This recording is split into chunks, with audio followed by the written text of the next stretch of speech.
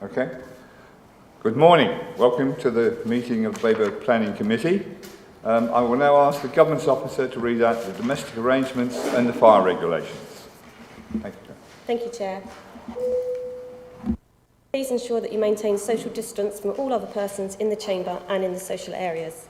Please ensure that you wear a mask unless you are speaking or if you are unable to do so, and that you use the hand sanitizer and wipes provided.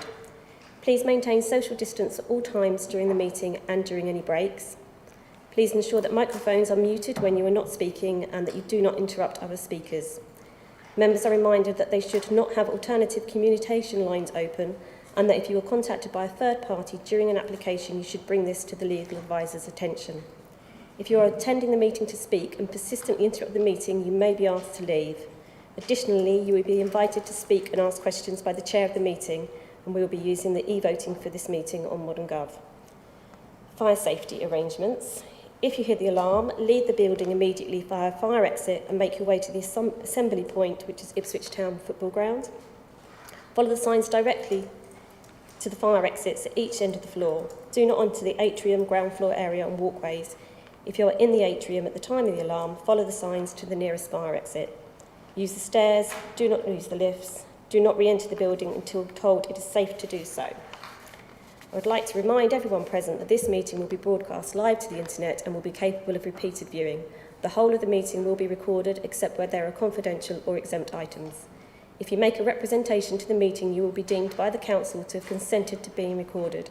By entering this meeting as a speaker, you are also consenting to being recorded by the Council and to the possible use of those sounds recordings for webcasting and/or training purposes. The Council, members of the public and the press may record, film or photograph or broadcast this meeting when the public and the press are not lawfully excluded. Thank you, Chair. Thank you, Claire. I'd like to make the introductions for this morning. We have Ian Dupre, our legal advisor. Good morning, Chairman, ladies and gentlemen. We have our Chief Planning Officer, Mr. Philip Isbell. Good morning, Chair. Thank you.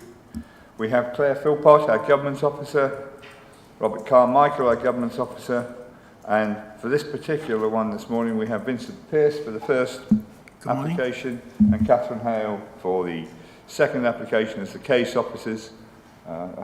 James not with us yet. Thank you. Right, can I move to the agenda, please? Right. Apologies for absence and substitutions. Do we have any apologies for absence? No, Chair. Thank you. To receive declarations of pecuniary or non-pecuniary interest by members. Councillor Parker. Yeah, thank you, Chair. In respect of DC 21 00745, former slaughterhouse and land adjacent to Cuckoo Hill, I will declare a pecuniary interest in the item, Chair, as I have a business arrangement with the applicant's agent. Having received advice from the monitoring officer and in the interest of transparency for this item, I will withdraw from the debate and not take part in the vote. I'll leave the chamber. Chairman, thank you. Thank you, Councillor Parker. Right. You've all received the minutes from PL 215, meetings of the meeting held in June, 16th of June. Are there any points of accuracy on any of the pages? No? Can I have a proposer, please, to accept the minutes? Councillor Busby, seconder. Councillor Beer. Over to you, Claire, for a vote. Thank you, Chair. Members, if you select the plus sign on your ModGov app, the vote for this item will now show in light blue in progress.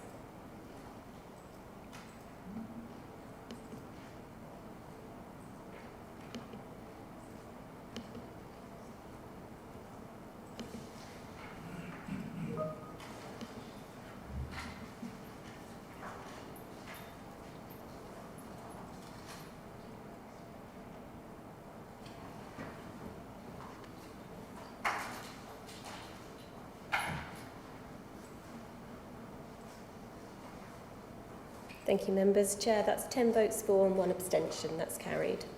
Thank you. The minutes will have been confirmed and will be signed at the end of this meeting. To receive notification of petitions in accordance with the Council's petition scheme. None received, Chair. Site inspections. Are there any requests for site visits? Nope. Right. Moving on. Schedule of planning applications. We will begin with DC 21-00745, former slaughterhouse and land adjacent to Cuckoo Hill, Bures St Mary. Thank you, Councillor Parker.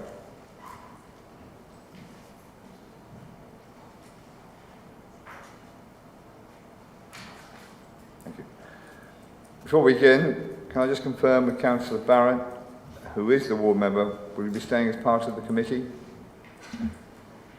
Yes, Chair, I intend to stay. Thank you very much. I will now invite the case officer, Vincent Pearce, to introduce the application to the committee. Chairman, if I may step in at this point. You have some table papers which in the usual way were circulated in advance of this meeting. Officers have included within that an amended recommendation, and we did at that point in time when we circulated those papers advise that we may yet further adjust the recommendation. We have been taking advice from Council, who was involved in representing us in the enforcement appeal, and that has led us to slightly tweak further the recommendation, and we are going to share that recommendation to you at the start of the presentation, and then we will talk to it in specific terms line by line at the conclusion of the presentation, Chairman. So perhaps if we can circulate that now, and that will allow some consideration as we go through the presentation. Thank you, Chairman. Thank you, Phil. No.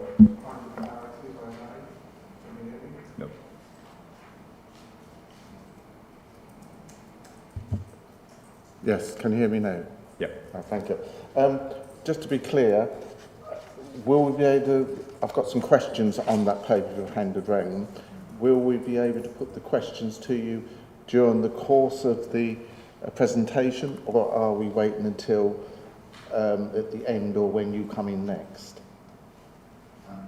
Chairman, for simplicity, it might be best to take questions on the recommended conditions at the end, but I am quite happy to take them and fill them as we go. I wouldn't wish there to be any confusion about which papers we're looking at, though, and that might mean taking them at the end would be prudent.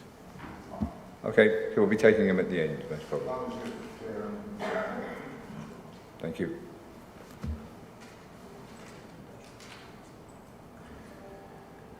Has the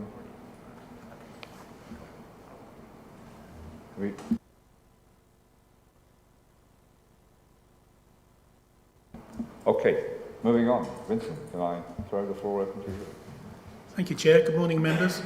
Ladies and gentlemen, may I just check before I start that interested members of the public and anyone here for this item do have a copy of the updated papers? No, I'm getting some...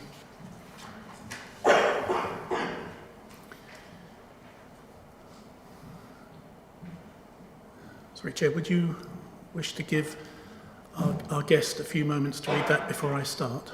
I'm in your hands, Chair. Yes, I think we can give them a few moments. Mr. Chairman, sorry, on another point of clarification. We have concerned residents, I assumed, in the room. Have they seen a copy of this latest paper that we were handed earlier? Have they got copies of it? Because you only handed them to the agent and the chairman of the parish council, which is understandable. One at a time. Have we papers available for the members of the public? I can print off some more, Chair, if you wish. Would the members of the public like to see that papers that have been tabled this morning? A nod will be sufficient.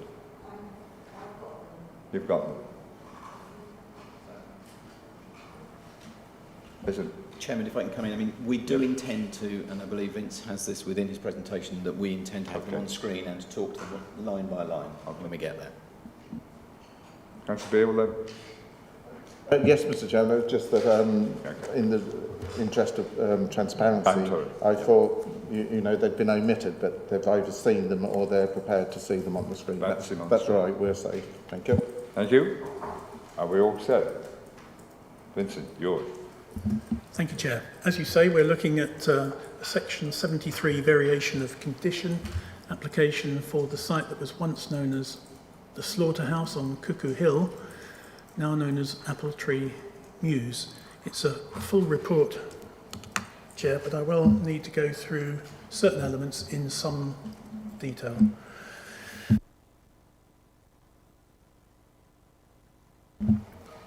As we've just said, I would ask members to refer to the latest updated paper as we go through the presentation. A series of... That doesn't seem to be moving. Oh, it isn't. Okay, sorry. Apologies. Since the report was written, we have received amended drawings. On yesterday's tabled papers, I refer to a shifting of a dormer in the rear roof slope of the house on plot 5. It has gone to the other roof slope, and I did include a drawing showing that. That was of particular interest to the occupiers of Eversley. The dormer window now is not on the side of the roof that looks towards Eversley. We'll look at that in a moment. We have very recently received drawings which show a significant reduction in the garden level, particularly on plot 6, which is of particular interest to the occupiers of White Horse House. I'll go into detail on what that means and the implications of that. Just to confirm that in terms of the amended garden drawing, that has been shared with the occupiers of White Horse House. I did meet on site on Friday. The usual caveat that this presentation is merely to supplement the content of the report. So we're in Bures St Mary, which I'm sure most of you will know is right on the border between Suffolk and Essex, reached via the B1508 from Essex, sitting across the River Stour, Bures Hamlet. The application site is to the north-east of the village. The red line shows the site of the overall development that is now known as Apple Tree Mews.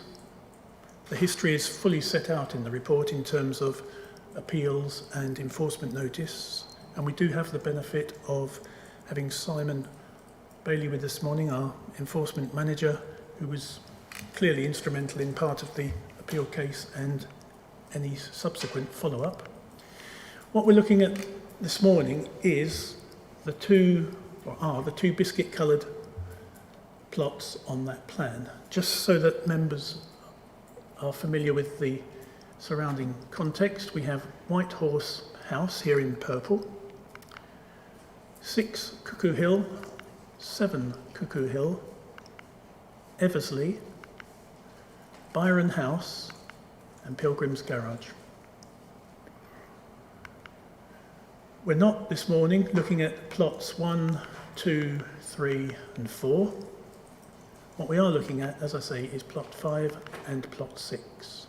So you can immediately see the most affected neighbours are Pilgrim's Garage, White Horse House, 6 and 7, Cuckoo Hill and Eversley, and we have had representations from the occupier of Byron House. There's the aerial shot of the site as it exists at present, plots 5 and 6, and the adjoining properties. Here's a long view looking to the northeast, a view looking south towards Friends Field and the open land beyond. We have a very short section of video that actually, Mandy, you might have to operate the switch to click to the bottom left of that image and just click the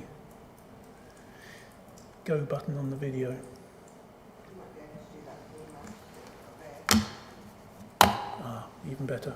Ooh, that's a bit jumpy. No. No. No.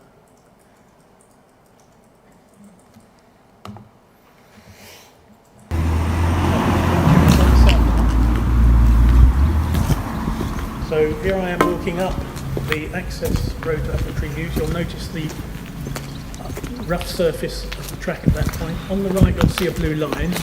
I'll refer to that in a moment. That's where more drainage is going. So in front of us we have plots. That's Byron House on the left. The garden of Byron House sits behind that fence. Plot 1, plot 2, plot 3, plot 4, plot 5, plot 6.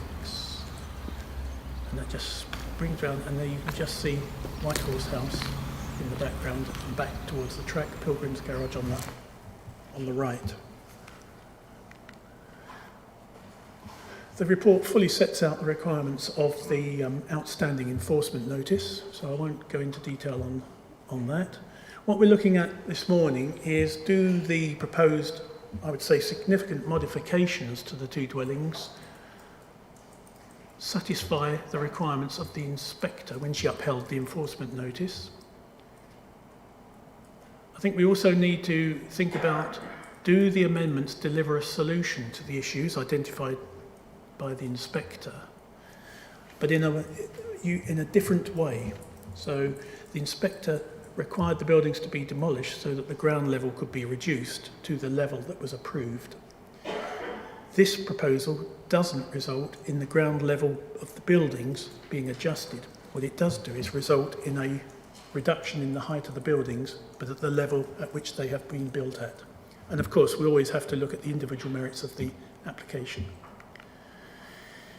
I think I need to say that since the appeal, the appellants have taken on new consultants, and we have worked with those consultants to come up with the scheme that will be before you.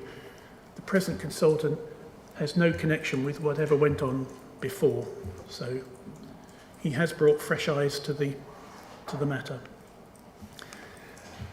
So these are the as-built drawings. So if you went out there today, what you would see for plot 5 is that the black dashed line is a line that has been marked on the building to show what should have been the height of the building, and that line was checked and inspected on a joint site visit with Simon Bailey, who would confirm that that is an accurate representation of what should have been. So the one on the left shows you where the gable should have been and the ridge,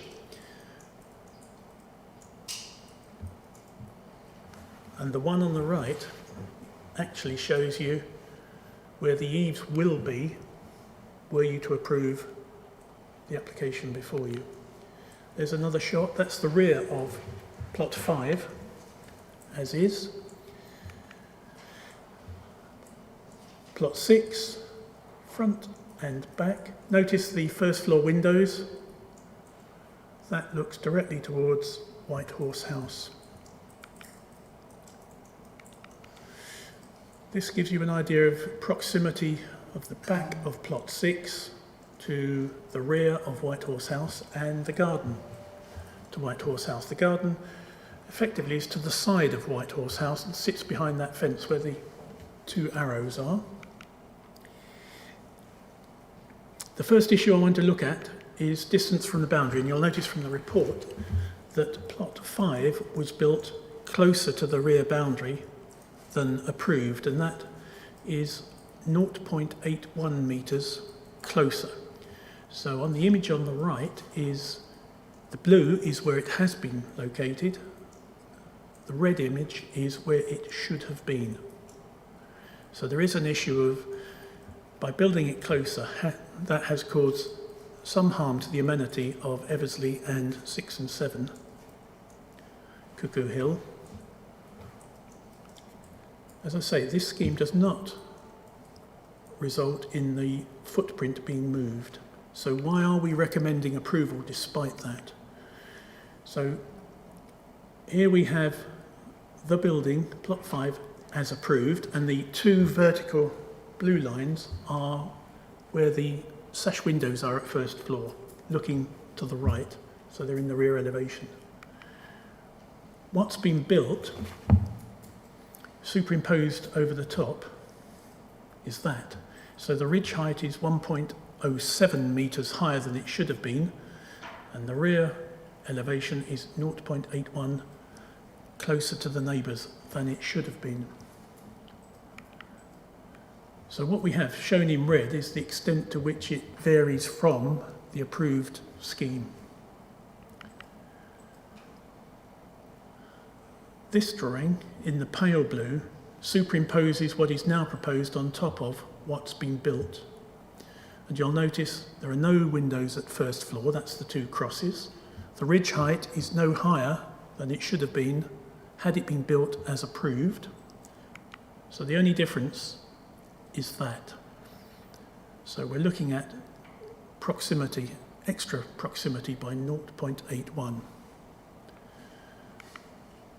If we look at the two outlines, the one on the left shows you as built, the one on the right shows you what is now proposed and how it sits no higher than what was approved. Even though the ground level is higher, the whole first floor and roof has been reduced so as not to exceed what was approved had it been built in the right place and at the right height. Part of our argument of saying that the not pushing the building back is acceptable is the fact that the height reduction and the changes to the rear elevation have made a significant difference in terms of protecting the amenity of neighbours, in my professional opinion.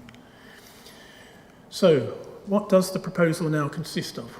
Well, it involves removal of both roofs. It involves the demolition of a significant part of the first floor to each property. It involves replacing the roofs with lower eaves and ridge, removing first floor windows in both properties at the rear, lowering the garden. We've had a commitment to repair the garden wall and end wall of White Horse House, which were damaged during the construction process. We are looking to surface that section of, well, not we as a council, but the applicant through the permission, if one is granted, surfacing the access road, the one that you saw that was pitted, potholed and wearing away, and also resolving drainage issues. Quick overview. It's very faint, but I have got better drawings. The red is as built, and the green is as approved, and that just simply demonstrates the added height. The eaves height is also higher.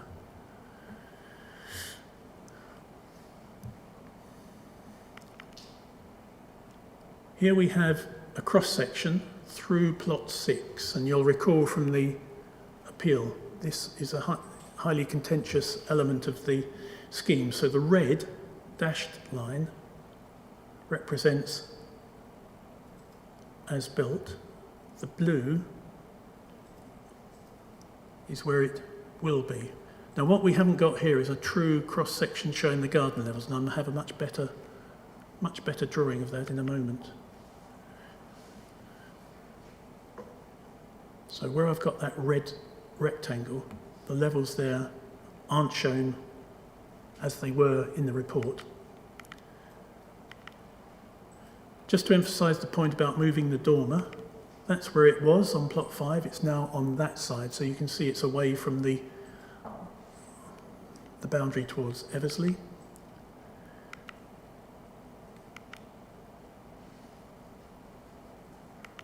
So that's the yellowed flashing dormer now. Eversley's to the right of that picture, and you'll notice there are no windows at first floor. There's no prospect now. That one in the middle is a staircase, so there is no prospect of overlooking from bedrooms at first floor. The scheme that was approved, had it been built, and were it to be rebuilt following full demolition, would have windows at first floor. The ridge height is now reduced, the eaves height is reduced, and the gable height is reduced. So the view is now only possible in that direction. There's the dormer window in the side of the gable. That's where it was. And in terms of outlook, that dormer will now look towards plot 6, away from Eversley. So anyone in the bedroom in that position in plot 5 will be looking at the roof of plot 6. I put this on just to show that were you able to see anything out of that dormer towards White Horse House, it would be completely oblique and at a distance that shouldn't pose any overlooking issue. These are measurements that I've taken from the drawing. They probably appear in the report. But that shows on the left as built, on the right as proposed. And you can see there's a significant difference in scale. In a nutshell, that's the difference when you look at the rear of plot 5. Were you to approve this permission and it be implemented, the one on the left is what would be rebuilt, the one on the right is what currently exists.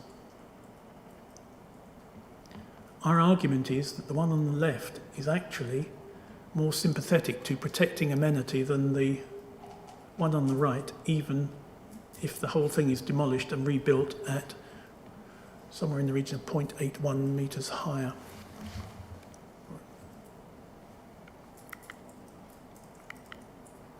Just to prove that the difference, so the red outline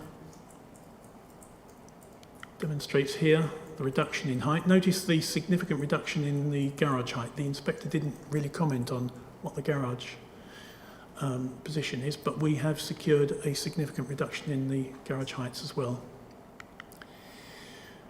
So the gable has dropped on the black line. The eaves level is now reduced, the blue line. Clearly the windows have gone, and there's now a dormer on that slope. Effectively, that's what would happen if you approved this application.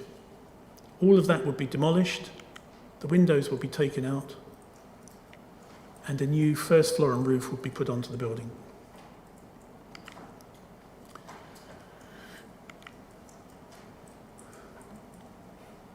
So that's as built, and you can see if that was simply demolished and rebuilt, what would happen is you would get that effect.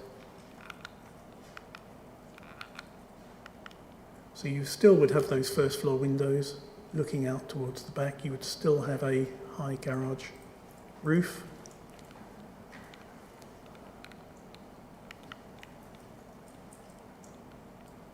There it is again in summary. Plot 6, that's what you see at the moment standing in the rear garden. Effectively what will happen is the piece in green is retained, everything above is demolished. There you have that representation there. The red wire outline is where, were you to approve this application, the building would sit compared to what exists. So we have White Horse House in the front, and you'll notice how much lower the red outline is. And remember, this also loses the first floor windows. So in terms of a transition, this is what would happen. So I'll just replay that again.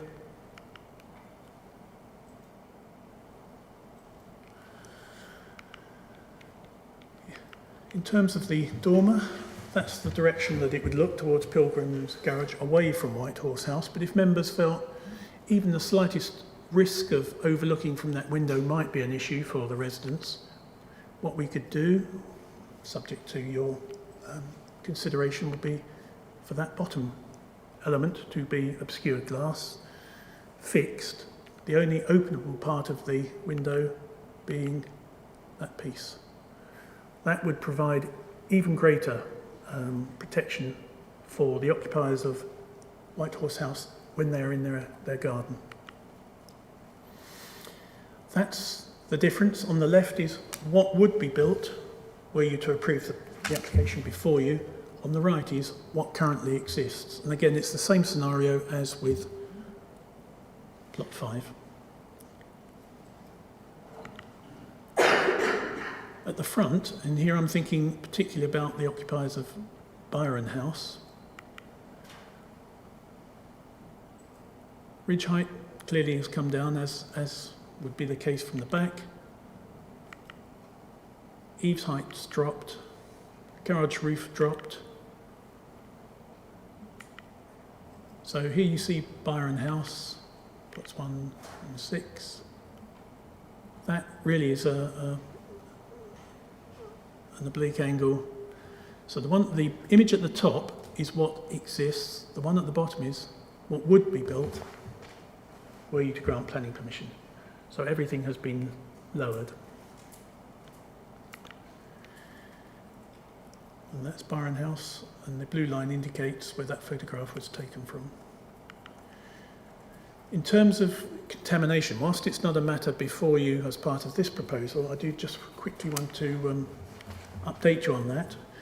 Condition 7, which was attached to an earlier application, has now been discharged in terms of the contamination, remediation and certification on plots 1, 2, 3 and 4. We have held back on issuing an approval on plots 5 and 6, pending what happened today. So if planning permission is granted, we would then require certification of any extra work that's carried out. And that will be checked by Simon and his team, particularly the contaminated land officer. Currently the site is fine, but if they're going to do some extra excavation or bringing material in or whatever it is, we just want that to be certain that that's inert. In terms of drainage, again, not part of this proposal, but because drainage is such a contentious issue in the area, we have sought to come up with some solutions that we could, if members wished and were minded to grant planning permission, attach a condition to this proposal to deliver full drainage solutions that we have worked up with the agent.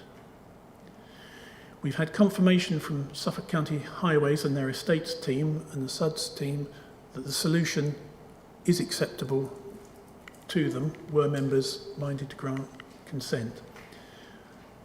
So what we're looking at is, that is the proposed foul sewage system. Surface water shown in blue, and what you'll notice is that the majority of that development will drain into, this is that, which is an attenuation tank, largely underground, and then that would release that water down this pipe into a drain in the street in Cuckoo Hill. So all of these properties drain into that tank. As you start to come down the slope, there are 2 gullies here and what is now proposed to be a new channel drain, and I'll demonstrate what the effect of that. We have had some video recently of water coming down this slope onto Cuckoo Hill. Clearly, wherever you've got a slope and it rains, you are going to get some water coming down the slope. But there are gullies. There's a gully here, there's another one here, and a lot of this water will now be intercepted down to that point, which is a much better situation than existed before. What I need to just quickly demonstrate here. So, also the applicant has agreed, and there's evidence of that, to connect the land drain within Eversley's garden to their system. First it has to be located, but I understand that is something that the occupiers of Eversley were anxious to have resolved, so we can include conditions to that effect were you minded to grant planning permission. This is only my own mock-up of how the system will work, but it explains the principles. So here on the left we have the attenuation tank. That's taking all the surface water from plots 1 to 6. And the big breakthrough, if we can think of it as a breakthrough, is the installation of a hydro brake, which will restrict outflow from this tank to 5 litres per second. That is a greenfield runoff rate. At the moment, that flow is unrestricted, and it was unrestricted previously.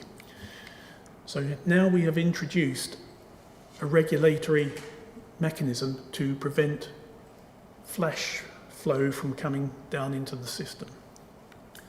So what happens is that hydro brake will release water from the tank at 5 litres per second into the drain. Even were there to be a surge of water into the tank, let's say during a particularly heavy rainy period, the hydro brake would still release it at 5 litres per second. The capacity of the tank is sufficient to accommodate the extra water, and that's the key to, we think, key to success of getting surface water adequately dealt with on this site.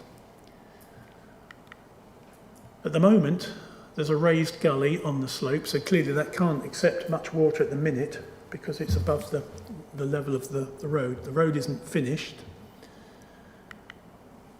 In that position there, there'd be a channel drain, so that's a sort of slit across the road with the iron grid over the top. That connects to the surface water system.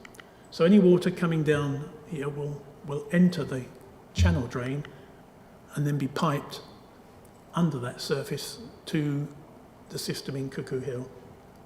Again, that's intercepting a lot of potential flow that would otherwise have gone down the slope.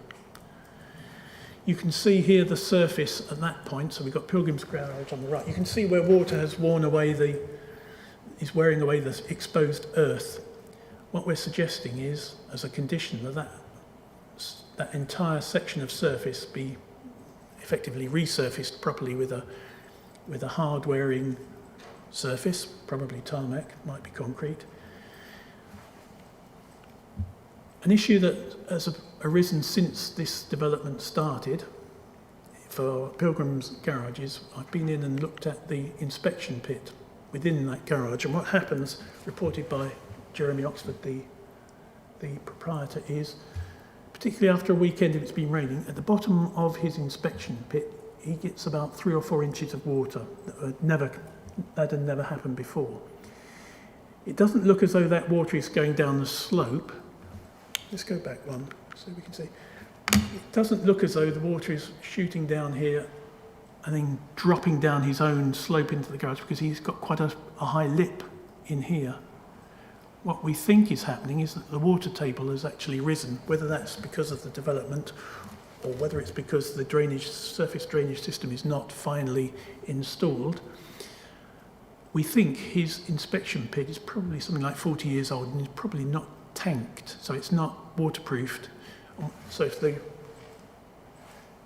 water level has risen, he's actually getting water permeating through the wall of his inspection pit.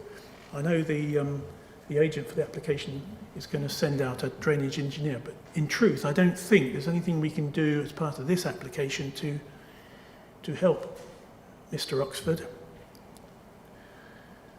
Certainly resurfacing the road and putting the drainage in will stop any water pouring down his own access to his garage, but he also has a drain here, and as I say, there's a lip, and according to Mr. Oxford, he doesn't think water is coming in through that point. But I do want to explain that because it is an issue that has come up, but I think that's out with the scope of this application.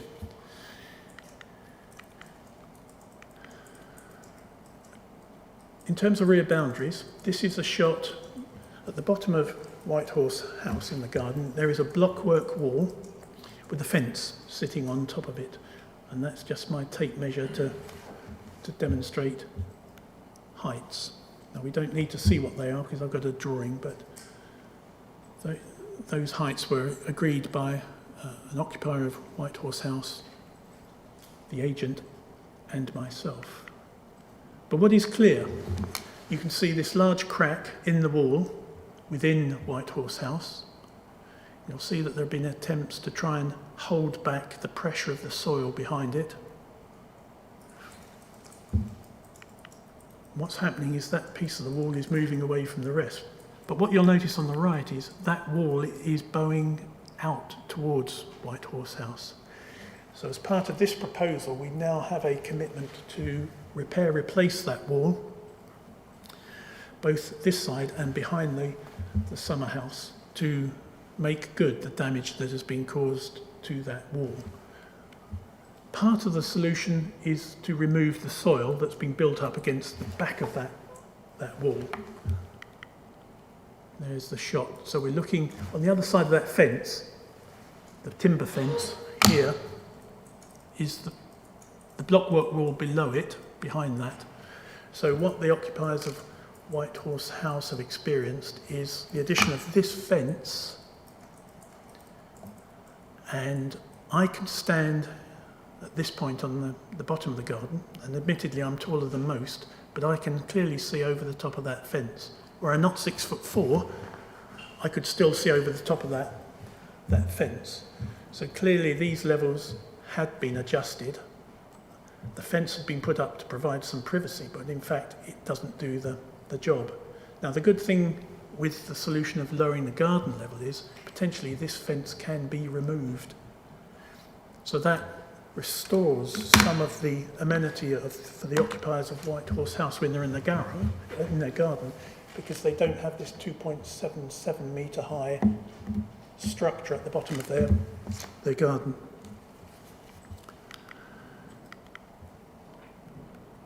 So let's just skim. So at the moment it's 1.66. That piece of plywood is actually covering a hole in which you can now see the extent to which the manhole was raised. There's a manhole under that takes part of White Horse House's foul sewage system. There's the hole.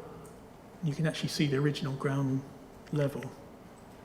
So this is what I measured on site. So here I am, this is White Horse House, here's the blockwork wall, and here's the fence on top. This soil here appears to have been raised. All of this represents raised levels, it would appear.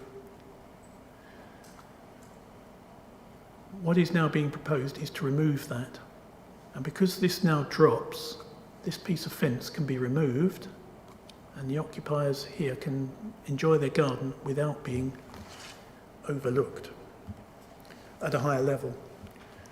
So moving, there I am, and I can look over that. This plan shows effectively what will happen on plan form, and this is the all-important corner. So here there's a little summer house for White Horse House. Here's the wall with the blockwork wall. This is a brick wall with some damage to it as well. All of this will be excavated out. Gravel will be put in around the drain. And this is additional retaining. This is now a deck patio. There will be steps down to this area of garden. So that is what would happen in the event that members were minded to grant this permission for this application. So here you have this patio area. This piece is now terraced with a retaining wall. Garden drops down back to the original level. Here's the blockwork wall.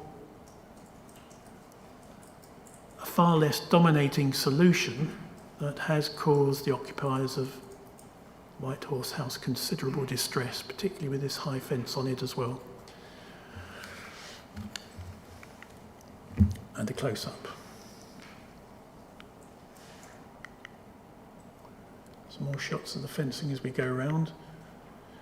I just want to draw your attention, members, here. So here's a piece of plaster that was left on the back wall of White Horse House when demolition was occurring here. So this is part of White Horse House.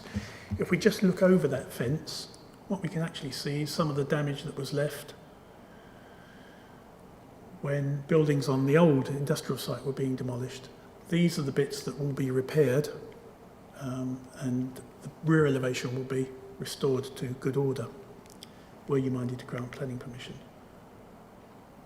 Just to point out that here we have Eversley, 2 windows here. There are no windows in the rear elevation at first floor of Eversley.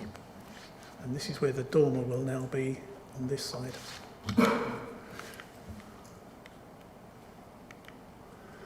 Just looking around from the back of plot 5, there's Eversley, there are the windows, and then we're looking here towards the back of 7-6 Cuckoo Hill, White Horse House.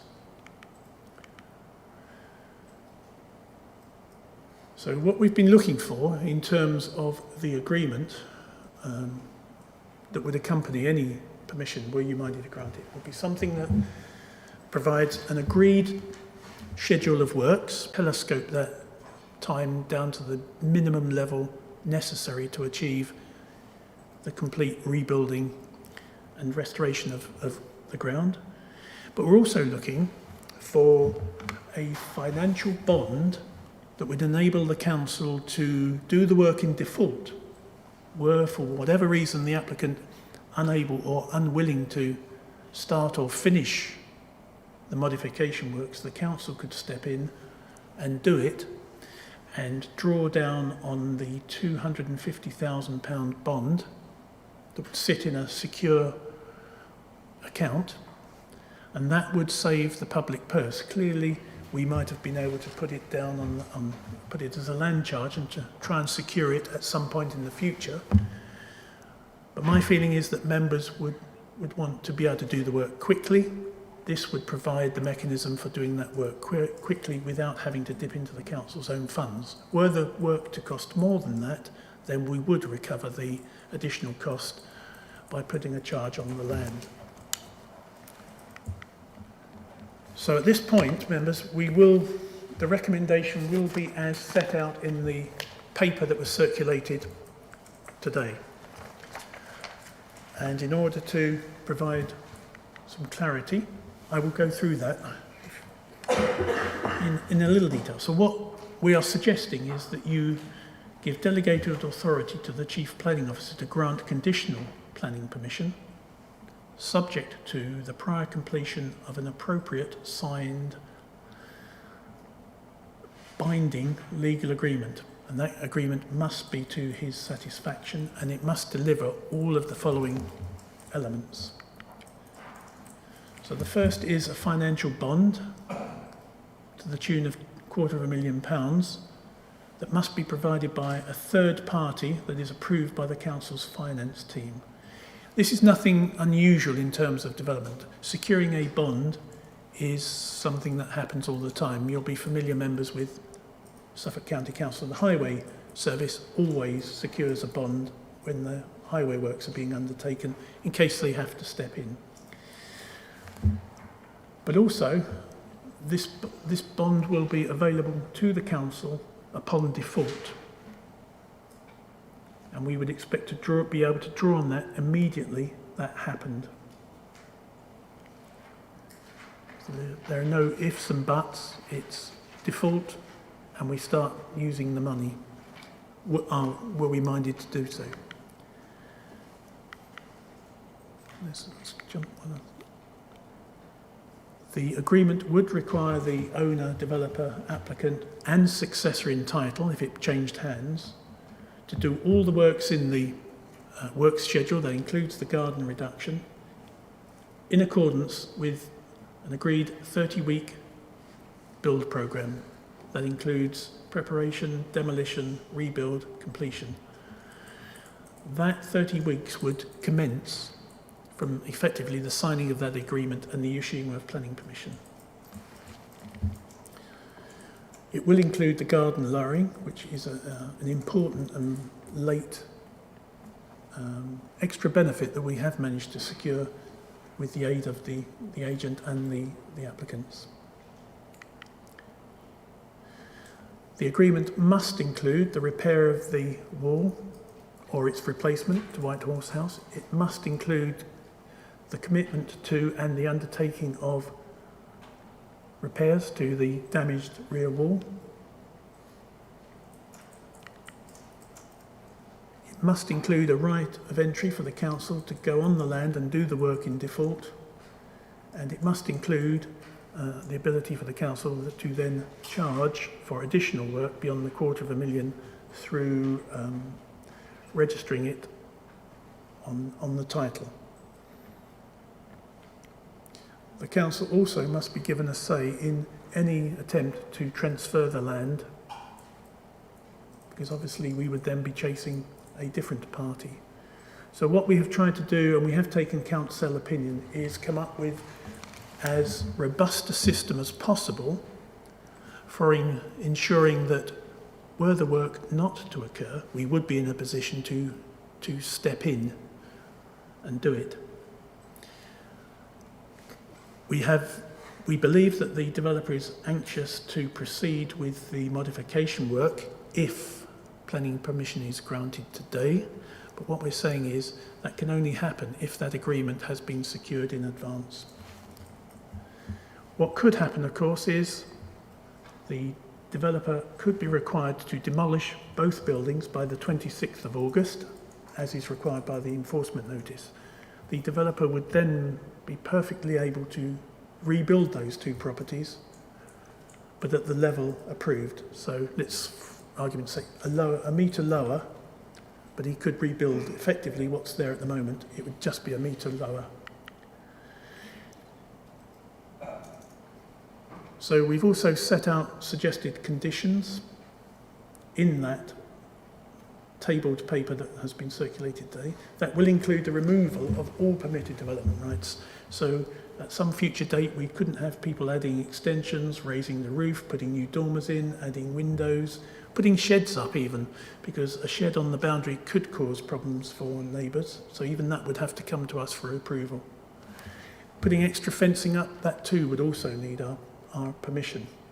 So what we've tried to do through the conditions is actually secure and tie down as tightly as we can future changes, because they could have a serious impact on the humanity of neighbours. So in essence, members, what we are recommending to you is, as I've just described, set out on today's tabled papers, and just to leave you with a before and after, were you minded to grant planning permission, that's a summary of the position in terms of the impact at the rear of both of those plots. So on the left is what is now proposed, on the right is what has been built. Thank you, Chair. Thank you, Vincent. Thank you for the very comprehensive report. Questions from members for the officer? Are there any?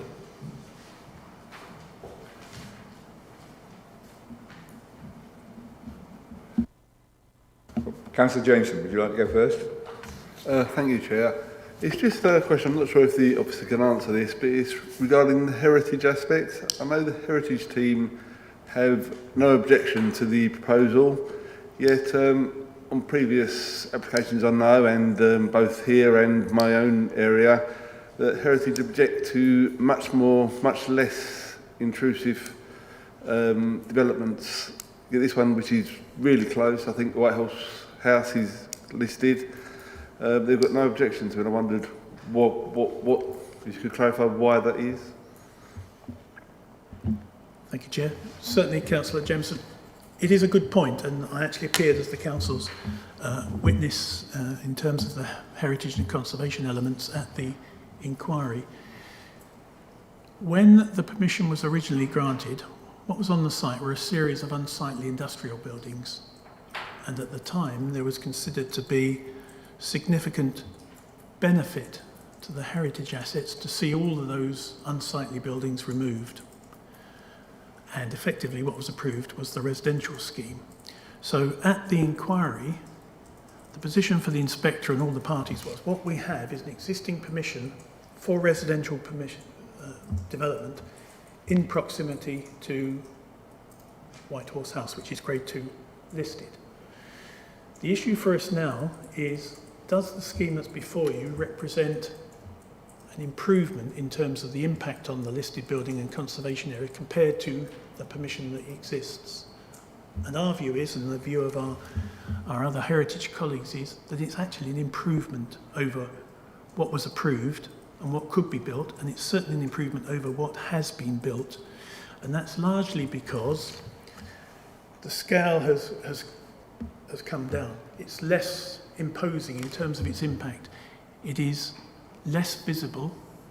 I'm not trying to pretend you can't see it, because that would clearly be ridiculous, but it isn't as prominent as what has been built and what would be built were it to be rebuilt in the right position.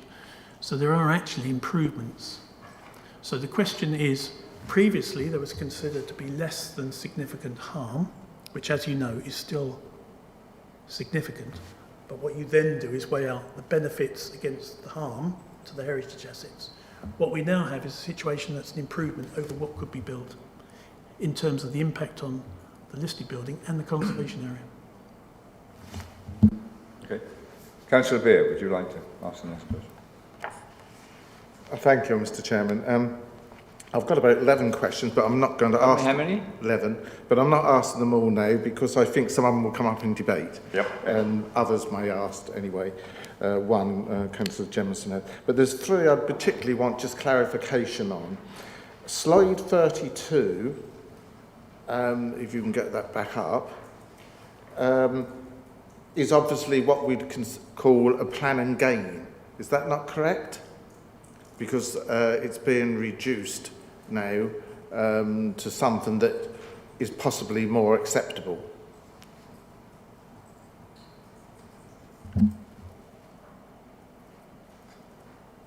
Because it's lower. Sorry, Councillor Beer, I'll just wait for Mandy to... Well, 32 to 35, I think it is. Yeah. Whether it's planning gain, it's certainly an enhancement. Perhaps I would use a different word. It's an enhancement over what could be built. It's not a gain in the sense of Section 106 type infrastructure, but it is certainly an enhancement and one that provides added amenity to adjoining occupiers and helps the character of the listed building and conservation area. So, yes, is the answer. Thank you. So, following on that, if we were still minded to refuse this, presumably the applicant would be required, if he wanted to continue, to build what was originally approved by this committee. Is that correct? Because I think my point, I better follow this bit on, is that if we refused it, is there any possibility that future discussions could continue where we could get something smaller and lower, like bungalows? Because these, although you're reducing them, are still 2-storey. And am I right that originally this was approved way back in the history, 2015, under delegation powers? I want that clarified as well. What I would say, Councillor Beer, is if this is refused, the applicant has the ability, well, will be required to demolish both buildings. Having demolished them, he or they are perfectly able then to rebuild both structures, but at a ground level that's been reduced. It will remain a 2-storey building with windows at first floor, looking out towards Eversley, 6-7 Cuckoo Hill and White Horse House. If it were refused, then we might as well grab the bull by the horns and point out that the applicant would have a right of appeal.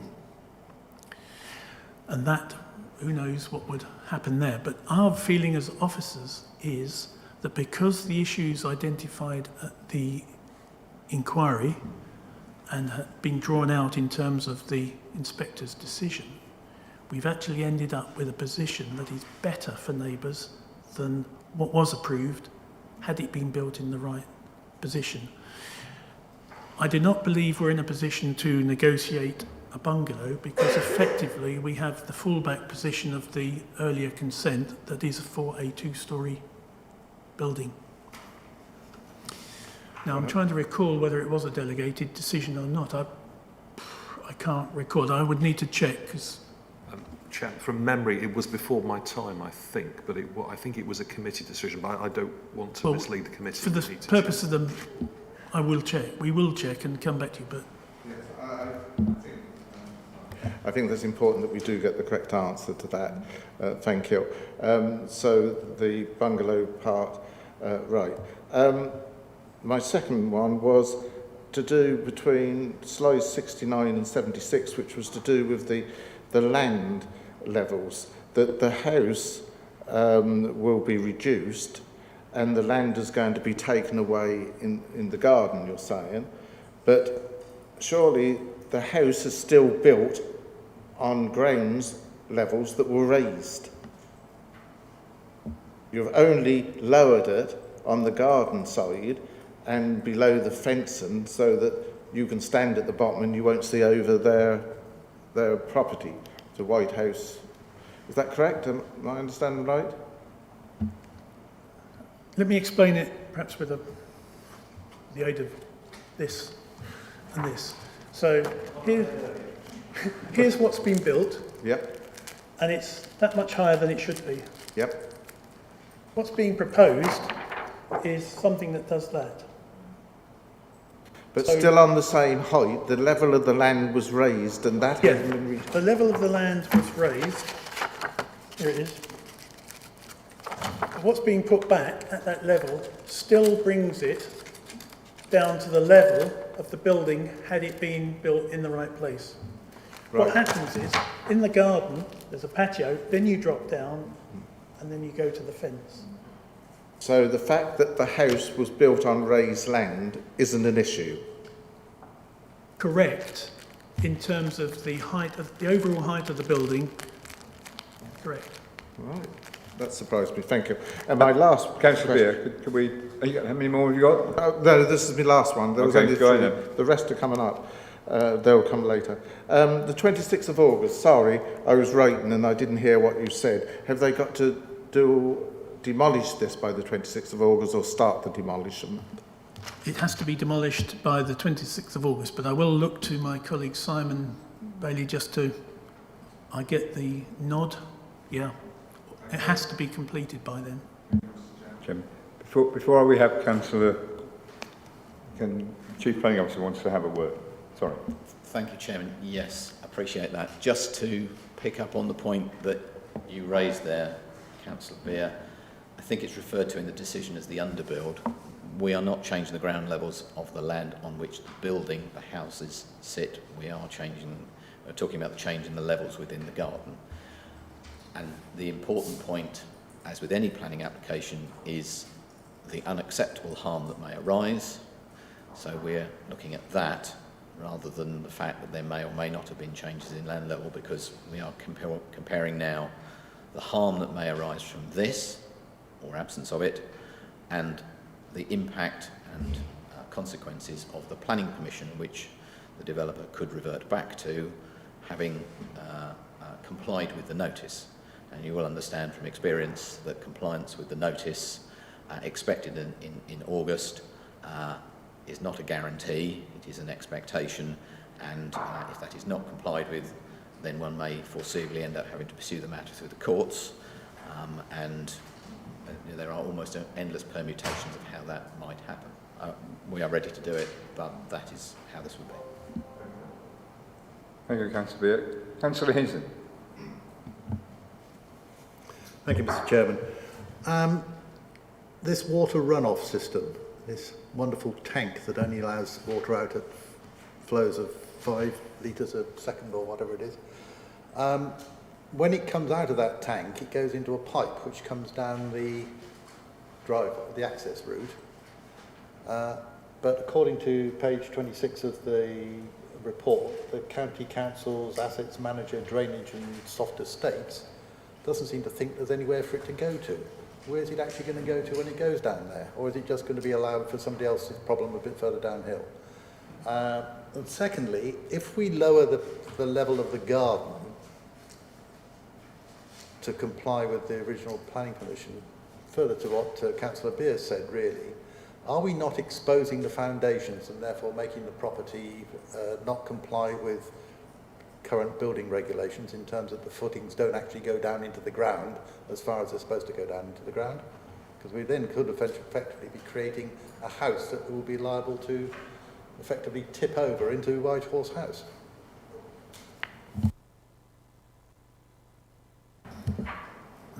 Thank you, Chair. First, well, I'll start with the second point first. Because the building will not be demolished were you to grant permission, the fact that it sits on the foundations that have been built and some of the garden is being excavated doesn't mean the foundations will be exposed, because I can't remember what slide it was, Mandy, but from that cross section you'll notice there's an area around the house that is not being excavated. A significant area behind the house will be laid out as patio. Already there is an element of patio, and then there will be a retaining wall, and then the garden will be excavated. So there is no risk of foundations being exposed, and we have every confidence that the building's not going to collapse as a result of any of the modification works. In terms of the drainage issue, you are absolutely right. The report did make it clear that the County Council did have concerns about the drainage system connecting to their system. But since then, and reported through the updated papers, the County Council and the agent and other parties have had cameras down the drainage system. And the County Council is now satisfied that the pipe can be connected to their system, particularly with the hydrobrake system in, which would regulate the outflow at 5 litres per second, because currently and previously there was no restriction. So in terms of the County Council, with the extra surveying work that's been undertaken, they are satisfied that it's actually an improvement to the drainage situation. Their system can cope with it. It has been coping with it, but now it will be regulated in a way that it hasn't before. So since the report was written, we've had that extra piece of analysis, and we have actually formally had the response from County Council. They are now satisfied. Councillor Hinton, you have one more. Mr. Chairman, if I could just come back on that, I know what it's like having cameras stuck in various places just recently, but that's another story. So there was an existing pipe connected to the County Council's stormwater drainage system, because the report says that they are not allowing any new connections. So if it doesn't connect to the stormwater system, what does it connect to? It was connected to their system, and as you know, Councillor Hinton, there are lots of examples where all sorts of connections are made to systems that perhaps hadn't been authorised, but over time they just happen. And that's what seems to have happened here. Because they've been accepting the flow for, it appears, many years, they now say, well, they can't resist it because it already exists. But what they can now take comfort from is that that flow will now be regulated in a way that it was never regulated before. Councillor Owen. Hiya. I noticed about the sheds and everything, but I didn't notice that about decking. Would you put a stop on decking going into the garden? Because that does rise up quite well. Absolutely. The condition we're suggesting would stop all of that sort of work. Councillor Jameson, you had one more? Yeah, thank you, Chair. Just go back to something the Chief Planning Officer alluded to a moment ago. Am I correct, or have I misunderstood? You said that if we were reminded to refuse this application and the applicant doesn't comply with the recommendations, we would then have to pursue them in court, and could courts overturn the appeal decision? Or have I misunderstood? Chairman, if I may, I'll try and explain, and Mr Bailey can correct me when I get the enforcement position wrong. The decision you make on this application, if you refuse it, will not alter the enforcement notice requirements, and compliance will be expected in August. If compliance is not evident on a date in August, then one of the options we have, or all enforcement is expedient, we would expect to pursue the matter either, and direct action is one possibility, injunction. There are various other remedies available through the courts. Clearly we would have to take an action in court and take legal advice on it, and I'm not going to prejudge any of those considerations. None of that would alter the outcome of the enforcement notice, which is binding and binds all successors in title, but it doesn't actually make the works happen. You would in effect have a decision which would then have to be given effect to somehow, and one option is direct action, but then you've got to recover your costs if you do that.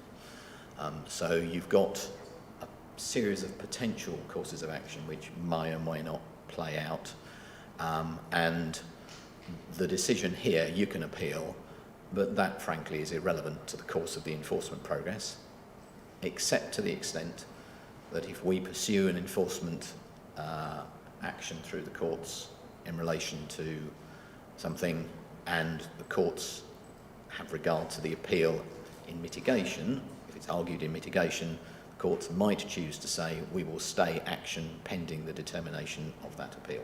That's one possibility. But literally, it is not a break on giving effect to the enforcement notice and the compliance expectation.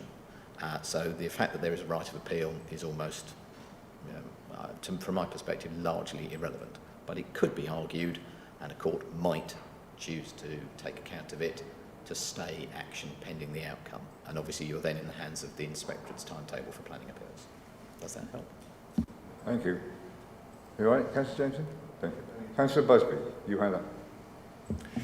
Yeah, it's the drainage thing that still concerns me. If you could go to slide, I think it's 60, 61, something like that.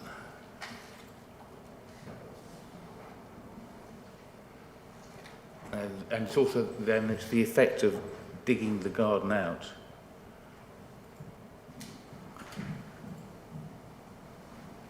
The one with the blue lines on it.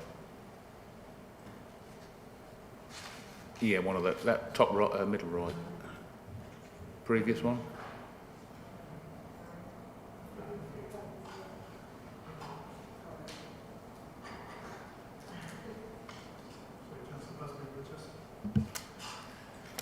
I'll assume control of the slides, hopefully. And while you've got that one on there, how big is the tank? I'd have to check. I can't tell you off the top of my head. I mean, because 5 litres per second, that's quite a lot of water. That's a watering can full every second. I mean, it's going to get through quite a lot of water.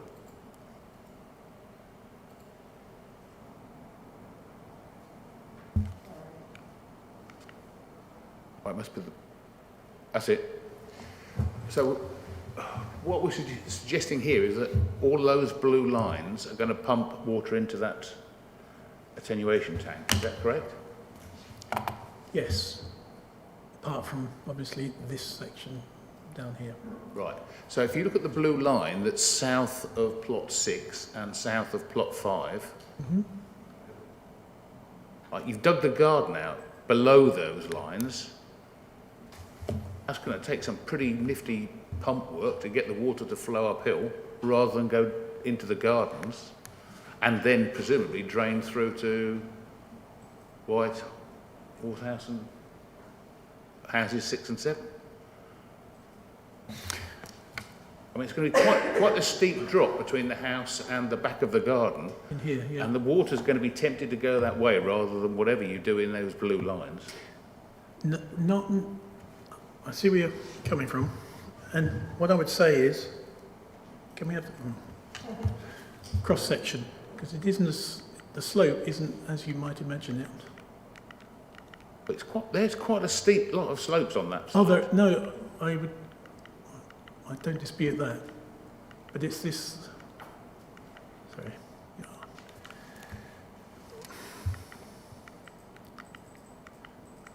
There.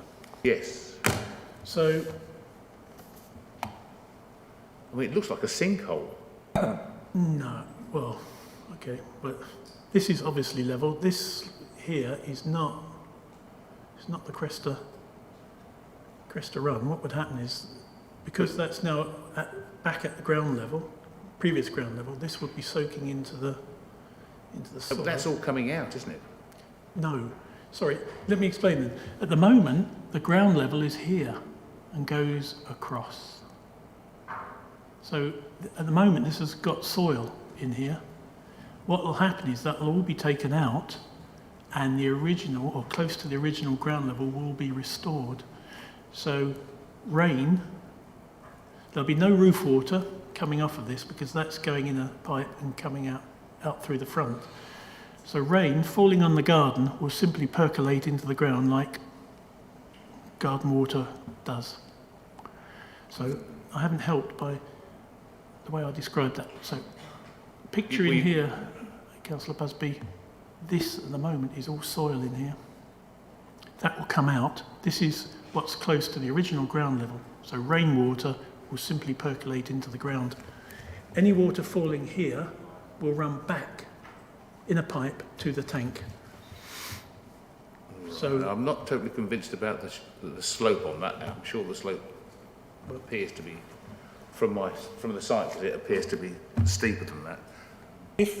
if there was a particular concern, as part of the drainage condition, of course, we can give extra consideration to this point in the cross-section. So we can think about and take expert advice on, will rainwater percolate into the soil sufficiently to avoid a problem, or do we need something like a French drain or some other solution at the bottom here to pick up any surplus water that is going down this modest slope? Quite happy to pick that up through the...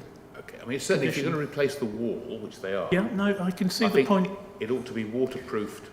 I can see the point you're making. So what we below the surface level as well, to stop the seepage. So I think we'd probably have to have some percolation tests and get some advice on whether or not the garden can cope with that. If not, we'll look at a system. Normally it could be something like a French drain where you just have a ditch and gravel and it soaks away and it could be taken up, presumably through the side wall and come down onto the road. But that would be possible, Chair, if members were minded to beef up, let's call it beef up the drainage condition that I've suggested. Councillor McLaren, you had a question. Thank you, Chair. Vince, we've had a lot of discussion about the technicalities of all of this, but for me, there's a big impact on people.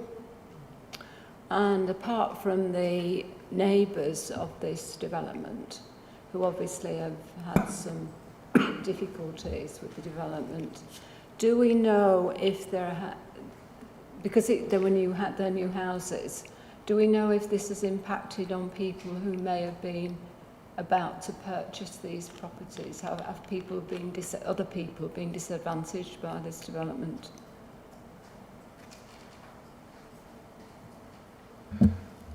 Thank you, Councillor.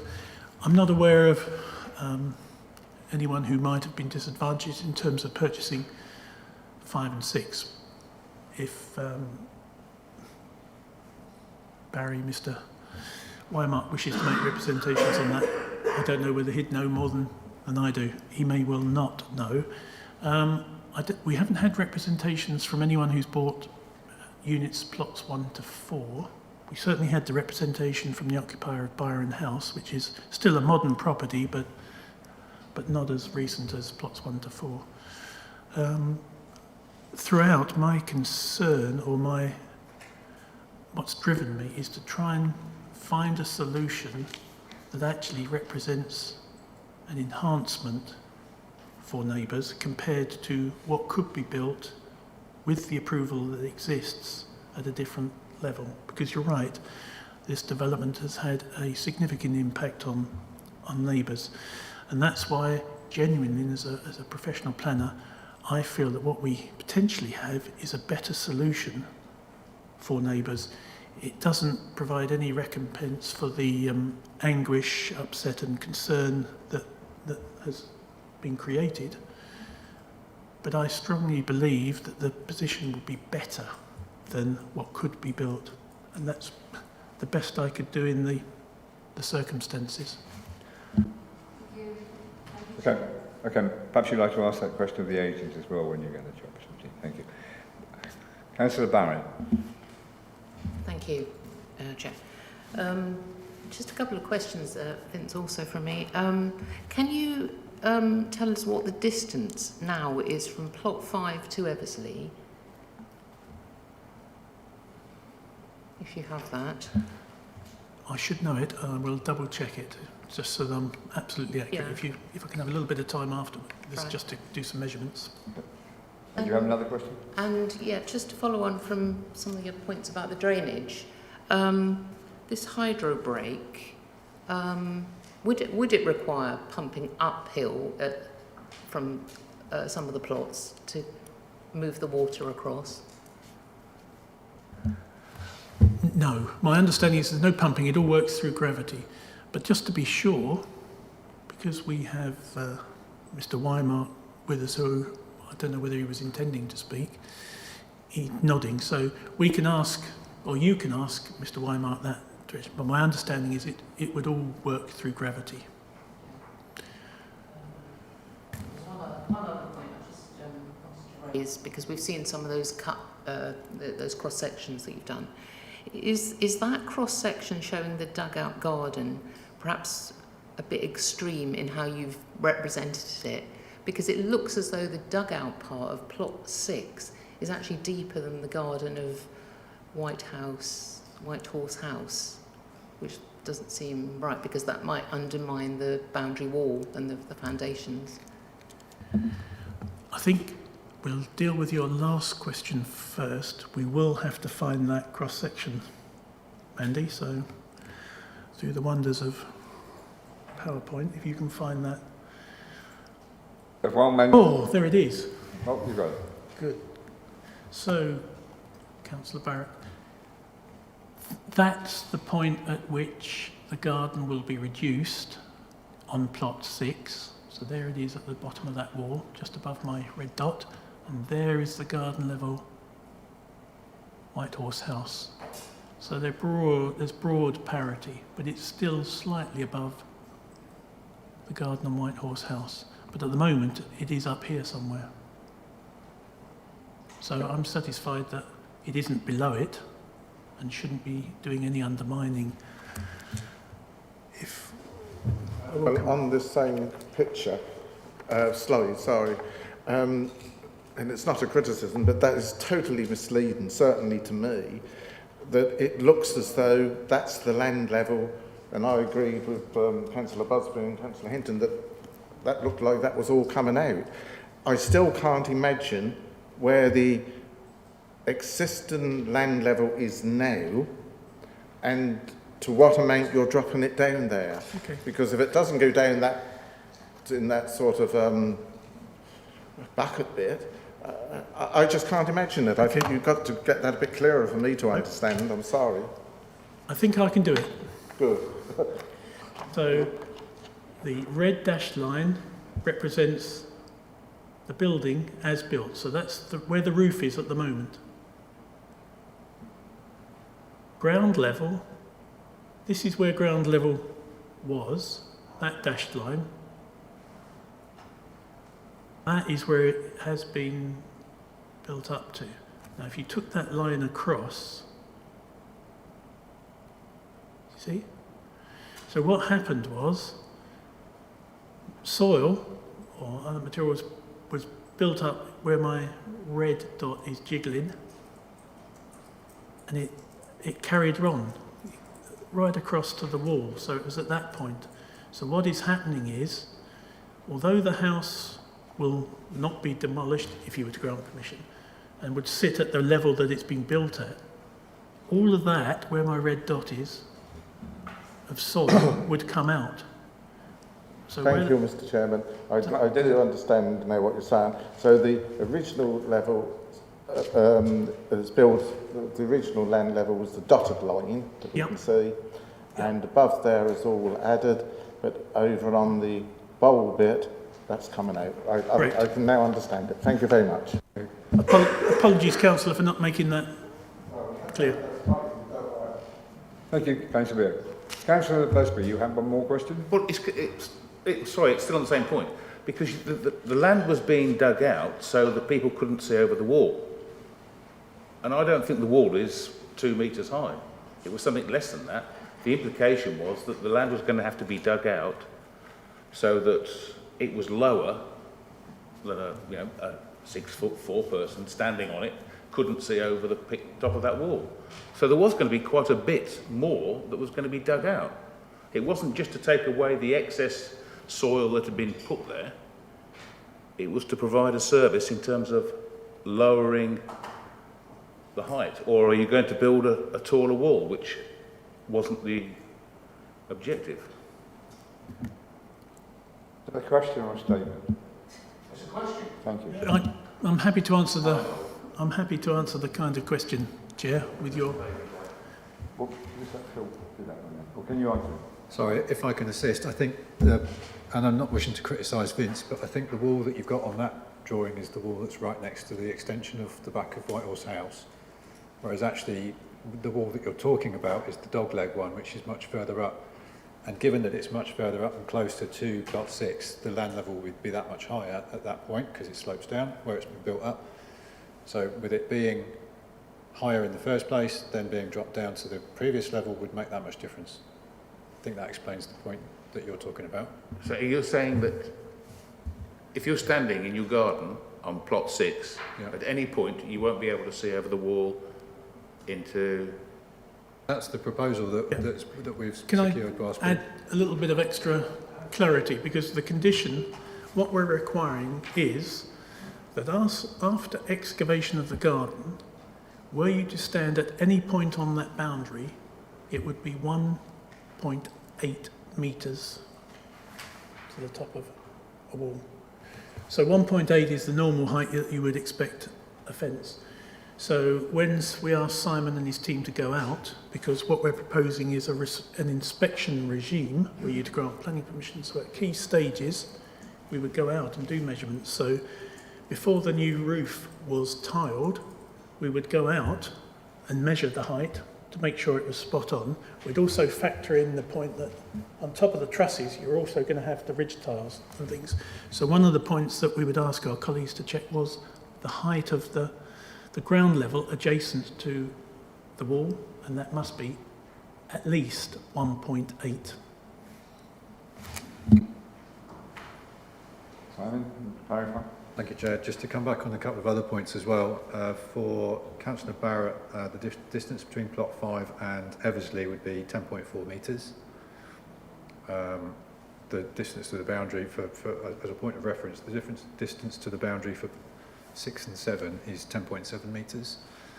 To come back on Councillor Bures' point, the original application went to committee on the 27th of February 2015. The first one? Yeah. Okay. Thank you, Chair. What was that date again, Simon? Sorry, say again.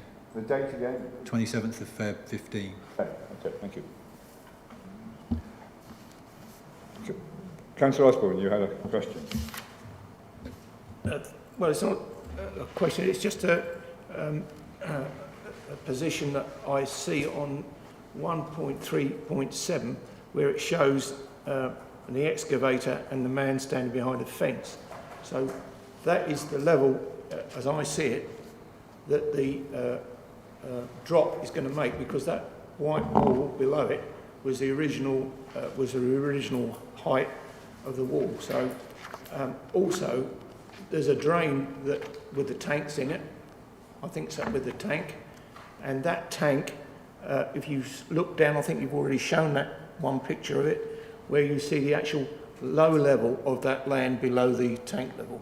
So that does that point out? Does that give a better look at the position of that, Vince, please?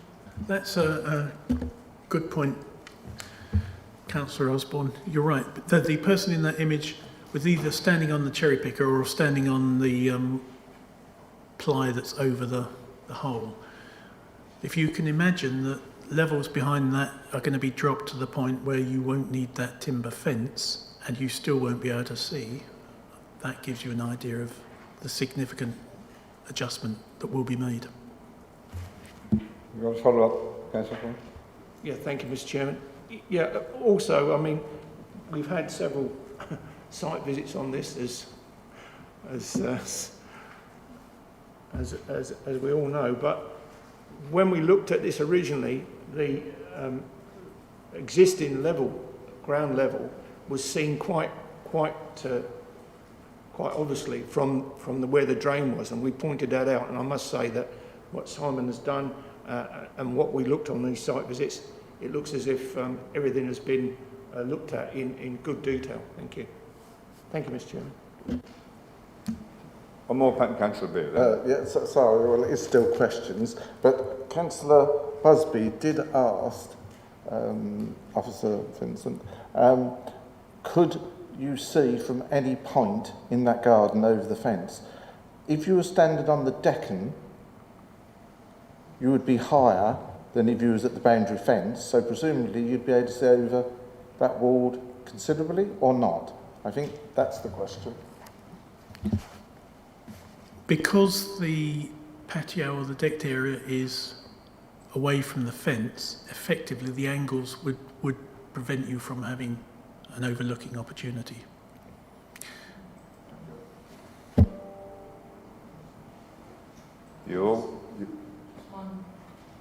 Councillor Babergh. Quick question, I think, relating to your slide 44.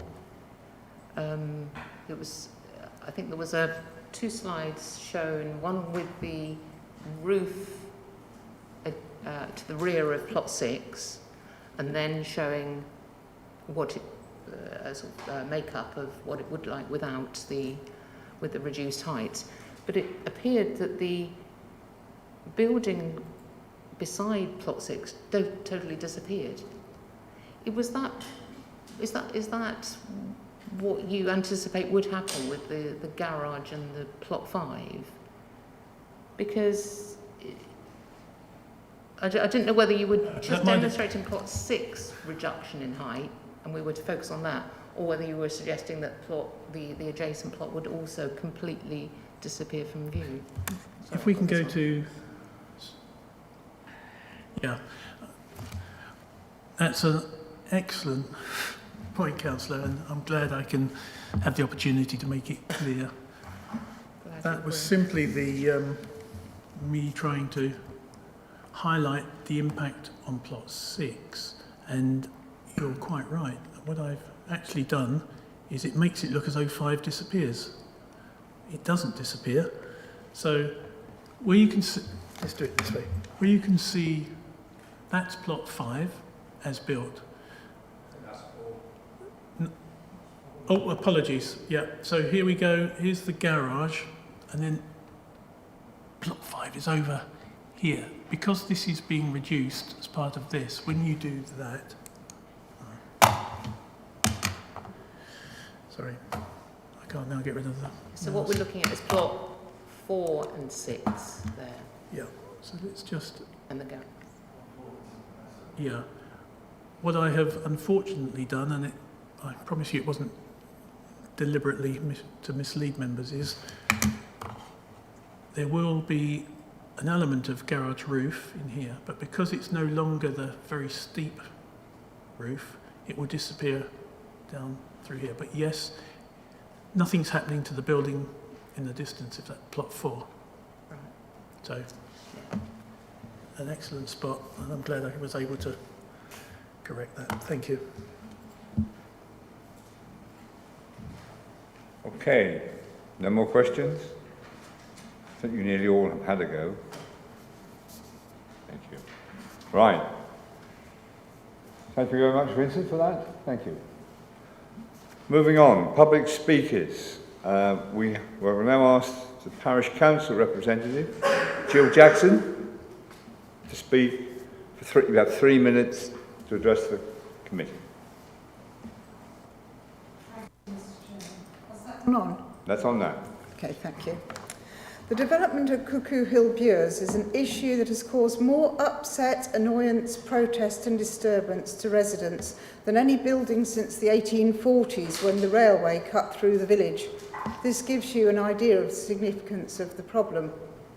In November 2020, Diane Lewis, inspector appointed by the Secretary of State, dismissed Steemar's appeal and judged the developer had used underbuild without justification and cited the houses incorrectly. The houses were built without planning permission.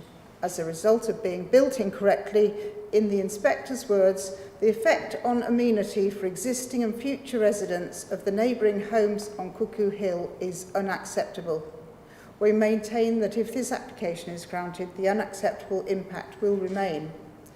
Bures St Mary Parish Council supports the neighbouring residents and those from across the whole village and beyond in believing that this development has always been wrong and no changes to the building make it right. we did not agree with the granting of permission for plots 1 to 4, when clearly those properties were also built without permission and with severely detrimental effects on the neighbouring properties. In point 188 of her report, the inspector gave the developer a way forward other than total demolition, and this is what we've got before us today. The District Council officers have kept us informed and have asked our opinions at all stages of this application, and we in turn have ensured that all points raised by residents have been put. However, there is a long history of mistakes with this case, and incontestable harms remain. We all understand the basic tenet that underpins the role of the Planning Committee, and that is that every application must be determined on its individual merits, having regard to all material planning considerations, and that's as stated in the recommendation report. However, given the tortuous history of this case spanning several years, understandably the residents find it impossible to look at this current application afresh. We acknowledge the work by officers and very much appreciate the detailed questioning by the councillors today. First and foremost, the Parish Council has a duty to represent its residents, and the Parish Council can see no other honourable solution other than to recommend the demolition of the houses on plots 5 and 6 and the restoration of the site to its original level. Thank you, Mr. Chairman. Thank you very much. Will you sit down, please, take questions? Have we any questions for the Parish Council representative? Go on, Councillor Bear, kick off. No, well, you're first. Thank you. Can I ask you, you've heard the questions backwards and forwards about the height. If this committee was minded to continue to oppose this and go for demolition, at the end of it, it's been made clear to us that they can build what was originally agreed in 2015. So you will still get a dwelling there. Do you not think that what's been proposed is better than what if they went back to the original planning, which is what we all said we wanted? I understand that, but this might be a better compromise. I'd like to know what you think the feeling would be. Thank you. That's a very difficult call, Councillor Beer, because the residents, as I've just made clear, the residents are finding it impossible to see things in that way, and we are here to represent those views. Thank you. Any other questions? No, in that case, thank you very much. There is no objector or supporter, but I do have Barry Wymark, who is the agent for the proposal. Thank you. Your way? Good. That's on. Good morning, Chairman, members. Firstly, I would just like to express my thanks and appreciation to Mr. Pearce and his team, because it has been a very difficult application to bring through to this point. Partly with the pandemic and having virtual meetings, it has been quite a challenge, and I'm pleased to see the very concise and detailed report that Mr. Pearce has presented. I really have nothing more to add to that, because I think he's covered everything very fully, apart from to say that when I was appointed after the appeal, my instruction was to try and agree a scheme of reduction of the height of the buildings to deal with as much of the inspector's concerns as we could, and ultimately to try and agree a scheme that in overall terms and on balance was a better proposition than that had originally been approved. I have discussed with the applicant, just as you're aware, obviously their future options should this be refused. I've advised, and I don't think they will take anything to appeal. They will, if this is refused, they will demolish the buildings and they will be rebuilt to the approved scheme, because they have no other option but to do that. That's really all I have to say, apart from obviously with the conditions, the applicant would accept all of the conditions that you would impose. Concerning the bond, there is a bond agreement with your solicitors being checked at the moment, and I have confirmed to Mr. Pearce with a letter, a statement of intent from the applicants, that they will abide by that bond and any conditions should permission be granted. Thank you, members. Thank you. Are there any questions for the agent? Councillor Barrett. Thank you. Just wondering if you would agree also to, if you did get permission, whether you would agree that Babergh could be appointed as the building control rather than external.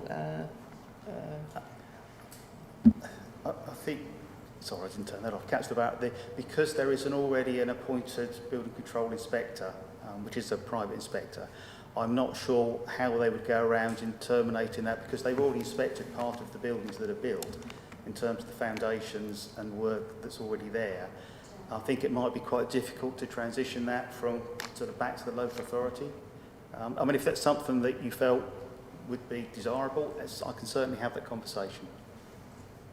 Thank you. Chairman, thank you. I don't want to, the case officer might have a comment as well, but I would worry about the lawfulness of a condition like that, to be honest, and I would defer to Mr Isbell, though. Chairman, just so you know, I mean, understanding what Mr Wymark just said, we have, as you can see from the conditions, an expectation to agree a regime of inspection, and in order to give the public confidence that we are taking this every step of the way, I think it's important that we will be seen to do that. So the question of the value of building control, because we can independently take our own advice on building control as we go, I think we've probably achieved the same result, albeit without literally instructing our own building control team to sign off on the work. So I'm confident that in a planning sense we've made a recommendation that gives us an ongoing close monitoring of the situation, which is arguably what building control would provide, and we can take their advice as needs be. Thank you. Sorry, Chair, can I just interrupt and add a little bit of extra Carry data? on. Over here.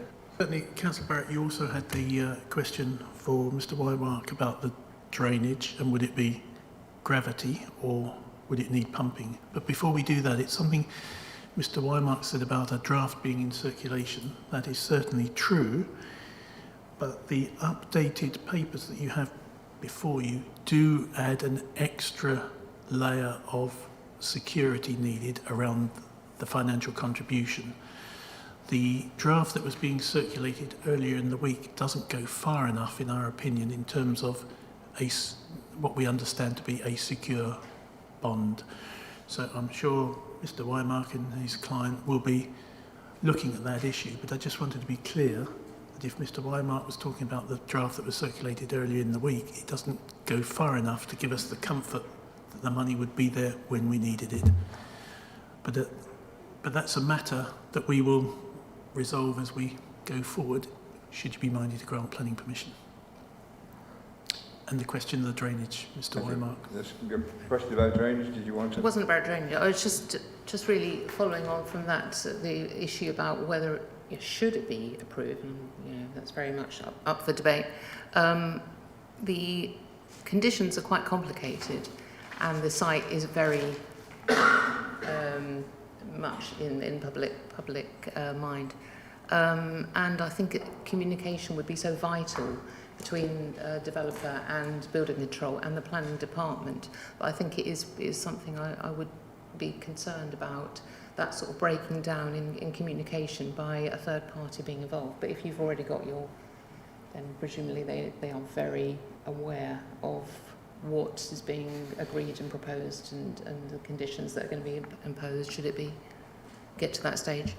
So I know this is from Mr Wymark, but I feel confident in suggesting that Mr Bailey and myself would be happy to act as conduits to transfer information to residents via Mr Wymark. I'm conscious that sensitivities are such that it might not be welcome to have direct approaches by developer, but certainly between us we would act as the go-betweens if that, well, we would do that because that is naturally the answer. Thank you. Councillor Busby, did you want to ask? Well, yes, just a quick question. I just wonder whether the applicant would consider offering some kind of compensation to the householders that have been put out by this over the many years that this has been going on. I mean, there's considerable stress for the families involved. I just thought some kind of payment to recognise that they have gone through this would be welcome, I would have thought. Can I just check with the legal officer whether... Absolutely, entirely understand where Councillor Busby's coming from. I must regretfully advise that is not likely to be a lawful development control consideration today. Doesn't mean they can't offer it, though. Are you working on the principle if you don't ask, you don't go? Exactly. Thank you very much. Councillor McLaren. Thank you, Chair. Mr Wymark, I'm about to ask you the question I asked the planning officer.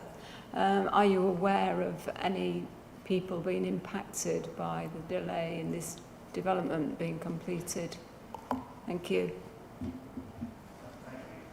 As far as I'm aware, plots 5 and 6 had no offers or sales that were progressing at the time, so no, there's nobody been impacted by that. And if I may just overlap that with what Councillor Busby's just said, I appreciate where the comments came from, and I will ask the question of the applicants and just see what response I get. That's all I can do. Thank you. Councillor Beer, you're keen to ask another? Yes, question to the applicant. It really follows on from Councillor Busby, and partly you've answered that, but slide 64 and 65 shows the garage next door, which their inspection pit floods. Now, I understand that we can't say it's caused by this development, but I think we're all grown up to know that the more concrete you lay down and the water's got to run down that slope. Is there any way that the applicant would talk to the garage people and see whether they can help solve this problem? Because if it's not watertight, which I think is what the officer said, he thought it wasn't watertight, whether that could be a shared expense or something. I just feel that to say it's not our responsibility, which I suppose it isn't, but if you weren't being flooded, and you now are because of a development site, you're going to want somebody to blame. You've asked the question. Thank you, Councillor. I think we'll let Mr Wymark reply. Okay, thank you, Councillor Beer. Mr Pearce and I did inspect on Friday and did talk to Mr Oxford, and we did obviously look to the pit and discussed it.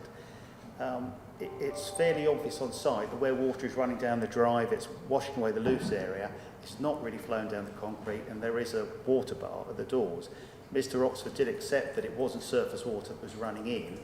The concern he expressed to me was that with the groundworks in building the houses, basically because they have piled foundations, he wondered whether that had altered hydrology, where the water table would have come up. I have discussed that informally with the civil engineers. They said you get that quite a lot if there are basement excavations near properties, but they thought it very unlikely in this situation and felt it more likely to be just natural groundwater. But I appreciate the comment, and again, as with the neighbours, I will put that to the applicants to see whether they will consider something.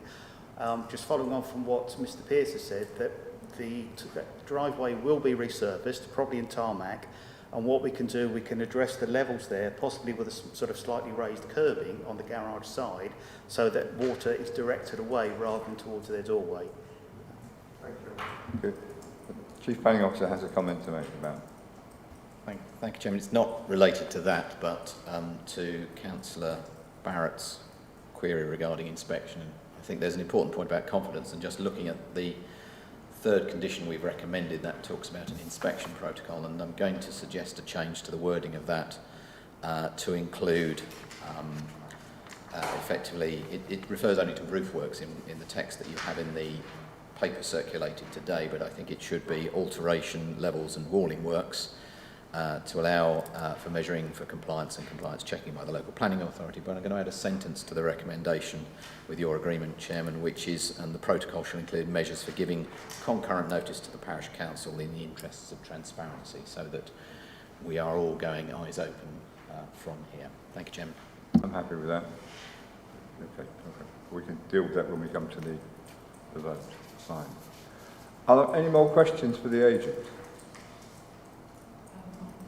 I was going to we were going to revisit whether the pump was needed on the hydro brake.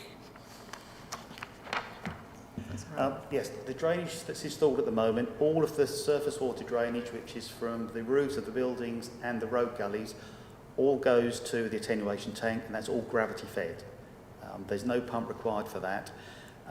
Should this application be refused and the buildings demolished and the ground reduced and the buildings rebuilt at their sort of approved level, it is possible that we may need to install pumps on foul and surface water just to pump them up to the drains that are already installed on site.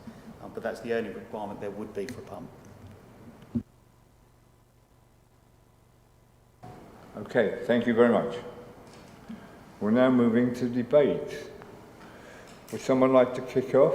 Peter, you've been first, or Melanie, you're the ward member. Would you like to open? You don't have to.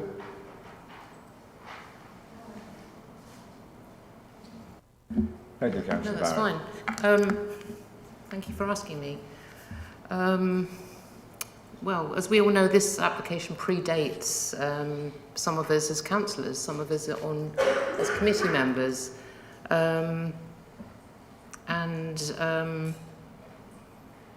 It's, you know, the benefit of hindsight is wonderful. Why was it approved? You might say, well, it's got so many sort of issues with it. Did it get that full examination and that scrutiny at earlier stages? But there does seem to have been a lot to look at what those flaws were and to try and work through them. I'm a little bit concerned about different aspects of it. The heritage, you know, it's not just the proximity to White Horse House. It's the proximity to other neighbours that are also of a heritage value, and the conservation area. You know, I'd like to hear what other councillors do, what their thoughts are, and that's always useful to bring out any other points in the debate. So I will hopefully hear what my fellow councillors have to think about it. Councillor Jameson, please.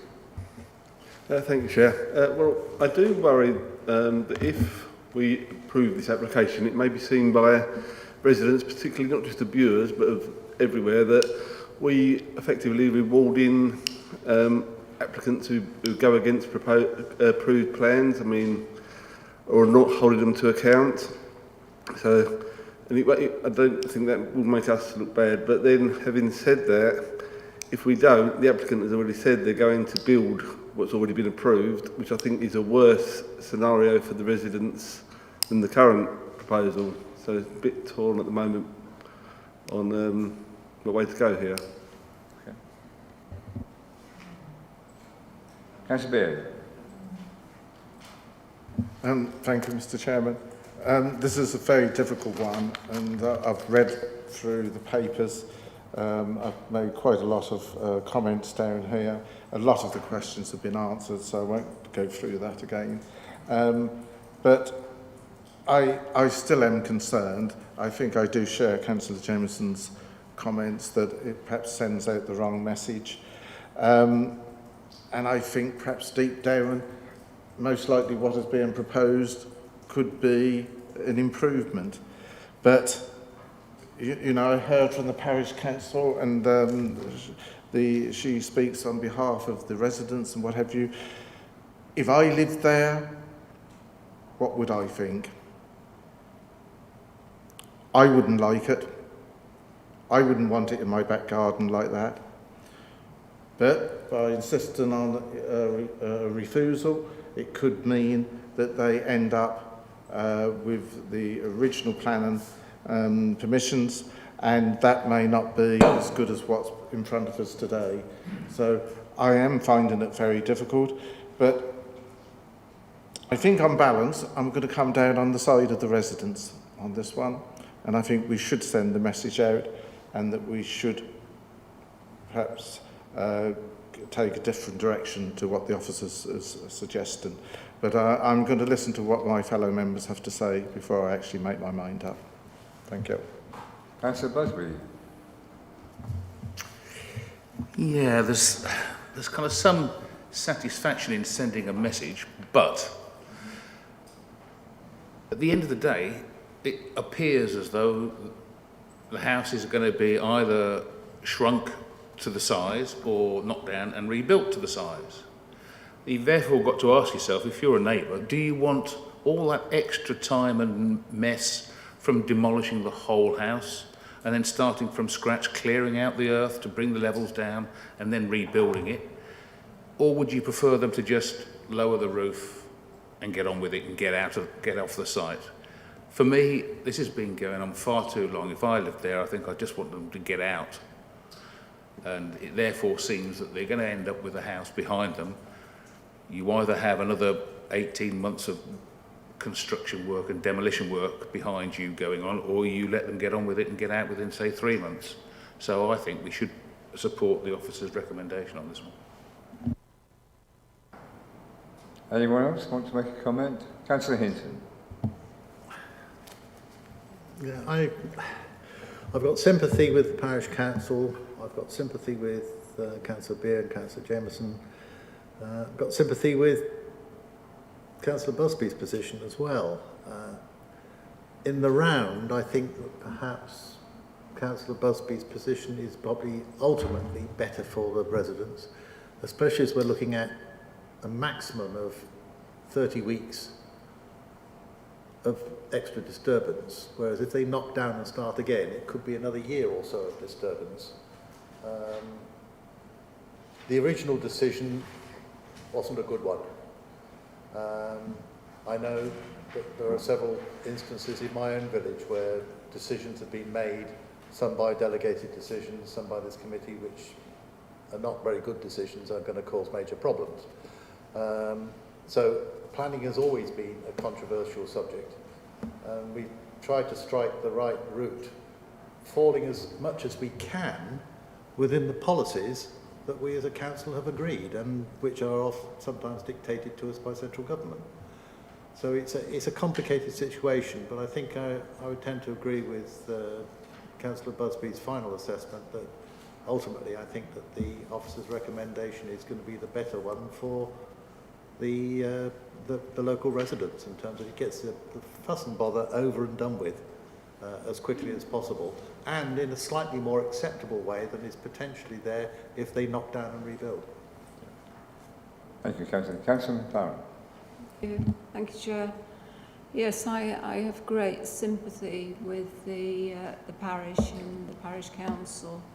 But for me, I think I would rather a resolution be under the supervision of our planners, so there's more control over it, rather than just allowing it, the developers to go ahead and develop as originally was planned.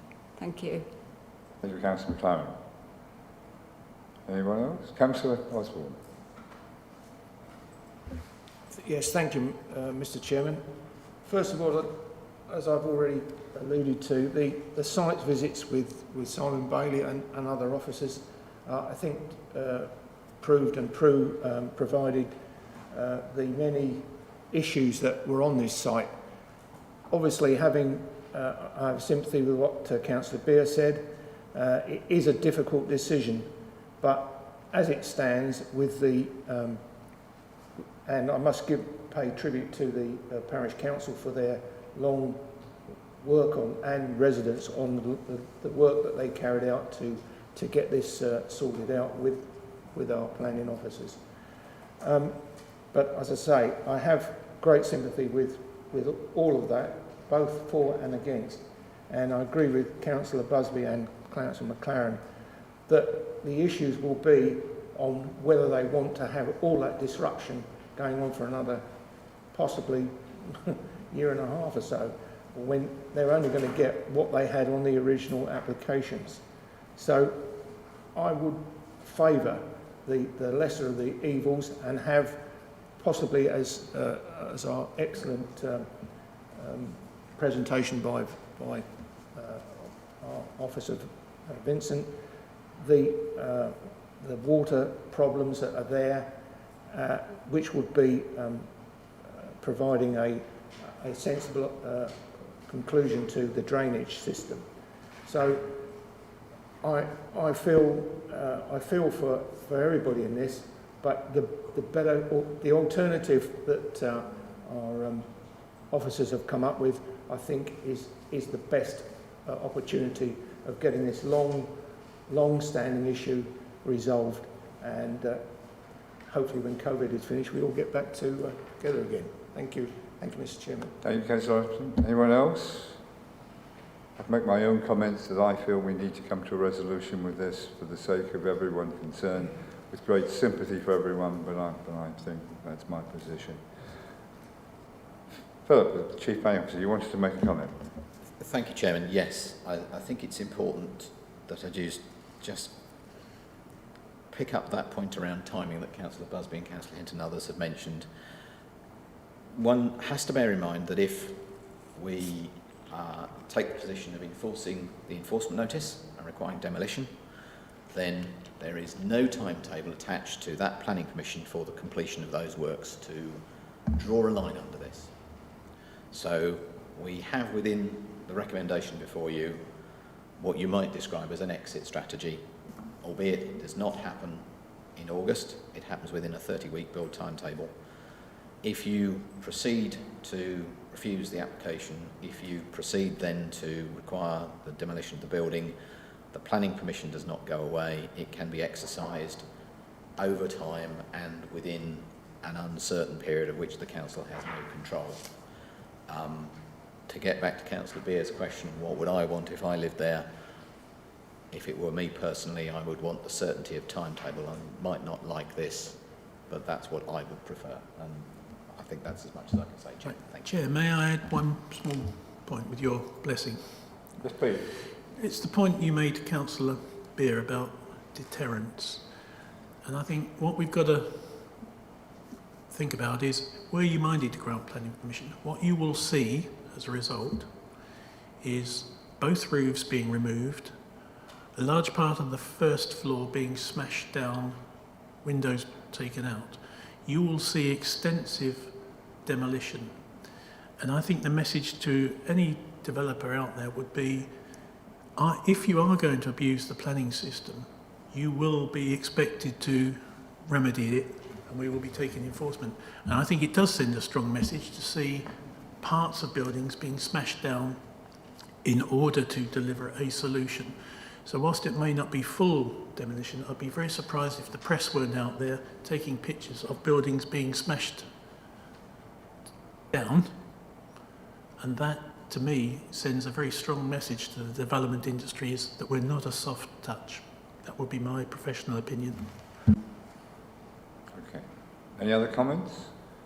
If not, I'm looking for proposal. Sorry. Oh, Simon. You're totally in the wrong place. Thank you, Chair. It's probably worth pointing out, and following on from Vincent's comments and from Philip's comments as well, that enforcement action, it's not intended to be punitive. It's not intended to be a punishment. The point of enforcement action is to get to a solution. And I think the comments that I've put forward for Vincent's committee report, that overall the proposals put forward through the negotiations that Vincent and I have undertaken with Mr Wymark seek to resolve pretty much all the issues that were raised in the enforcement notice and dealt with at the inquiry late last year. The only issue obviously that hasn't been fully resolved is the positioning of Block 5. That's very difficult without actually demolishing the building, but what we've tried to achieve with Mr Wymark through the application is to ameliorate the harm from that proximity issue as best we possibly can. So overall this application is sufficient to overcome the reasons for serving the enforcement notice. Therefore it's a resolution to the enforcement notice, and therefore it achieves the aim of the enforcement notice. Thank you, Chair. Thank you, Simon. Okay, Councillor Busby, you have a comment to make, or do you want to make a proposition? I was going to make a proposition. In that case, Councillor Barron would... Pardon? Okay. Councillor Busby, please. Yeah, I propose that we accept the officer's recommendations with the latest, whatever the amendments that we've received, and also with the condition that the wall is waterproofed. The new garden wall is waterproofed. Do we have a second then? Councillor Ayres, do you wish to say anything? I second the motion, thank you. Very much. Your condition of waterproofing the wall, did the officers pick that up? Chairman, before Vince corrects me on this, we have the fourth obligation is about a commitment to repair and replace the garden walls. Can I suggest that's the sort of place we put this rather than write another condition in? So arguably we'd make that to include measures to ensure it's waterproof, to waterproof it to a satisfactory manner, which we can agree the standard of. Okay. And you had another sentence that... And I wanted to change the wording of condition 3 recommended to you. Submission of an inspection protocol requiring that Council has 10 working days prior written notice of the start of, and then I was going to alter that to say, rather than roof works, alteration to levels and walling, or alteration to roof level and walling works to allow for measures for compliance and compliance checking by the local planning authority. And then a new sentence, the protocol shall include measures for the giving of concurrent notice to the parish council in the interests of transparency. Thank you. Is that okay to the proposer and seconder? Yes. Thank you. Right. We have any more comments, or should we go to a vote? Councillor Barrett, carry on. May I just make a comment? Yes, because by all means. as the ward member, Of I course. think it's only right and transparent. I've got members of my parish council here present, so I know the views expressed by the chair and the village utterly, well, members of a lot of villagers are utterly opposed to this, and I can understand the anger and frustration that they felt at living this. It's like an open sore, really. But we've listened to different views. And it's just not as, I don't think it's just as simple as refusal and insisting on demolition, because that also has an adverse impact on people's lives. And so I have, come to a conclusion about this, that I will be supporting the proposal to approve, with some reluctance. It's not ideal, but it's just not as simple as refusal and everything's fine after that. Thank you. In that case, can I ask the Chief Planning Officer to read out exactly what the resolution is?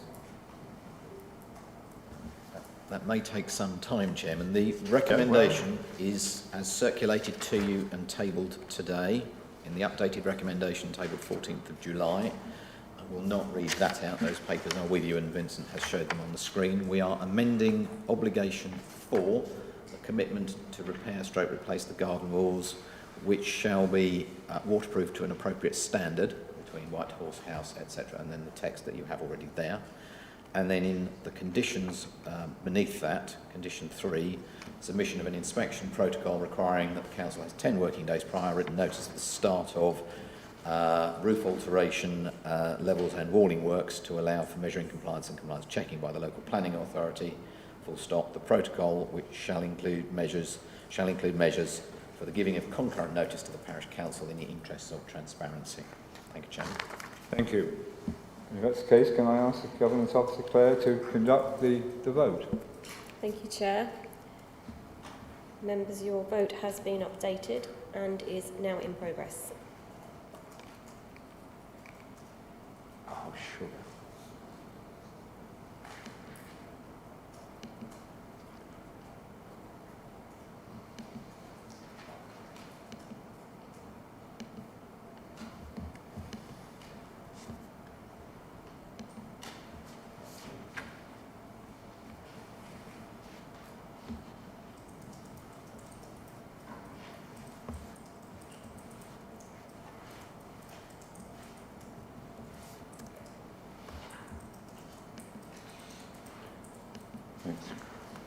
Sure.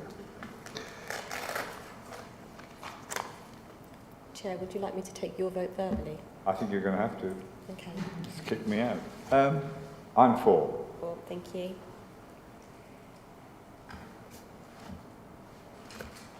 Would you like me to take your vote verbally, Councillor Osborne? I'm afraid it's gone into updating. Oh, okay. So, That's no problem. I can take it verbally. So, yeah, I'm for. Thank you. So, Chair, that's 9 votes for and 1 against, and obviously Councillor Parker's no longer in the chamber. So that is carried. Thank you very much. That's carried. And I'd like to thank you all for your attendance on that one. Thank you, members of the public. I propose that we now have a break of 15 minutes to allow you to change around the audiences and Dave to have a cup of coffee and the rest of us to have a comfort break.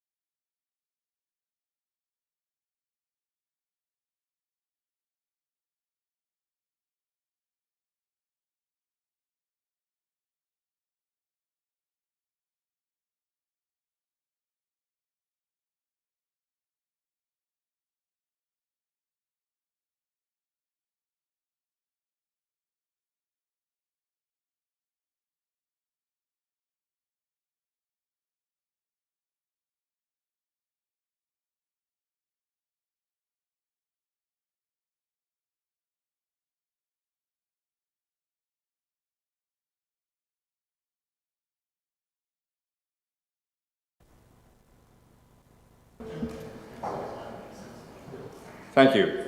Good afternoon all. Thank you for coming back. We'll now move on to the next planning application, which is DC 21-02319, land to the east of Station Road, Long Melford, Suffolk. Catherine, would you like to do your presentation, please? Thank you, Chair, and good morning, members. This is an application, reserve matters, for 150 dwellings in Long Melford. The outlines of the principle and the access has already previously been approved. And so this just focuses on all other aspects, the layout, scale, appearance, and the public open space and other landscaping.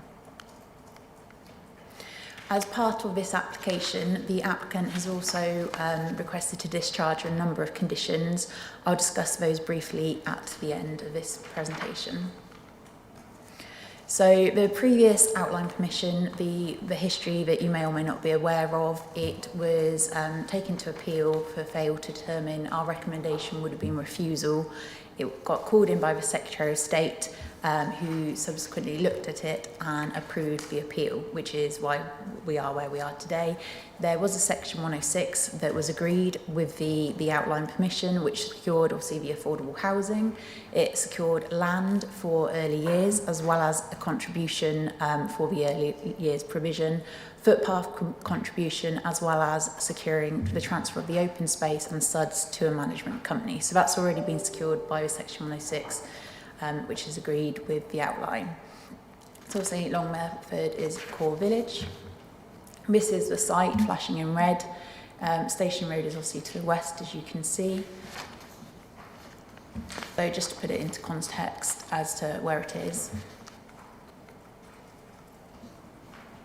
This is the wider aerial view, so as you can see, the built form is predominantly to the north and to the southwest. So there are a few constraints near the site. So you've got a few listed buildings within Long Melford, TPOs and public footpaths. Now there's a public footpath that runs across the front of the site and also through the middle, up through the front section, sorry. So there's a public footpath across here and also along here. There's also obviously the conservation up to the north and special landscape over here, but as you can see, it doesn't fall within that site. Flood zones, and this section here is a local nature reserve, so it sits adjacently to the site. So this is just a point for the access, which has already been agreed, and then obviously on to discuss the reserved matters. So in terms of parking, the parking can appear slightly confusing in terms of it looks like there is triple parking in places. However, I just want to point out to members that actually the garages that are proposed on these plots are excess to requirements. So the 3-bed plots, which feature along this main road, only require, from Suffolk Parking Guidance 2019 adopted standards, only require 2 spaces. And they've all got 2 spaces plus a garage, so they've got surplus parking requirements. So whilst it looks like it's triple, it isn't for that purpose. The 4-bedroom units require 3 spaces, and in those instances there's a garage, 2 spaces in front, so you've got here 2 garage spaces in front and then another space opposite. So there isn't actually in this scheme any triple parking. The garages aren't considered as an allocated space for parking provision as such. Obviously there is sometimes concern that if there isn't ample parking on site, people will park on the green grass areas or open spaces. So Blore have obviously thought carefully about this, and there's a timber knee rail fence around most of the site to secure the green open space, as well as various planting, so cars can't park on any of the open space areas. In terms of the layout and scale, the layout follows a main road through the site. Due to topography of the site and also where the locations of the open space and attenuation basins given the nature reserve, the layout does have more of a linear form around the centre, with private streets and driveways towards the outer edges. Here you can see at the start of the site the provision for the early years site. This has been agreed with Suffolk County Council and they're content with this. This just shows the main road, goes obviously through the site. Then you've got smaller roads which will also be adopted, and then you've got the private roads along here on the outer edges of the green space. Here you've got central focal points with raised tabletops as well and shared areas. So in terms of the layout and the townscape, all of the dwellings look out onto open space and provide surveilled area for any of the walkways and the green space and surroundings. It also means from a countryside point of view and from the footpaths, you're not looking onto fences. You have the open space followed by front elevations. Here you've got vista points within the sort of middle sections. Again, they're all, the outlook demonstrates that the places are surveyed and there's always a feature to look at. And as you'll see later and also within the plans, obviously each property, there's a focal point and a feature. There's no blank elevations that any of these properties look out onto. So these just show the different, obviously, vista points.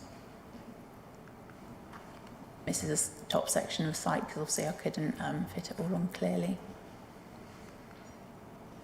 So in terms of the affordable housing, it's pepper potted around the site. So you've got affordable rented, a few around here, a couple up here, and the shared ownership, a few down here, a few up here. Again, this is also only one half of the site, and the same along here. There are a number of single-storey properties. The bungalows equate to about 9.3% of the housing provided. So you can see, obviously, the lighter yellow is the single stories, and then the orange are the 2 stories. It just shows, obviously, where they're spread out within the site. So in terms of the layout and the design, there are 3 main character areas within the scheme. You've got the green edge, which you can see identified along the outside, which leads into the footpaths, attenuation basins, open space and play area. There are 3 focal squares, and the character area and the buildings, the dwellings within those squares all have their own unique identifiable character, as well as the streets. Again, the houses within each of the street sections are all have certain materials, so that they end up being 3 clear, distinctive areas of development, which together blend into good quality design and create a nice street scene. I haven't included all of the house types in here because, as I'm sure you can appreciate, there are quite a few. So these are the bungalows to be proposed. You can see there's features such as bay windows, more house types. As you can see, there's different features on each of the house types, different elevations, different ridge heights and roof pitches.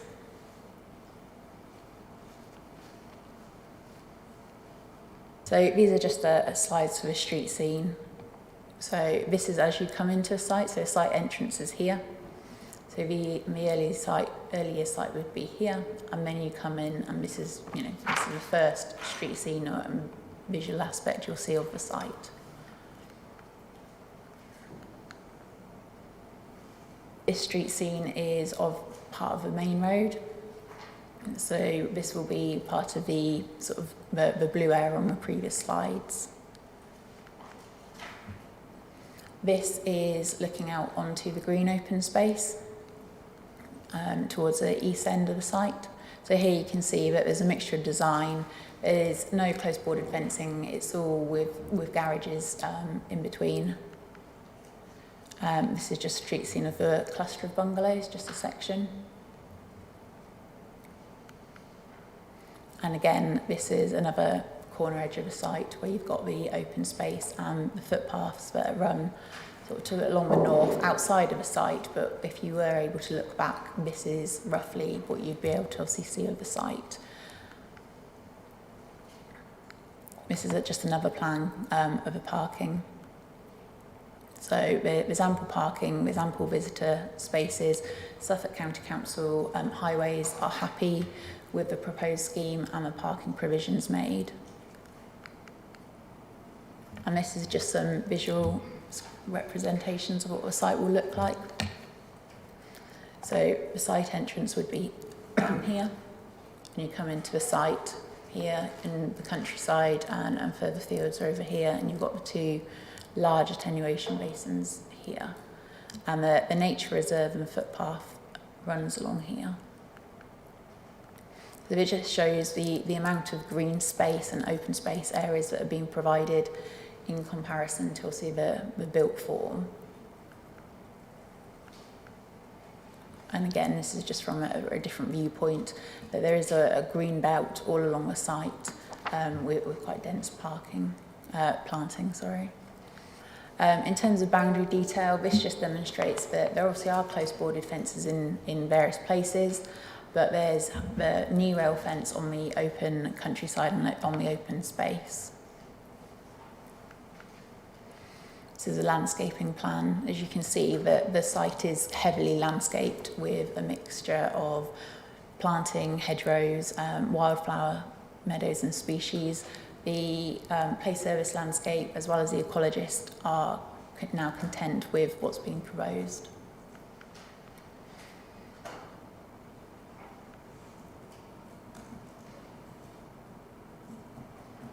So the site entrance is obviously here is Station Road. You can also see that the site entrance opens up as an attenuation base, which would be on your left, and a sort of grassy area, meadowland. The footpath kind of runs across here, the public footpath will run across here, so that's not being touched. There will also be an opening in the hedge so that as people come into the site, rather than see walking past the open space at the front and then heading onto the footpath, they can cut through. There will be a cut-in lawned path. So on this previous slide, this yellow aspect on site clearance, a spigot mortar base was found, and so Law have decided rather than obviously trying to get rid of it or hide it or anything, they're going to make it into like a sort of visually open space area, so retaining it as part of their site. This is the spigot mortar in question. This is obviously what it used to look like and used in the war. So it's got quite a lot of history behind it. And the idea is that they're going to incorporate it into the site with a bench, planting, seated area, and there was discussions of potentially having a board of some sort of visitors board to explain the history of it and as to why it's there for people that don't necessarily understand what it is. So that's obviously the reserve matters part. In terms of conditions, usually the conditions come in and the planning officer has delegated authority to determine those, but because this is part of the reserve matters application, they are then before members. So there are a number of conditions which we're looking to approve and sign off today. Condition 5, 11, 16, 21, 22 and 24. They've all been before our statutory consultees and none of them have raised any objections. So therefore, we're recommending that they be discharged in full. In terms of conditions 7, 9, 10 and 13, at the moment, the statutory consultees still have a few issues or concerns with the information submitted, and therefore additional information or amendments are needed. Since creating this PowerPoint and also since the committee report before members, an updated construction management plan has been submitted and is now being looked at and consulted by Environmental Health. So hopefully we could be in a position to discharge those shortly. But recommendation for these outstanding conditions to be discharged is for it to be delegated to obviously officer. So the recommendation is approval with conditions set out in the committee report. And And then in terms of the conditions, recommend approval of conditions 5, 11, 16, 21, 22 and 24. And then delegation powers to Chief Planning Officer for 7, 9, 10 and 13 on submission of further details that are satisfactory. Thank you, Catherine. Are there any questions for the officer? John Hinton, Councillor Hinton. I've got several actually for the officer. John, can I ask you to speak up? Apparently somebody... Talking... Thank you. Talking about, we've just been talking about conditions. I noticed on page 97 of the report, Suffolk County Council Flood and Water Management comments received, and for the reserve matters application, a refusal of to discharge conditions 11 and 16. But you're proposing that they should be approved. And I suppose connected to that, it talks about local drainage board approval, internal drainage board approval. Well, who is that? Because I don't think there is one for this part of the world. Can we let the officer answer those two? Yeah, okay. Floods should be an updated response in the report pack. Apologies if it's not, but Floods have now confirmed that they're happy with the 2 outstanding conditions and that 11 and 16 can be discharged, hence the recommendation. Not sure. If you give me a couple of minutes, I can find out exactly when we received the comments from Floods to just confirm the date. As to the local drainage board, we did consult, I think it was East Suffolk, boss. It's outside their remit, so that was why that was dealt with. John, sorry, we can't. So outside the Eastern Regional, whatever it is, drainage board, because it doesn't cover them. Well, surely if it doesn't, they don't cover it, well, somebody else must cover it. Or do we just abandon that part of Long Melford?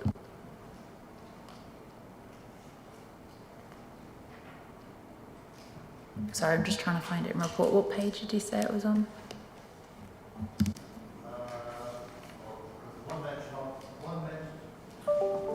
One mentioned on 97.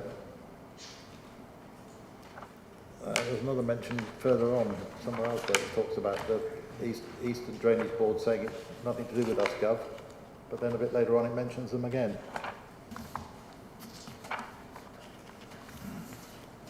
Along with the rather strange notation, added to say no materials to be stored within 8 of any watercourse or water body, whatever that means.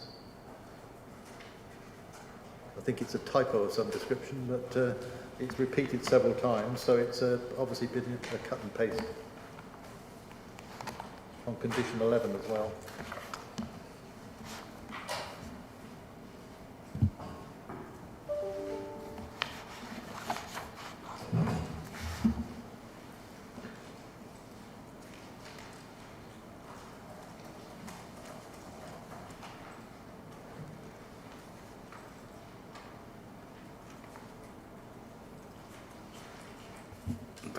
The Flood Authority replied on the 29th of June.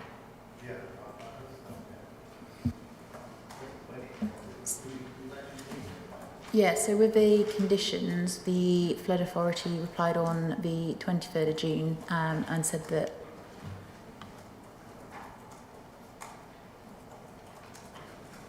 the conditions for 11 and 16 would be satisfactory. So whereabouts is that in your report? Can you tell us?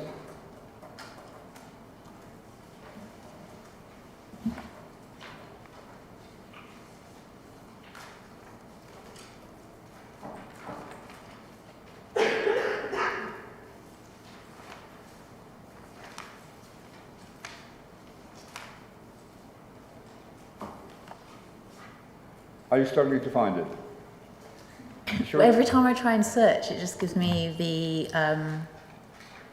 my comments. That's the problem for some reason. So we park that one for a moment and move on to some other questions, and we'll come back. I thought you might have. But I think as the relevancy of your first question, I think we perhaps let somebody else have a go, and then we'll come back because they're all possibly related. We're doing that. Pardon? Contradict me then, John. Please, Councillor Beer, would you like to ask a couple of questions? Thank you. Didn't realise you'd been. Yes, I've got a couple of questions for clarification. Garages and parking. You touched on that very lightly. That's up for discussion today. Can you point them out to us on the screen? Because I think they were blue or yellow, but I couldn't see them from here. I need you to show a mouse. And some of them didn't have any parking spaces, garage spaces. They've just got parking spaces. Is that correct? Yes. Sorry, you've got and more I'd like questions. to know how many on the whole site, because as we know, there won't be enough parking spaces, despite what is said in the papers, because people have 2 or 3 cars, don't they? So we're going to end up with them parking all over the place. And I think you said, well, it says on page 99, 5 lines on comments on parking, and the last bullet point, for house types without garages, garden sheds, sorry, no, the one before that, the developer had provided additional parking spaces for dwellings on private drives given sufficient parking. Now, is this on the service strips that you refer to, which run along the edges of the proposed roadways? So in terms of the parking, there is 330 parking spaces, 38 visitor spaces and 75 garage spaces.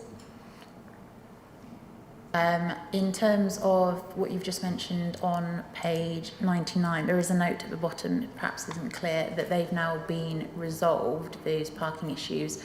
So where there were 4-bedroom houses considered to be triple parking, this has now been altered so that there isn't any triple parking other than where there's a garage. So there will be 2 car parking spaces, then a garage, but then the 3rd parking space that is required for a 4-bed property is either opposite or behind in certain locations.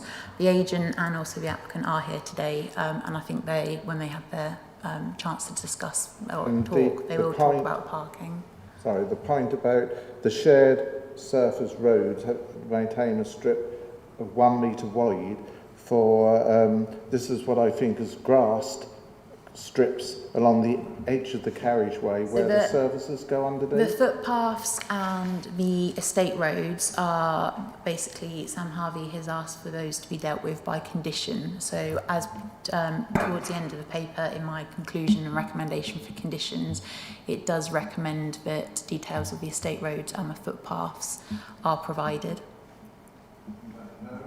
You've missed the point, I'm sorry. My question to you is, on that, are we having the shared surface roads are to have a maintenance strip 1 metre wide, each side of the carriageway, which allows the highway to be maintained in the direction of the street line. If these strips are to be considered for utility service plants, the strips need to be 2 metres. Now, is that going to be a grassed area? Because we've had this on other estates, particularly in Great Cornard, and I know in Glemsford, I believe, they've had some, where they have this grass spurs run along the edge of the carriageway, and people park their 2 wheels of their car on these because there's nowhere else to park. After a little while, they get all churned up in mud, and they become an absolute mess. They should be tarmacked rather than grassed.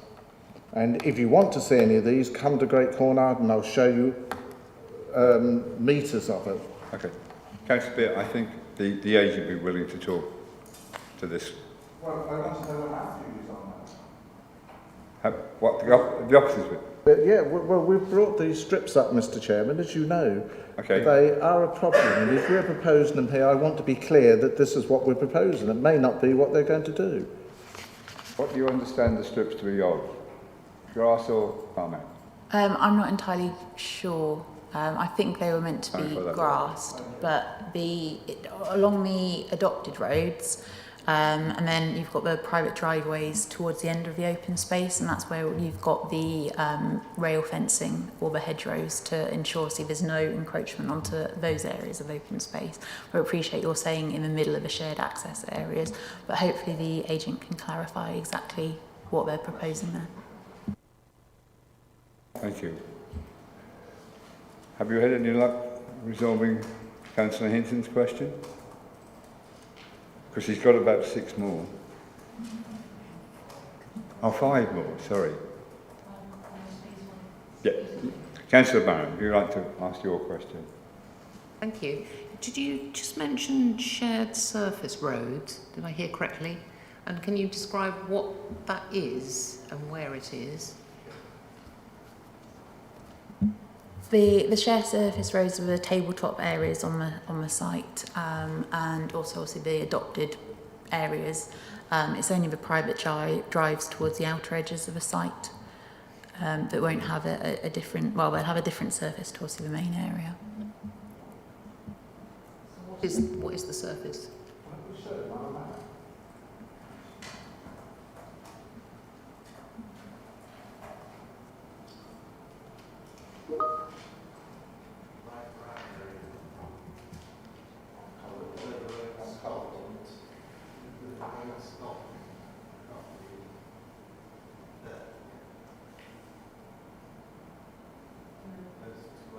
In the black squares.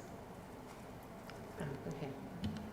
Right, and is that block like brickwork? Yeah, it's likely to be block pavers. Okay, I mean, what is the plan then for the weeds control in that sort of area? Because you always get weeds protruding. I don't know of anything other than the fact that highways are adopting those areas of the road. So presumably that would be part of a section 38 when highways come to adopt it. Councillor Ayres. Thank you, Chair. I'm just wondering, there's quite a bit of debate about the size of garages because people seem to have larger cars. So that's one question about the size of the garages. And may I have a second one? And I don't know if it's the parish council, but I was a bit concerned about the exit onto the main station road. I mean, I know that road very well, and it seems highways don't think it's a problem. Thank you. So in terms of the main access onto the road, access was already, I say agreed, it was part of the outline permission that the Secretary of State allowed, and has been part of obviously a number of conditions onto the outline as well as section 106, and highways have no objection to it. So that's already been agreed. So in terms of the application today, that's not for consideration, that access. It would be obviously the highways within the site, estate roads and parking for that one. In terms of the size of garages, they're all up to Suffolk parking guidelines. But I think the point here is that the garages are more there to provide cycle storage and spaces, and that hence the additional parking spaces elsewhere to the site. So if people obviously have bigger cars, they should meet the requirements and the guidelines. They should in theory fit, but there is alternative parking for them along the site. If we go back to Councillor Hinton, I think the planning officer, Marcus, has found an answer to your question. Right. Yeah, thank you, Chair. Can you all hear me? I'll take that as a yes.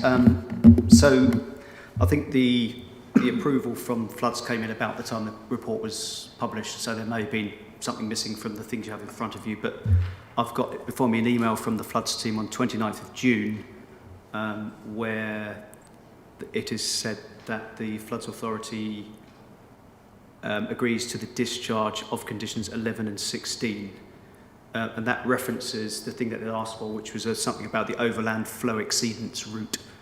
That has been submitted, and on that basis, the local lead flood authority does not object to the discharge of condition 16. But who is the flood authority? The local lead flood authority tends to be the county, so in this case it's Jason Skilton at Suffolk County Council. So the internal drainage board is not relevant? Internal Drainage Board's not relevant. So I can't hear you, Councillor. The Internal Drainage Board, who Right. said why are they there if Suffolk County Council are responsible for their operations? All I can tell you is that the statutory consultee has agreed to the discharge of the condition. You've seen something somewhere where they've referred to the Internal Drainage Board, and that's led to some confusion. Is that a fair point? Let me be aware in the background and get back to you with that, if I may, Councillor. Okay. Yes, please, John. And will you speak up? Somebody's hard of hearing in the audience, so we really need to speak up. The wonders of technology. Yeah, let's move on from that page anyway.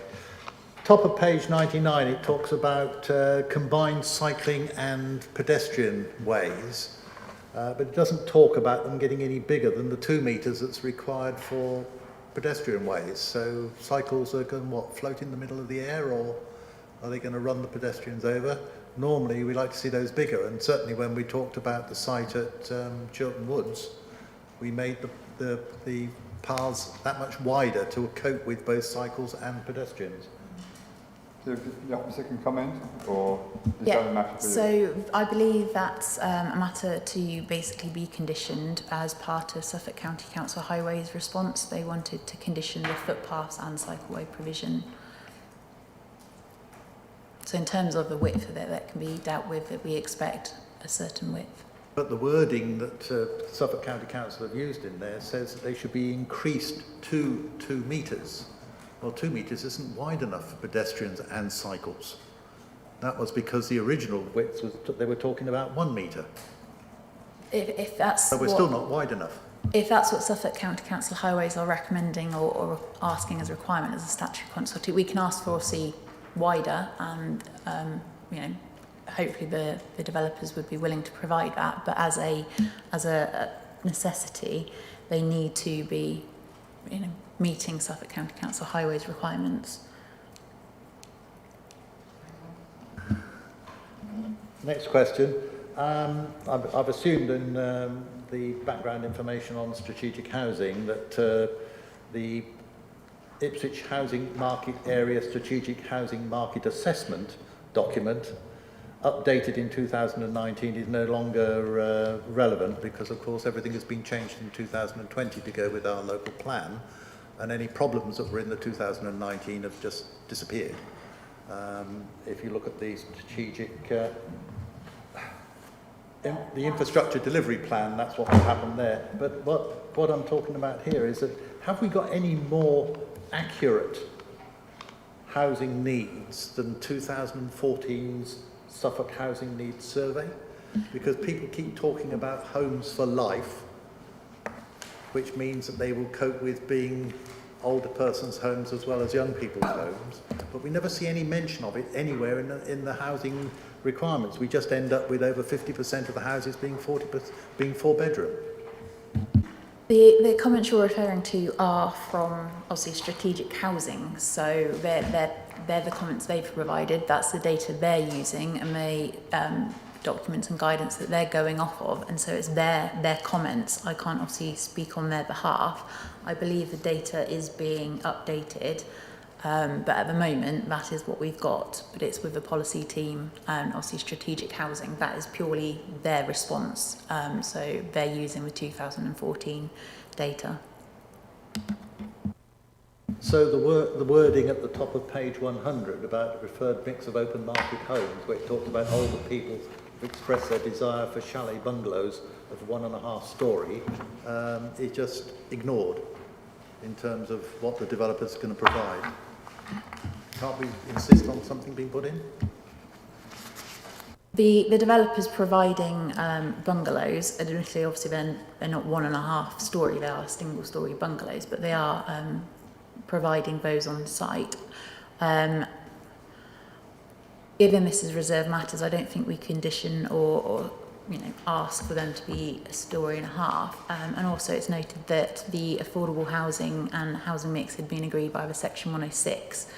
This is their preference, but as you'll go to see, I think it must be, I don't think their comments extend past the page 100.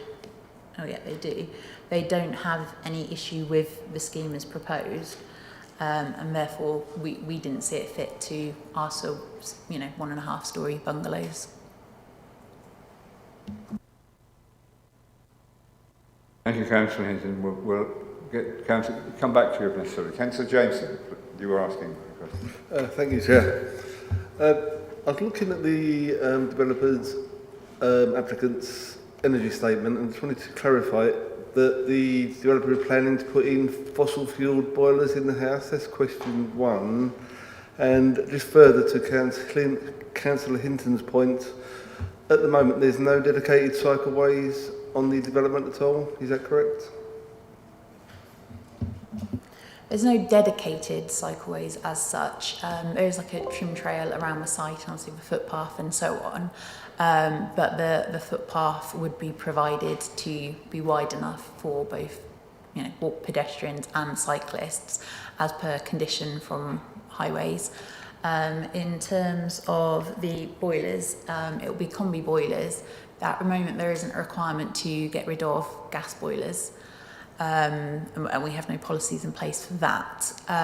They are providing solar panels on the site on the roofs of the properties in the northeast corner to meet the 10% in terms of renewable energies that they are required at the moment to provide. And that also goes to, I think, one of the conditions, I can't remember off the top of my head, but that's the sustainability condition that's been signed off, and that our sustainability team are content with that.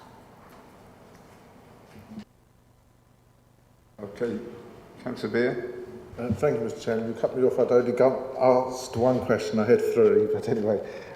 My second one is, I think it's slide 35, if you can get it up. It shows three sort of hammerheads, roads that go through up to where we've created a boundary line across the field. Is there any reason why we got three sort of roads going up and stopping at a dead end just like that?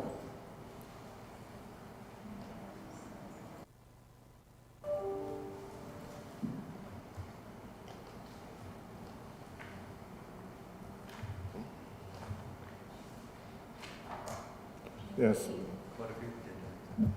These as the hammerheads, is that what you mean, that they're just going up to a dead end? Right, yeah. But so that they could potentially break through and come into those fields at different places. The reason for these roads is then to access obviously these dwellings, so this is a private driveway off here. So you're saying they'll never be used as an access onto that field?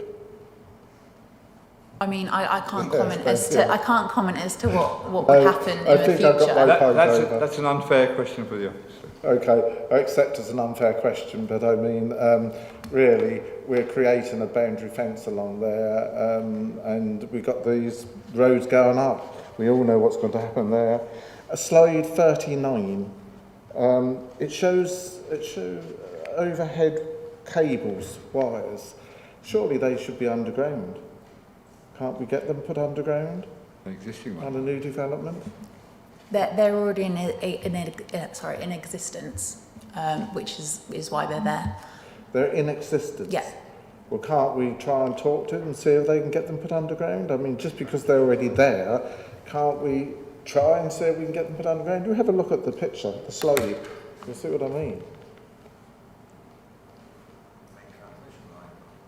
Oh, whatever they are, they're horrible. Look at it. I mean, I think that's the main lines along Melford, so be a little bit careful. Well, whatever they are, it's ugly. Yes, but that's overhead cables are ugly wherever, and I don't think, we can confirm this, that it's within the agent's control. Well, I'll ask the agents when we get. We'll ask the agents when we get to that point. Yeah, we'll do that. Okay, thank you, Mr. Chairman. Mark.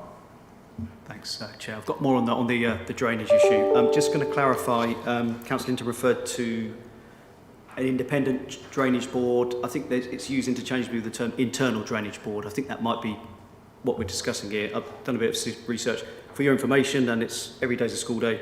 An internal drainage board is a type of operating authority which is established in areas of special drainage need in England and Wales.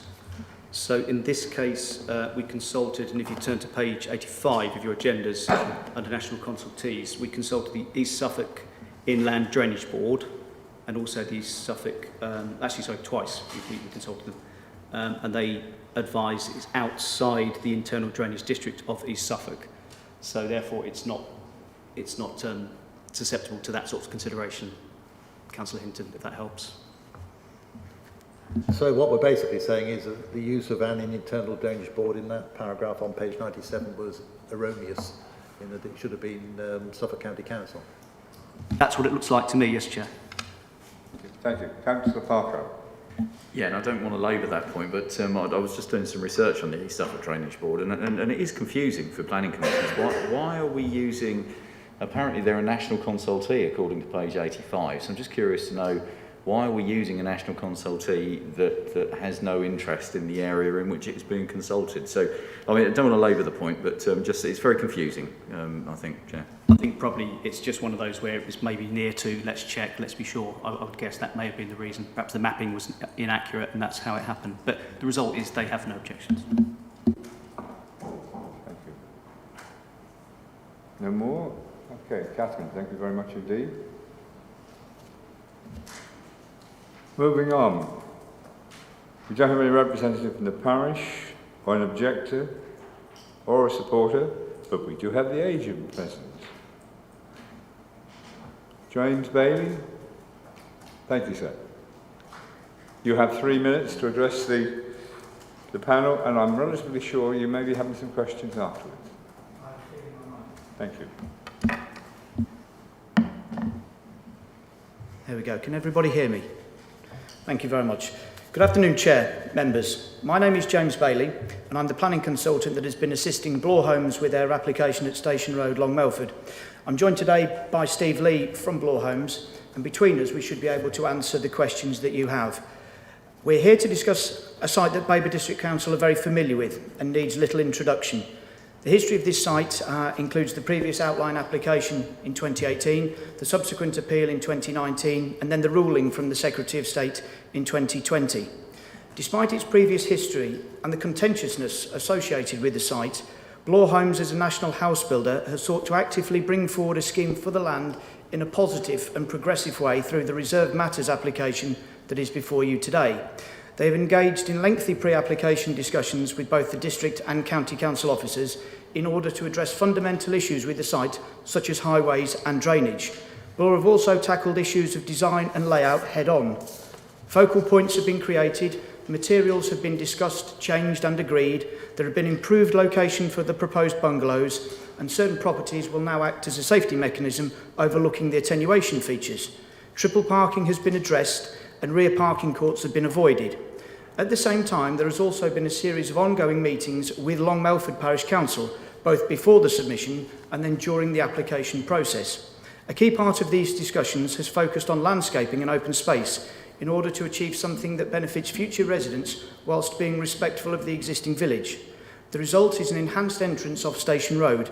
The road alignment has been reconsidered, green spaces have been opened, features have been repositioned, and the existing spigot mortar base will be enhanced as an entrance feature. Such an open approach to collective engagement has helped to shape these proposals and has also provided an opportunity for discussion on certain details. The result is that there are no objections from any of the statutory consultees, and there is also a willingness to support the application by Long Melford Parish Council. To my mind, this is an exemplary model of how to successfully conduct positive and meaningful engagement, which Blore and Babergh District Council should be incredibly pleased with. We're therefore looking at a Reserved Matters application today for 150 dwellings, with associated public open space, landscaping and a sustainable urban drainage system.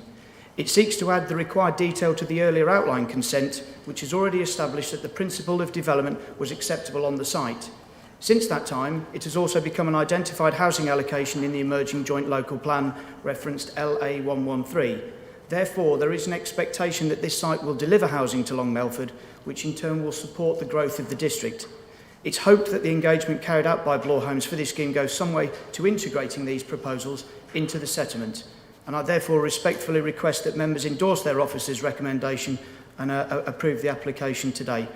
Thank you very much for your time. Thank you. Are there any questions for this speaker? Councillor Busby, it's got to be your turn. Councillor Busby, thank you. Oh, thanks, mate. Councillor Busby? Yeah, James, hi. What are these squares all about then? If I can, we've been engaging with officers over a lengthy period of time, and one of the things that they asked us to create is these the focal areas.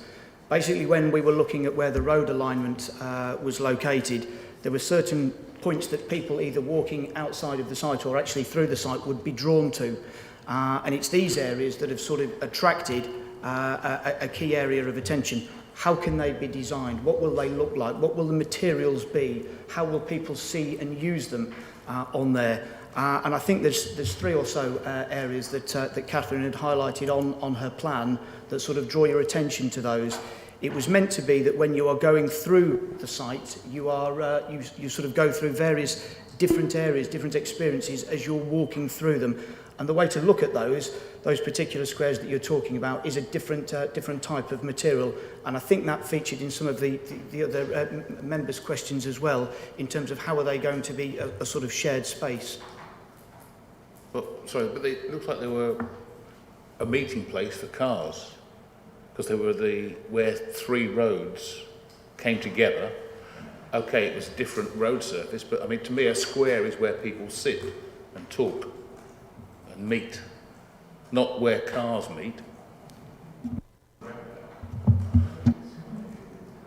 Is that a question, David? Would you where do the people, pedestrians and the residents, come into this rather than the cars?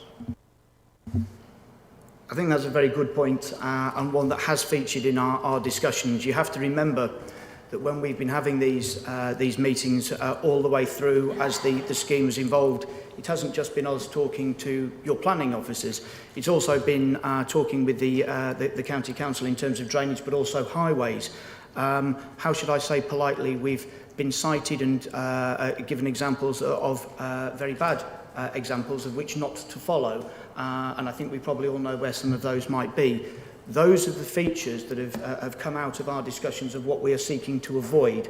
And I think the fact that we are looking at something that is car, pedestrian and cycle friendly has all of those elements taken into account in terms of the widths and the types of the materials. Because I think we would probably all agree that one of the areas that we as perhaps pedestrians get confused with is how are those areas perhaps delineated on there. And that is one of the key things that we have been thinking about and focusing on in terms of materials and how that would work. I think the key thing to remember is that those identified spaces will be seen differently. It is not just meant to be your normal stretch of road that perhaps we've seen on previous estate schemes on there.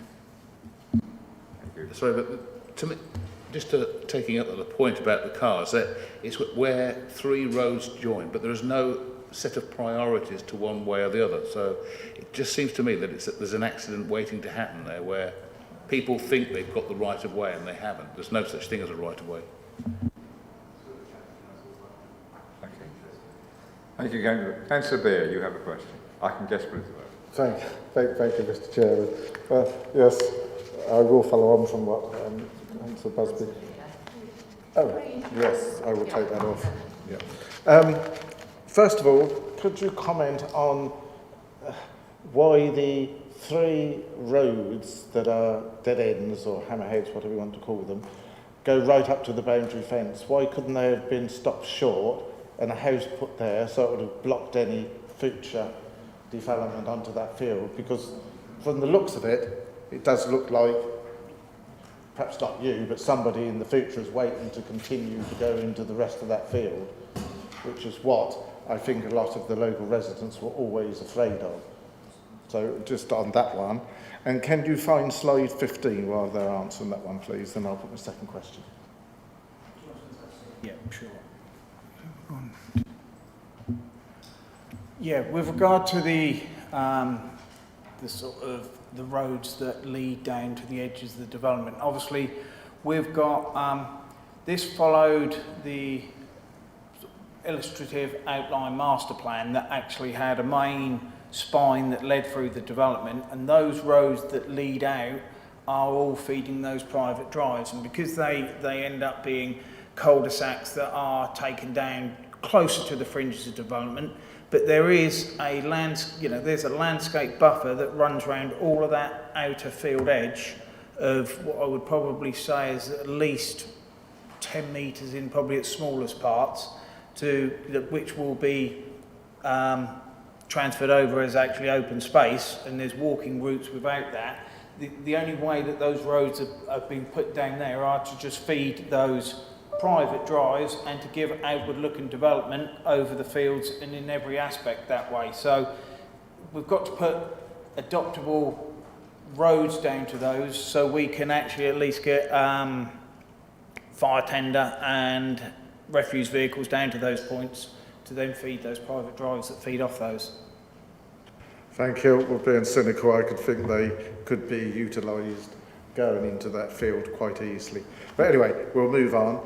That's slide 15, which was what, now those 3 squares, is that the area where the Councillor Barrett mentioned about shared space, paviours in the road, which is meant to discourage cars from going fast and all this business?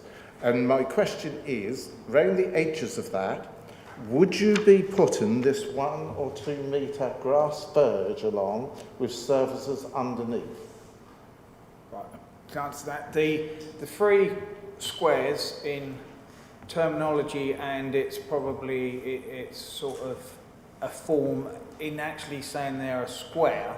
There are actually 3 sets of nodal points which then have roads off them. So as in classing them as in a formal square, there are a nodal point that then has a different surface treatment that will be a raised table, one to assist traffic calming, and the surface material will be in block paving as well as the footpaths, and just to create a different sense of character. What we will, in discussions with officers through the application process, these were looking to just more serve a purpose of, one, slowing cars down at those points. You get to a point and you feed off towards the smaller shared surface cul-de-sacs roads that feed to the outer edges.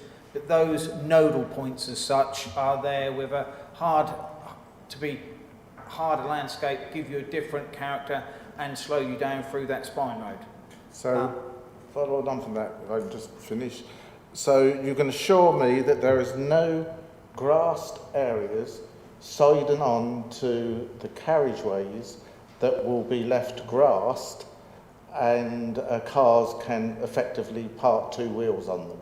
No. That's fine. With what you get with the shared surface roads, and I know I do know the difference. Yeah. If on one of them developments, we are going to, our intention with alongside Suffolk County Council is to block pave those service margins.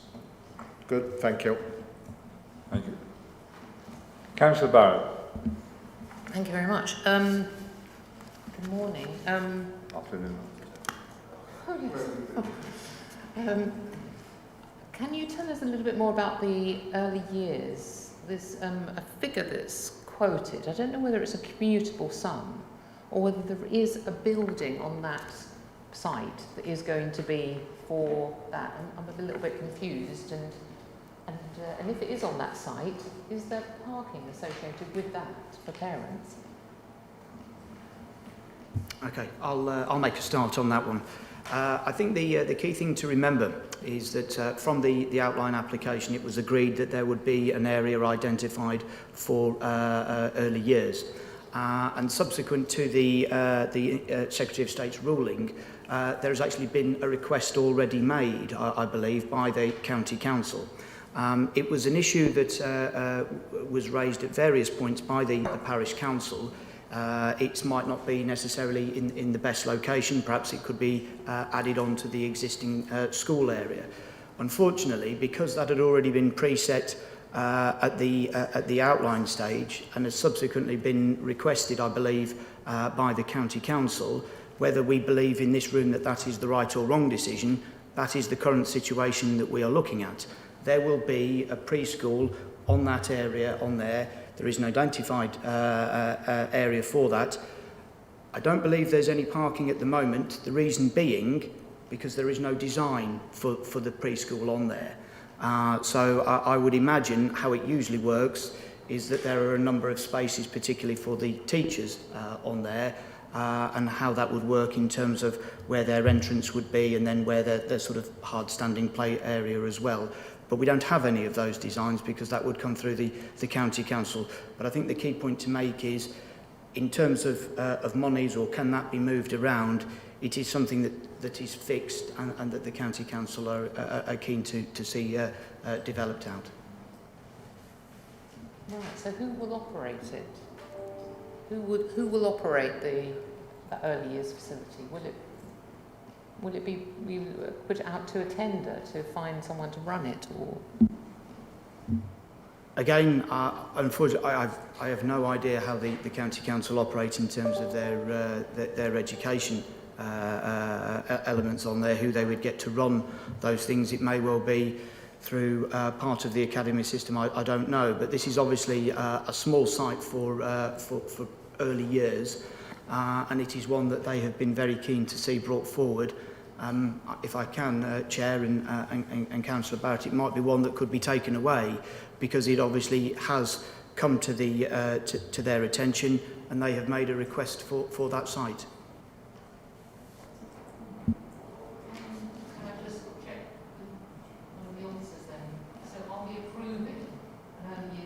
Today, or is that just the sum that we're approving? It's just the land available for the early years, and then county will obviously build that out and bring that one forwards. So it's just making sure within the site that there is a parcel of land allocated for it as per the agreement, Section 106 agreement, and there's also the contribution as well, which has been set out in the Section 106 agreement.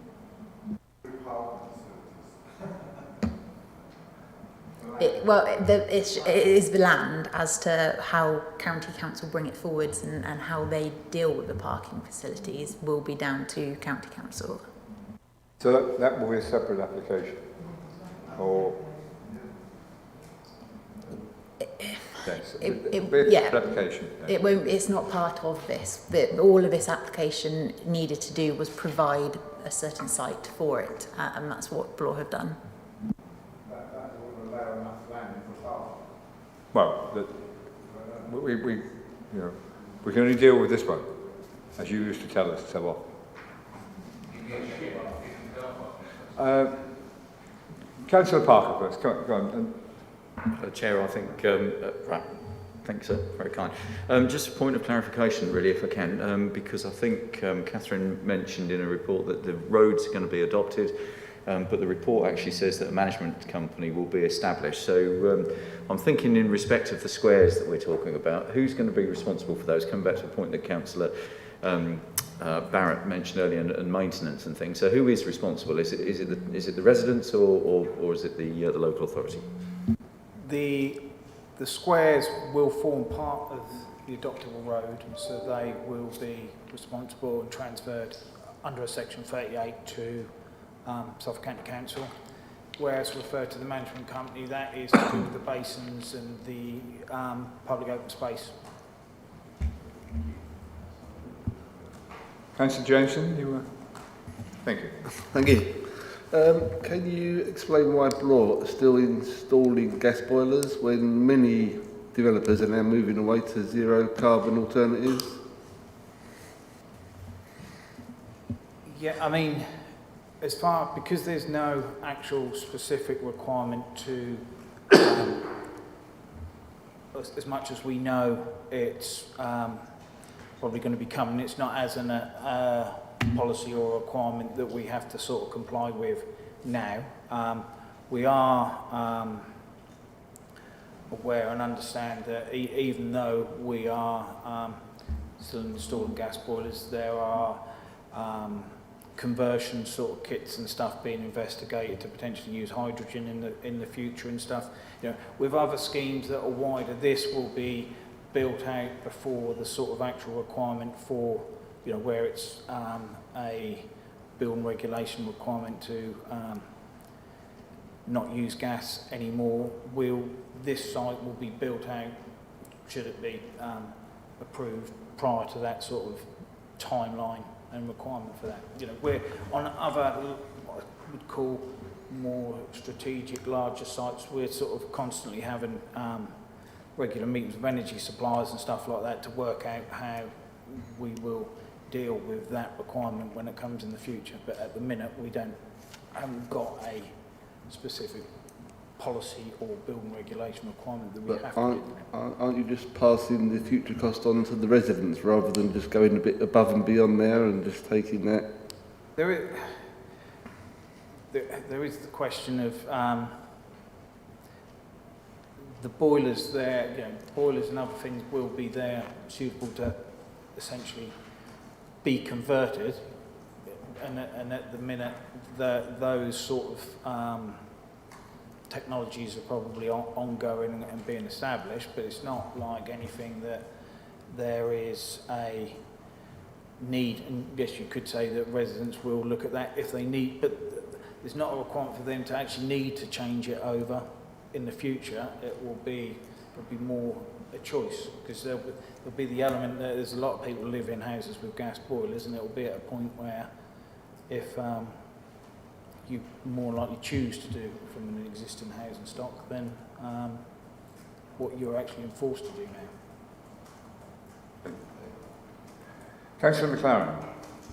Thank you, Chair. Can I just clarify, there's 3 lots of, or 6 maisonettes on site, is that right? Yes. 3 lots of 2, I think. Can I ask what provision has been made for the people in the maisonettes to dry washing and things like that?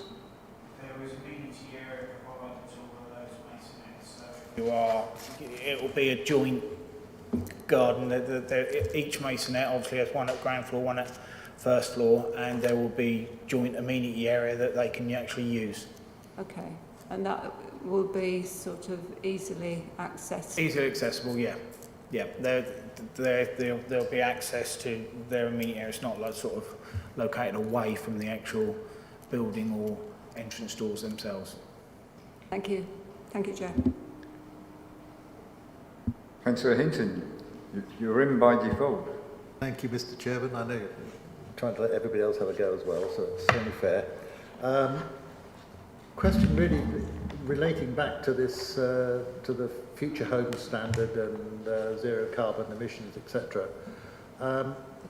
Everybody makes a big thing about keeping houses warm, but we've heard quite a lot just recently about high temperatures and the inability of most modern properties to be kept cool.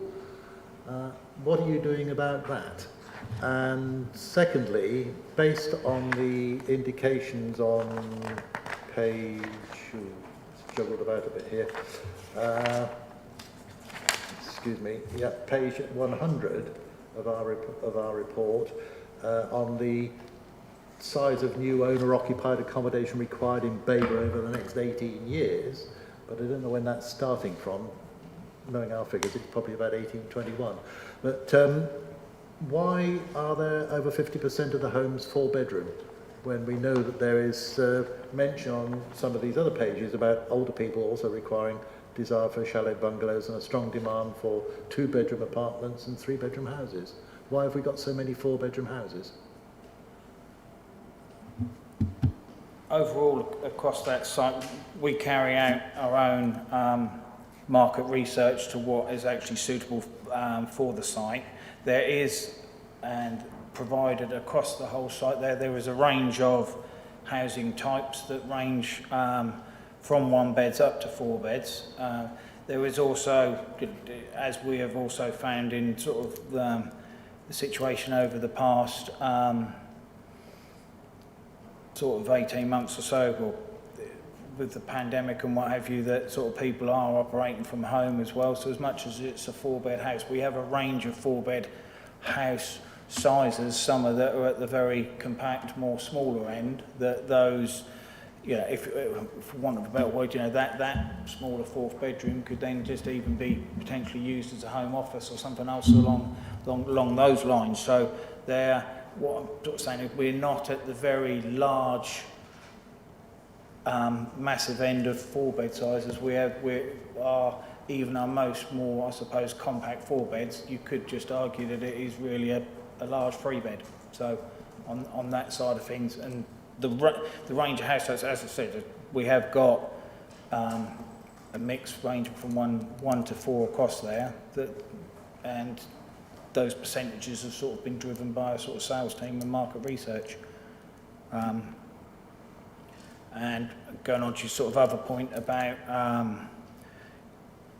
yes, there is the energy efficiency and the highlighting carbon reductions, but we for our energy assessment and what have you, look to do that 10% carbon reduction, but there's nothing involved or nothing specified or nothing to look at into sort of cooling of households or anything. Councillor Busby, did you have one more question? Yeah, it's okay to say that you've got to have some houses where you're going to make some decent profit to cover the cost of the 35% affordable housing. I mean, we understand. I think we understand that. It is an issue. Personally, I prefer to see the right mix of houses rather than too many affordable ones, if necessary. Just the wall facings that you showed the pictures of. There were some zebra-looking wall faces. Not seriously planning on doing that, are you? Yeah, I think that there's some elements that when we were going through the design process, yeah, there are some elements of mock Tudor. Within Long Melford itself, there are existing timber frame buildings that obviously date back centuries before now, but you know, some of that mock Tudor's only on a handful of house types. It's not sort of like it's looking at every one, and it just sort of adds variety and interest to the street scene. If I can add to that, Chair, because I don't know if we're sort of concluding the comments on there, but there's a couple of things just to mention. I think the design is a very good case in point of where different people's thoughts and opinions come together. We haven't come up with those types of designs on our own. It was one that was in many instances led by your officers who wanted to see something introduced, something different on there. Where does that come from? Where do we get that sort of idea from? And again, if we all had our discussion on here, we may all come up with totally different ideas of what might be acceptable.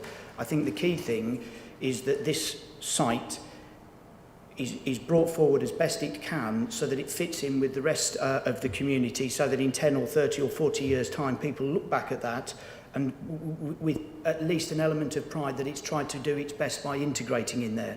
And that kind of leads into exactly the same situation in terms of housing mix, because every single time that an application is brought, there is always a concern raised about the type of housing mix that's being provided.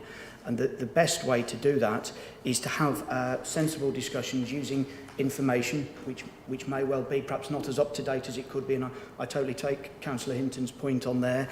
There are other experts that your office is sort of input in terms of local community needs as well, but equally the house builders, your Bures and other people from this world also know the type of people that are requesting types of housing in a local area, and it's trying to get the best of all of those things on there, which I think, I would say, wouldn't I, we've tried to get on there, including an element of bungalows and the different types of sizes there. So it's one of those that we're probably never going to necessarily agree on all of those, but it hasn't one that's just been simply thought up by us. It has been a series of conversations over a long period of time. Thank you.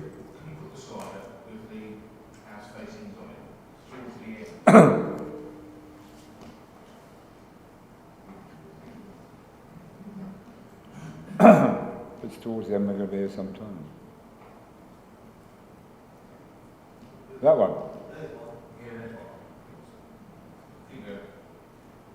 That one?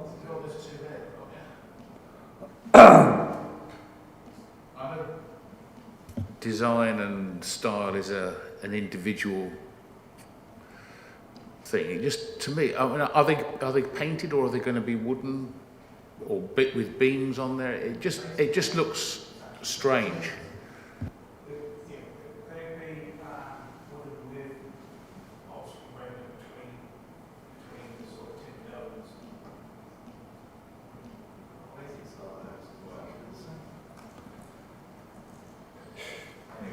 Anyway, it's probably me, but I mean, when they don't sell them, David, you can have a look. All right. Councillor Barrow. Thank you. I just want to pick up further on Councillor Jameson's point to you about the gas boilers being installed in brand new houses. When we know that those are going to be phased out, it seems very strange to me. When you've got an alternative that is available currently, which is ground source heat pump, which admittedly might not be suitable in some properties, traditional properties, but it probably would be suitable in a brand new house with good insulation, combined with solar panels. Is it a financial decision, or I mean, are you doing this elsewhere on your other sites, or where is your thinking going? I have to say, sort of currently we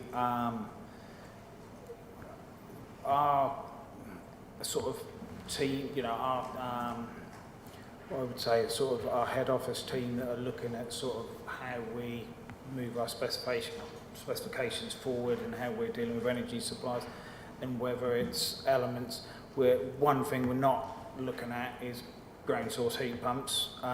We are investigating possibilities of air source heat pumps, but there's also difficulties with some of them, and you obviously got to button up the fact of how you then heat internally. They require larger radiators and other stuff. So the fact is that realistically where we are now is because the requirement doesn't enforce us to do that now. We're not that far down that road with those sort of technologies, and as that's coming, we're looking at that, we're building it into, because we're trying to find out, you know, all of it, our energy supplies and stuff like that. There's more demand, air source heat pumps and the electric side, rather than actually getting gas to the site, and it's then whether that infrastructure is actually there to serve the site in the first place. So a lot of our reasoning is sticking with gas until sort of almost building regs takes us to that point. Anyone else? If not, thank you very much, gentlemen. Thank you.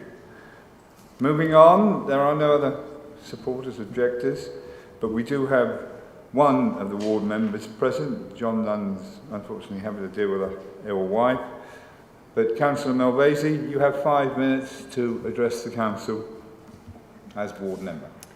Very much, thank you, Chair. Afternoon. I'm ward member and also chair of Long Melford Parish Council. Representatives of Long Melford Parish Council met with Bure, who took on board many of their comments 4 times. However, they've not altered their plans with regard to key issues which were reproduced in the officer's report. These are CO2 emissions, claiming now that they're only going to achieve 14.5% less than is required. As I said at our first meeting, this development is an opportunity for Bure Homes to lead the way by setting the standard in our combined response to the challenge of climate change. Water.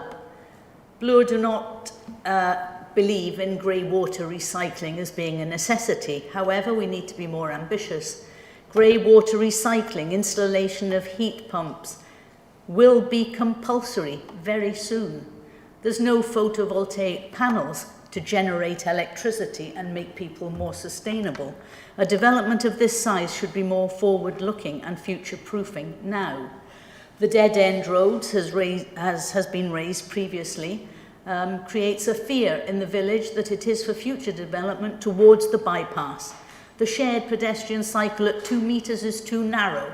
The local nature reserve as the Melford Walk is being considered as a shared access with bike users, and we've been turned down at 2 metres. You've got to consider that this is a housing estate with buggies and wheelchair users, so where are they going to go? Housing styles, I refer to policy CS15 at para 7 of the NPPF. Proposals for development must respect the local context and character. All new development should be required to demonstrate the principles of sustainable development, and in particular, where appropriate, the scale and nature of the proposal should, 1, respect the landscape features, streetscape, townscape, and so on. The parish council has not been shown any evidence that this important criteria has been considered or has influenced layout and design, although it's been requested. A major development in a medieval village with 3 Grade 1 listed buildings renowned for its heritage, streetscape and landscape should have a positive contribution to these features instead of proposing standard style properties that will result in the development being like any other housing estate anywhere in the UK, and with some of the buildings similar to buildings in Cheshire, black and white beams. Housing mix of 50%, proposed open market properties are 4-bedroomed. Our survey indicated that over 70% of all residents over 16 said 4-bedroomed houses were not much needed. It was bungalows and 2 to 3 bedroom houses which were much more in demand. Bures Home statement in the officer's report states, the parish had concerns we weren't providing enough bungalows. There would be 14 bungalows on site with a variety of other houses and sizes, but that doesn't tie up with table 3.3 on page 10 of the design and access statement, which lists only 6 single-storey properties. So gentlemen, which is it, 6 or 14? The strategic housing comments received in officer's report says at 3.6, the open market mix has been provided in detail, but the applicant is expected to have due regard to table 4.4c in terms of the proportion of 1, 2, 3, 4 bedroom homes for open market sale. Table 4c indicates that over the next 18 years, Babergh only requires 21.5% of 4-bedroom properties, but needs more 2-bed at 36.1% and 3-bed at 30.2%. Surely BDC should not agree to over 50% of 4-bedroom houses. Various conditions agreed to outline are not wanted by the village. Without consideration of local needs, the county demanded space for second early years learning space. The local primary school has the capacity and is willing to expand to its provision. 2 sites seems madness. Most bus stops were also requested with hog-in-service footpaths. These are not welcome, they're not wanted. The village desperately needs a pedestrian crossing, only having 1 to cover a 3-mile built-up road area. Para 12.2 of the officer's report refers to parish council concerns in relation to a previously agreed and completed section 106.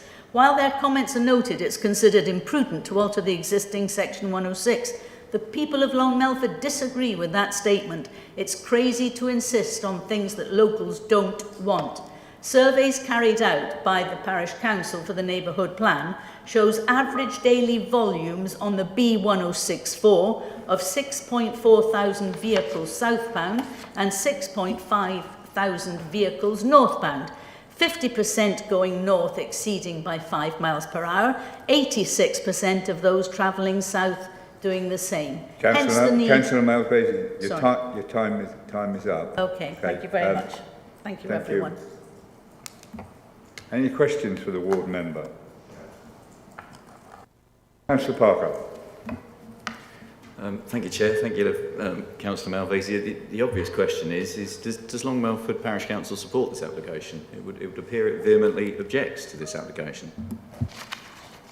My last sentence that I wasn't able to read out says that the parish council on the whole supports the proposal isn't true for the reasons stated above, and the planning committee should not be misled by that statement. Thank you. Follow up? Well, I suppose the next obvious question is why does the report say that Long Melford Parish Council does support them, Chair?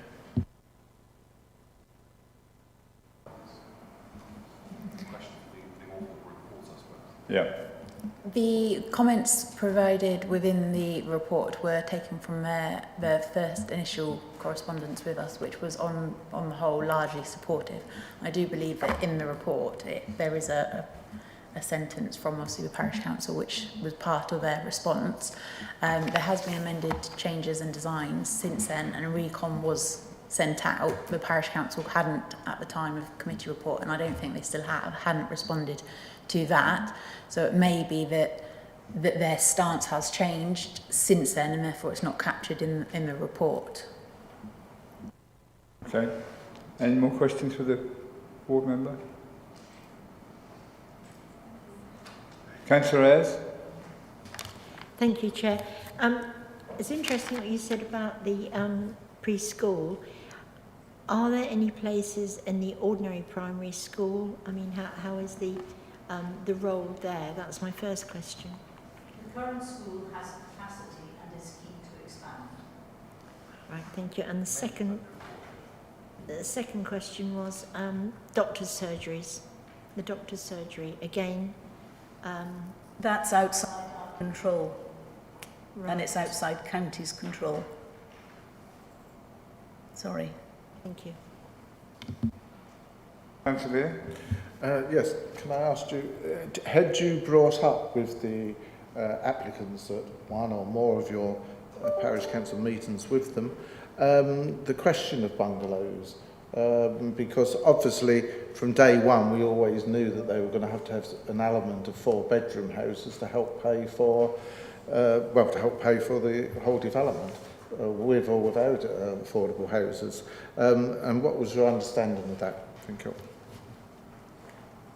The issue was discussed at one of the 4 meetings, and the council was led to believe that there would be 14 bungalows on site. 40 bungalows? That's 14. 14. 14. And how many have we got now? 6. Apparently. Right. Open market. So is there some affordable bungalows? Yeah, so in total there are 14 bungalows in total, so that's a mix of open market and affordable. Right. Okay. That's altered it. Thank you. Councillor Hinton? Thank you. I was interested in your figures at the end concerning traffic flows in either direction. Would it surprise you to know that the current, I say current because it seems to change regularly without consultation with members or anything else, infrastructure delivery plan, which is part of the evidence base for our draft local plan, makes no mention at all about any need for highway improvements in the Long Melford area? I hate to say this, Councillor Hinton, but could you please repeat your question, because it wasn't terribly clear. Sorry. If you speak into the microphone, I won't be offended if you don't look at me. It's having these computers in front of you, it tends to divert the noise, I think. Would it surprise you to know that the current infrastructure delivery plan, I say current because it's changing quite often and with no consultation with members or anything else, provides an evidence base for the local delivery plan, the local planning policy, local plan, makes no mention at all of any highways improvements needed in the Long Melford area? It wouldn't surprise me at all. The fact is that we've got one of the longest main roads going straight through the village, and there's only one crossing point. Only one pedestrian crossing. So people in the nursing home on one side have to be pushed up about half a mile to the pedestrian crossing. Then they go across, they can do their shopping, whatever it is, go to the post office, and then they have to repeat the exercise. Whether they wish to go to the building on the opposite side of the road, they're in wheelchairs. To be safe, they've got to be wheeled up to the pedestrian crossing, cross, then back down. Yeah. I hope that answers. With 2 points coming out of the last question. The pedestrian crossing, you'd want it in this area nearest to this development, I assume, and it is a busy area, I'll give you that. But obviously your local county councillor can bring pressure to bear if there was a need for a pedestrian crossing in that particular area. I don't know if you pursued that or what your views on that. Secondly, I didn't see any anything in the report saying that a speed survey had been carried out. Was this one done by the parish council, or is this an assumption? Because we all know perception of speed isn't necessarily 30 miles an hour. Okay, the speed survey was conducted by the parish council. It was to do with the neighbourhood plan. We do have SIDs in place, which also track speed and numbers, so we've got that as well to support the findings. Now then, the county councillor is in fact pursuing the pedestrian crossing. Why at that point? Because it is actually on a bend, and the road narrows, and it does cause everybody a lot of concern, because there are a lot of houses on the other side of the road who equally attend the primary school, and therefore would be able to enjoy a safe pedestrian crossing to then get to school. Does that answer your question, Councillor Beer? Yes, it does, but you've got to get a case that the residents of this new estate would need to have this pedestrian crossing to help them access the road, and as you say, to the school is a very good reason. I don't know whether you, at the moment there's no... hang on, it's a pity that I wasn't aware, because I could have perhaps asked the applicant as to whether they'd considered putting in a pedestrian crossing there, because that might help. But it's obviously too late. Have you spoke to them about it? We can still ask them, can't we? Yes, Mr. Chairman, within your powers. Yeah, yes. In response to... Can I just finally answer Councillor Beer's question? Well, he asked... Okay, go on. What? The development, the side of the road where the development is, there is no footpath until you get to Roman Way, whereas there are footpaths on the other side. Thank you. Yeah. Please, if you could respond to... I think that's something very, very interesting for us to take away, and perhaps Stephen might be able to interject from Blore, but I believe from the previous outline scheme, there was a couple of improvements that were being looked at for some of the bus stops. And I believe that time has moved on since then, and this might be something that could be revisited in place of.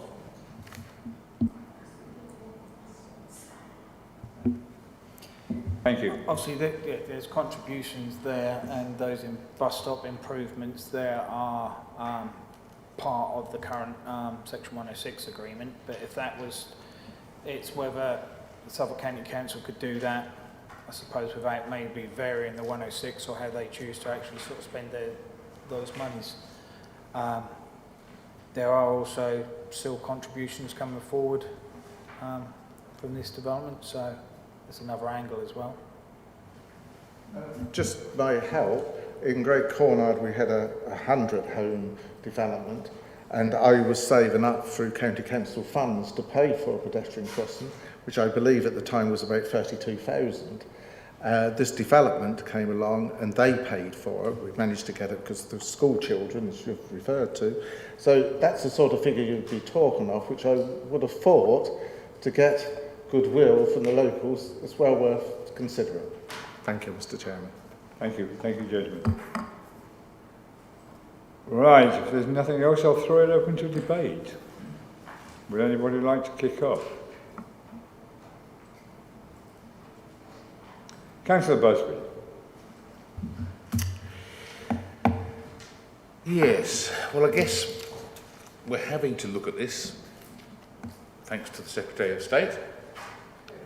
So I take it wasn't in the neighbourhood plan.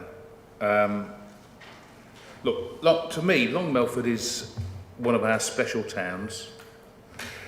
This is a development that's at the approach to the town. It's on the opposite side of the road to most of the development, therefore it's a new development on agricultural land, and it's creating an impact. There's a statement that's going to be made by this development as you go into Long Melford. And therefore I think it has a bigger role to play than just build houses. To me, when I read through this, and I think the Parish Council report was absolutely excellent, probably one of the best we've had. And I'm glad that some of the items that they picked up were responded to. But it just seems to me that this is a development that's just doing enough. And to me, that's not enough for the location that this should be. The play space, it's minimal. The affordable housing mix, the affordable housing and the mix of market houses is okay, but it could be better. Energy efficiency, only just what's required. The cycle footpath, 2 metres, not really big enough. Parking spaces, probably only just enough. Garages that are designed for bikes, not for cars. The preschool, it just seems as though they're missing a big trick with this. We could have created something which was really worthwhile and would be something which and the area could look on with pride, and it would maybe lead to an expansion of that particular site. Maybe they don't want it yet, but at least if it looks great, then future development could come along willingly. At the moment, it's going to be forced. So I'm just disappointed with it. It could have been so much better. And I think the lesson we should have from the Parish Council report is they should be involved at the very earliest stage. Let's face it, the locals tend to know what's best for their area. The sooner they get involved, the better the developments will be. End of preaching. Thank you, Councillor. So, Councillor Parker. Thank you, Chair. And I echo... oops, sorry. Going on. Yeah, it's on.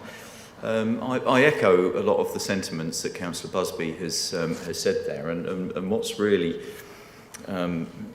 it's caused a real conundrum for me is that when I was reading the report, I thought, is this the best? Is this really the best that we can do, given all of the news and the length of time that this has taken to come, and the fact that we refused this as an authority, it went to appeal, went to the Secretary of State, etc. Is this the best that we can do? Because Melford is a special village.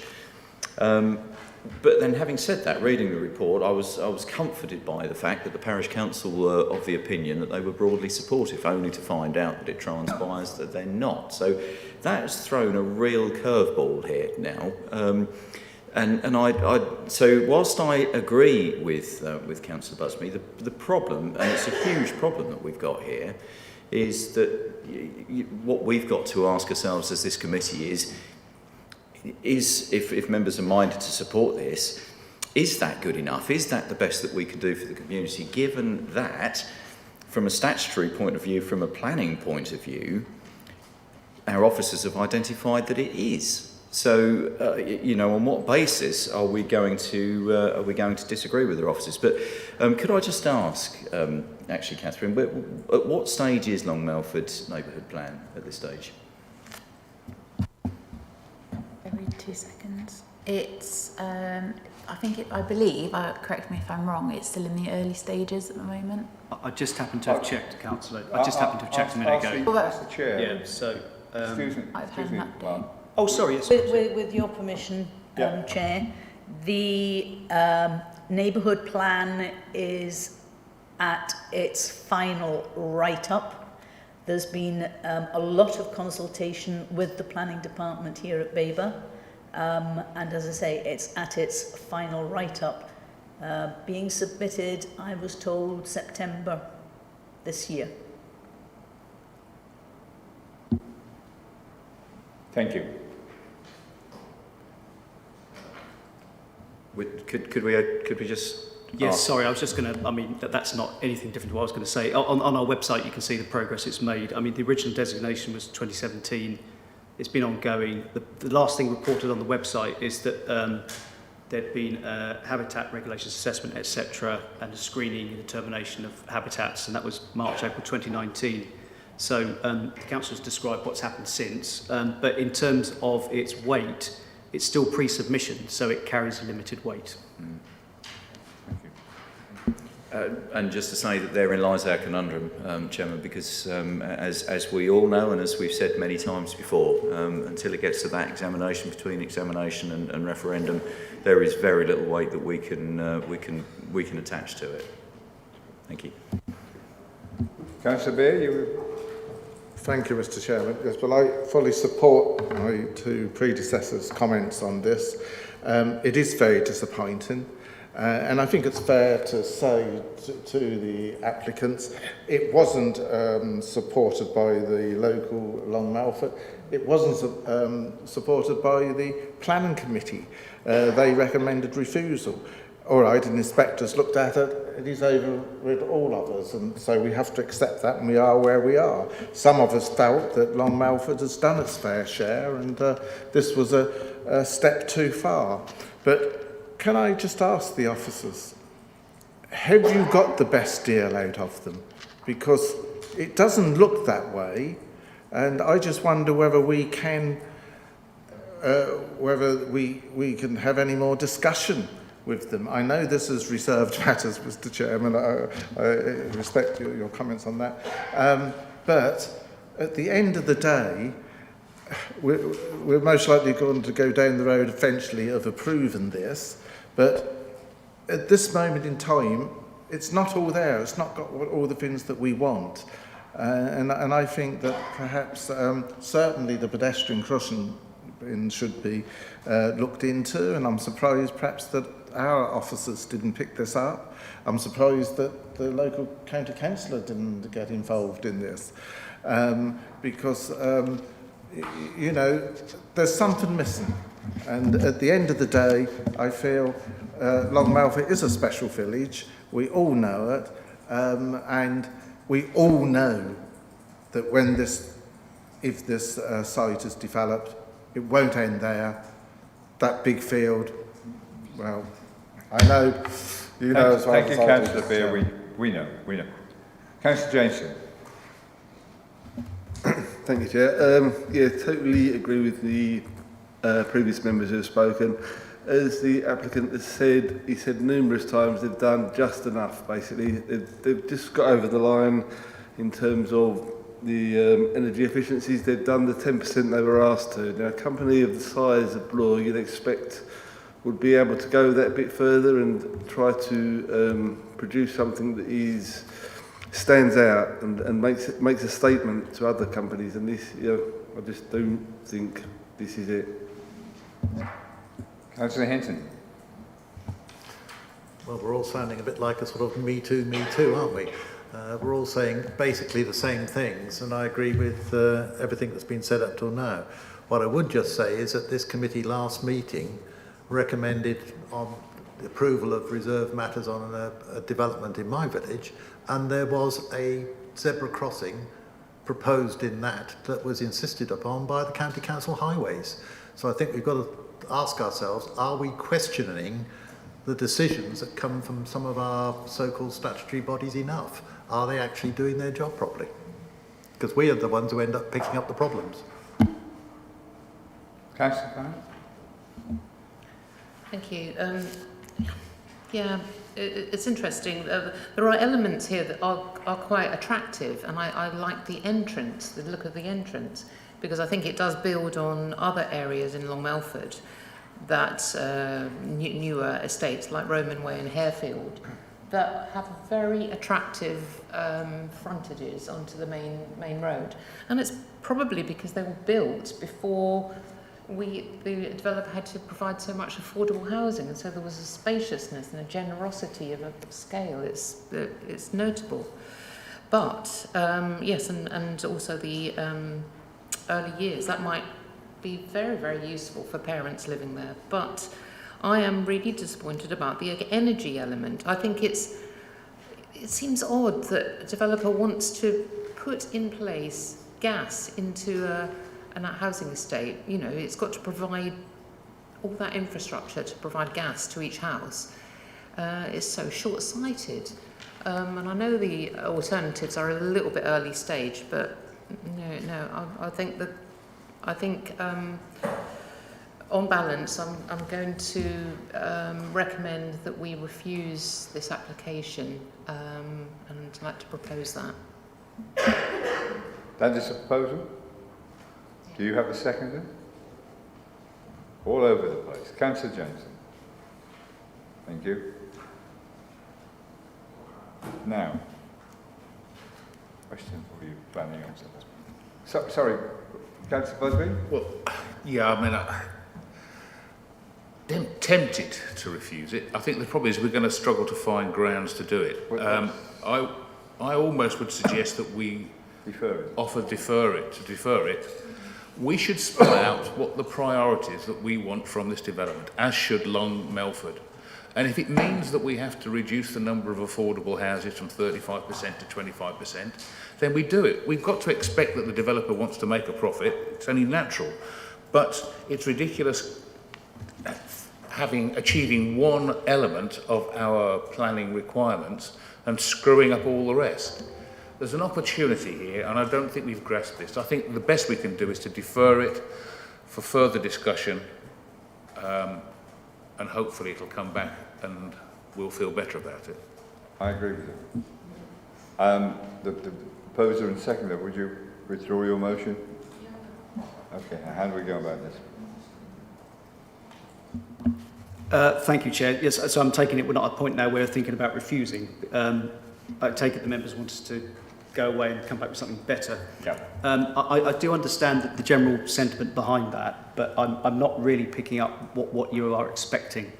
There's been a lot of discussion and debate already with the applicant between them and officers. I know Parish has been involved in conversations, but I know they don't buy into the scheme that's here, or not all of it anyway. The designs, I don't think are that bad, to be honest with you. I've seen a lot worse. So we're looking at couldn't it be better? Yes, it could, but it's probably more expensive, so that's why they're not doing it. Is it bad enough to refuse? No, I don't think it is. What is it actually that members want us to do, please? I think the comment that you perhaps need to take on board is you can't use "I've seen worse." This is a site, a village, which is meant to be the epitome of what we are as a district council in terms of it's a very important village, and as Councillor Busby has said, it needs to be seen when you come into the village as being something that's right. At the moment, if you were giving it marks out of 100 and it's getting 40, it's only just good enough, as you can see worse at 30. We want something coming in at 100. Or perhaps I'm being a bit ambitious, but this, and I think that's what people are saying. And also, I think the question of energy, I don't think you think it's been looked at well enough. And if you're going to have a first-class facility, then everything needs to be first-class about it. I don't know whether the agents are picking that up, but that's what I'm picking up from everybody at the moment, that we ought to be doing something. And if we could defer that and get something better in place, then that's how we'll go. Understood, Chair, yeah. I mean, Long Melford's a beautiful village. The site is at the edge of that lovely village. It hasn't got a designation. It's not AONB. It's not conservation area. It's opposite a special landscape area. So it's all nice, but its designation isn't there. So It's not a designation for that sort of, you know, it is a village. How many listed buildings? 200? The whole street. Okay. So what I'm 200 asking, listed buildings in Long Melford. So I can't take part in the debate. I'm not a councillor, but what I'm looking for is clarification on if we take this away and discuss with the developer, what would you like from us? What are you looking for? We need some specifics really, so we can have meaningful discussions. Certainly, I think there ought to be some discussion on whether the pedestrian crossing. Also, some discussion on, I think, some better treatment of the boundary areas where you've got these hammerheads sort of in. The design of some of them is not very good. We don't like that particular one that was shown on there, but surely they've got a bit of imagination of what they can do and make better. And also the energy side of it. If they can't go down the road of underground heating, then try solar panels, things like that. Because I think the sun rises over the back there, if I remember right. It doesn't come round. So that could be done in such a way that you didn't see them all on the front of the houses. You don't have to see them now, Peter. No, well, that's true. Those are just a further reasons, but I'm quite sure the feeling of this meeting is that that's not good enough, and I think the developer, the agents are here, they're sensible people, they know that we're trying to find a way forward, and I think Councillor Busby made one important point, that if this means we've got to cut down on the affordable houses, by not a lot, but 2 or 3 to help pay for some of this, then there's perhaps room for negotiation. Yeah, room for negotiation. The affordable is obviously secured at outline stage, so you'd be revisiting the 106 from the outline, so that would be a complication. I just need some more about the design. Is there anything that there that you oppose, like a particular roof pitch? Is there something you would like more of? Peter, the bungalows are showing at nearly 10% provision, which... Yeah, the sustainability credentials. Okay, there are some solar panels already, but you would like some more sustainable, like grey water, I think you mentioned as well. Energy sustainability. Councillor Busby, you raised your disappointment over the design. Can I have your wish list? I've had Councillor Bures. Yeah, well, I think one of the things that we need to do, and this is not just for the developers, I think we need to go back to Suffolk County Council and talk about this preschool location site. We talk about the design. Well, like I said, it's just an individual thing. To me, it looks false. I don't think we should be trying to create an image of something which is 300 or 400 years old or make it look false. You can recognise when something's false. It's usually cheap and nasty. And I think that's what the impression that gives. It's just a personal view. I think in terms of design, I think it's important that garages are big enough to hold cars. If not, you've got to provide another 150 car parking spaces, if that's how many houses there are, or however many, or 75 if they've got 75 with garages. So to me, it's looking at the things that the parish council said particularly, go back to the county council with preschool, energy efficiency. It's so expensive to retrofit these houses, and hopefully they're going to be up for 100 years or more. It seems crazy to design them for the first 10 years and not for the next 90. Doesn't it? Okay. So, I mean, they're the kind of things, the play space. If we could get rid of the preschool space, which was not really wanted by the parish council, and we could expand the playing area for the kids that are on that site, that would be a good thing. So I think it's just a mixture of all things. Not one thing that you can put your finger on and say, no. I can't agree with that last point, if my view is being Sorry, I can't agree with that last point about forgetting about the nursery provision. I'm saying put it next to the school where it should be, where people want it, rather than put it in this site where they don't want it. We could use the space better in this site. Thank you. The preschool provision was part of the outline, so it seems like we're going back a stage and revisiting the 106 for the outline, and I'm a little bit uncomfortable about doing that. in the guise of a reserved matters application, Chair. I think In what? In terms of visiting the, Well, the preschool part? it's an existing thing. It's been signed and sealed and delivered. Not delivered, sorry, but county have signed it. Have signed up to it. It's a thing that was agreed at appeal. So and you're telling us it's no not way, ours to undo that now. But what no way county would change their mind. Electric vehicle charge. They Mr. might, Chair. but that would be a different Electric mechanism. vehicle charging. Well, no, he's okay. Yeah, sorry, you're going ahead. So, Councillor Hinton, you please. The one thing that also needs to be looked at is the housing mix. Okay. It's not compatible with what the area of Babergh wants. It might be compatible with what Blore can sell, but it's not compatible with what Babergh wants or needs. Because we keep on mixing needs and want up. So at the moment, there's a list of things there to defer. The one you're very uncomfortable with is the S106 preschool thing. Well, putting that to one side, but that can be discussed at some stage. But at this moment, nobody's insisting that that's a reason. But we're talking about a deferment. We're not talking about a refusal. We're talking about a deferment at this stage, where I would expect most things to be up for debate still. So yeah, of course. So we'll obviously obey your wish and go away and talk to the developer. It's just what the nature of the discussion would be. You wanted to talk to county about a crossing, we can do that. Yeah. Are they sure they don't want a crossing? We can do that. There has been a feeling out there for more sustainable credentials. We have some solar panels. Are you saying you want more? I mean, that may affect the design. And grey water recycling was mentioned as well. The broad point about design, I'm still struggling over. We need a meaningful beginning to that discussion if you wish to change it. Councillor Hinton? Can I just come back on what the officer just said there? It's not that the county have said they didn't want one. They haven't really or appeared to have considered a pedestrian crossing. Yeah, okay. I think that message is coming through. The officer's concern is how you sum up your feelings towards the design.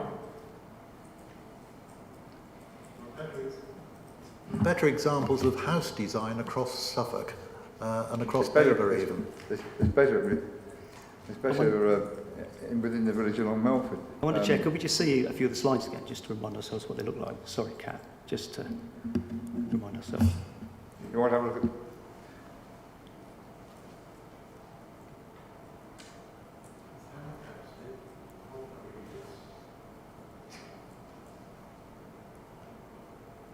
Are there some particular types there that offend? Is something missing that you think should be there? Well, they're just not particularly inspiring, and chucking some black and white stripes on them just seems to, it's like putting go faster stripes on a Mark 1 Escort. Is the form acceptable, and is it those points that offend you more? Can it be left to a condition to agree the materials? Or? Yes, Councillor Hinton. They all look the same. If you look at those houses and you take out the white panels and you take out the stripy bits, they are all exactly the same. Sometimes there's two of them together. They're all a gabled end bit with it stuck out at the front. They all look exactly the same. They've just, as Councillor Busby said, it's a bit like sticking stripes on a Mark 1 Escort. They are all Mark 1 Escorts. They've just been painted different colours or had different bits stuck on them. So I think the way that you're going with that, Councillor, is that you would like to see more variety of type of house. Is that a fair summation? Style and size. Style, size, because at the moment you find it uninspiring? For the size, there was some concern about the number of 4 bedrooms. Looking at table 44C, which I think Catherine Hell shared with you. Did you share that? Okay, it's something you shared with me. It's not that far off. I mean, there's a spread of 2, 3 and 4 bedroom houses needed across the district, not one bed so much. And it's sort of spread across those 3 types. So it doesn't stray dramatically from the need, but you're intimating that a little bit less in the 4 bedroom would be more to your satisfaction. Look, I think the simple way of saying it is that we would like to be putting this forward site to win an award, to be shown as the best site in our area. At the moment, we'd be embarrassed to do that. And that's the difference. We shouldn't be having to spell out exactly how you design houses and stuff. it doesn't feel like anything special, which it should be. There's a golden opportunity here to do something special with this site, and it needs to do that. Thank you, Councillor Westby. Councillor Parker. I don't know why this isn't working, Chair. Anyway, I mean, the only thing I'd say is that I agree with all of that, but what I really want to hear from our officer is around this S106, because I think we might actually be heading into a cul-de-sac with this one. Excuse the pun. Because, you know, an S106 is a legal agreement. So it's all well and good saying that it's desirable and we don't mind if we lose some affordable housing. I don't think that's even an option for us. I'd like some legal guidance on that. As much as I'd like to see it, I don't think it's an option. Yeah, I was going to say,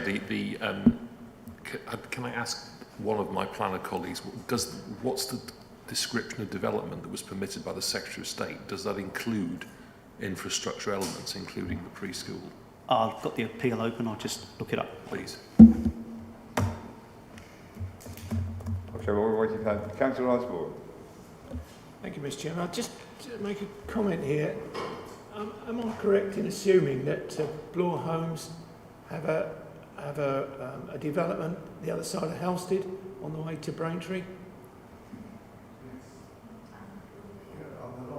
Yeah, because if you look at that, that is an excellent. That is a lot different to that, and it brings out the different types of housing, etc. So, if you showed something like that, you'd probably get the design sorted out. Can I just ask you, do you have a site near Halstead? Sorry? A Bloor site near Halstead? That's right. Yeah. Yes. That's excellent. As you're going towards Braintree on the left-hand side. So that's as a suggestion. Right. Okay. I know it is. Yeah, okay. Thank you. Please, just one meeting. I think they're struggling to find it here. Mr. Chairman, could I just come in? The particular site they're referring to at Halstead, actually some of us in this committee set in on that at Braintree District Council when that was approved. I remember it coming forward because they didn't have their 5-year plan. That's how they got it in. Yeah. But that is actually a wonderful site. It enhances the whole of that. Really, look at that, and then you'll see what we're after. That is excellent. Okay.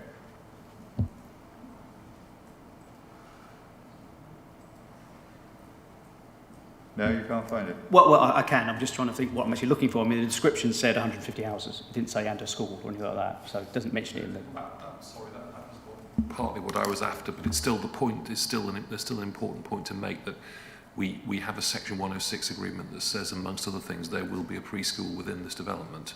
So we can't mess around with that within reserved matters unless we're going back to the drawing board, and obviously that requires the cooperation of a lot of people, including the applicant. Well, can we work on the principle that we can go back with most of these things, of what we discussed here, the energy, the design, etc. If there's a chance to look into the S106, let's find out how legally bound we are with that particular one. But at this moment in time, I would think we need to refer it because of all the comments that the members have made, and if that can be looked at the same time, even if we don't come to a conclusion, at least it can be looked at, and with a recommendation that you can't change it. Well, surely the Section 106 is really after funding for a preschool. Yeah. It doesn't necessarily matter where it is, providing the land can be made available either on the site or somewhere else. We'll look at it from that point of view. Sorry, go. I think we could be creating a different problem by pursuing that line of discussion about a nursery being located by the school, because probably many of you know where the school is located is right behind the main road, and the access to it is quite difficult. So if you're encouraging more parents to go up to the school site, aren't we then creating another problem for Long Melford residents that they wouldn't thank us for? I think that the site would be quite quite suitable for parents on the housing where they live. So can we not tamper with that, surely? We may not be able to. We may not be able to. But if we don't ask the question, we're forever going to be wanting to know. Have you got it? I think we're sort of getting some shape to this now. So you want officers to speak to county about the possibility of a crossing, which I'm taking to be a zebra crossing. Yep. You want us to ask the developer to augment the sustainability credentials, which could be more solar panels, it could be grey water recycling. You would like a greater variety of housing type, and you'd like to look at the number of 4-bedders and try and get that down. Are these the salient points? Could we, in terms of the energy, could we also look at the actual heat supply and heat recovery uses? I'm sorry, Councillor, I didn't catch that. Do you mind speaking into your microphone? Oh, sorry. Could you also ask the applicant to look at the energy supply and heat recovery options in terms of sustainability? We can ask. I think policy-wise, I think you're probably aware, members, that the position there still isn't strong enough to insist, but we can ask a question. We can ask this. Yeah. We also ask, because we did consider, I assume the garages are the largest sizes that they build to. They comply with the standards. Yeah. But electric charging points, I think that's certainly something that is coming forward, so that isn't too difficult. That will go under the sustainability. Yeah, thank you. Okay. You have enough? I think that's, that there is some specifics there we can work on, Chair. So now we need to take a vote. Can I have a proposal that we defer? Councillor Busby, seconded by Councillor Hinton, thirded by Councillor Beer.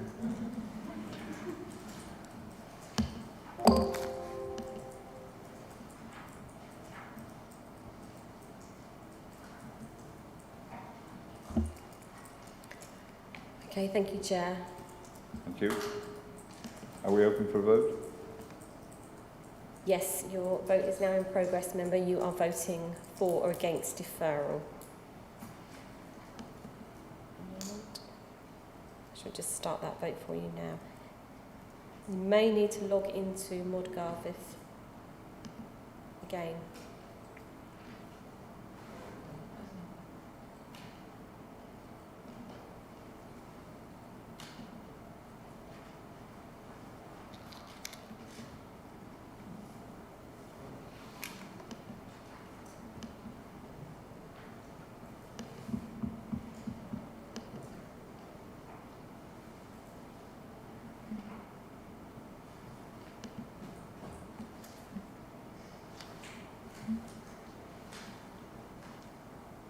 About showing hands.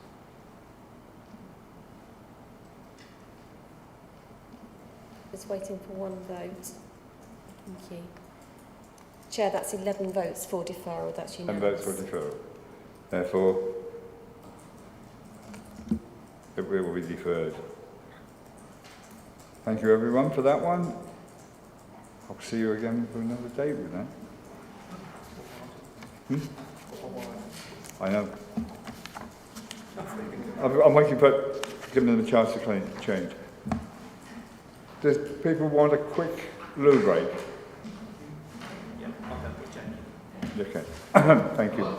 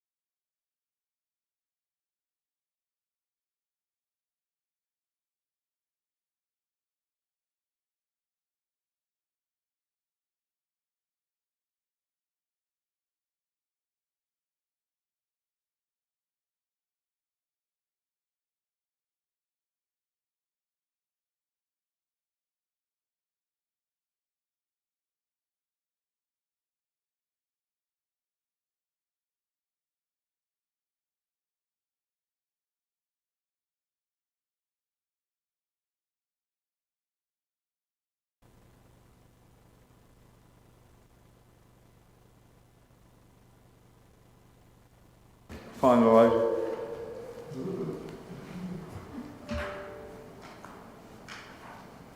Right?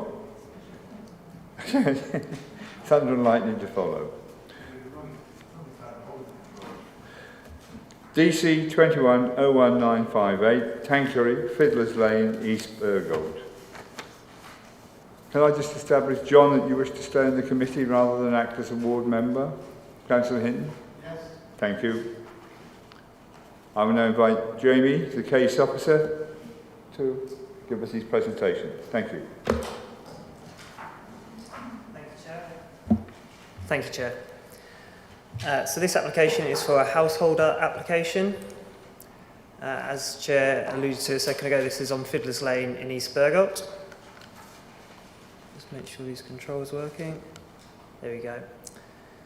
So East Bergholt aerial map. The site is located just in this area here. We'll zoom in a bit closer. The main road on this side with Fiddler's Lane that comes off. And we'll just notice that we've got a number of different branches that come off Fiddler's Lane. This one is how you access the site. All these branches are also known as Fiddler's Lane. And the access from here serves two separate dwellings. You've got this one here and then the actual application site, which is this one here, which is set behind the row of houses that face onto the main area of Fiddler's Lane. So that just indicates the site red outline plan.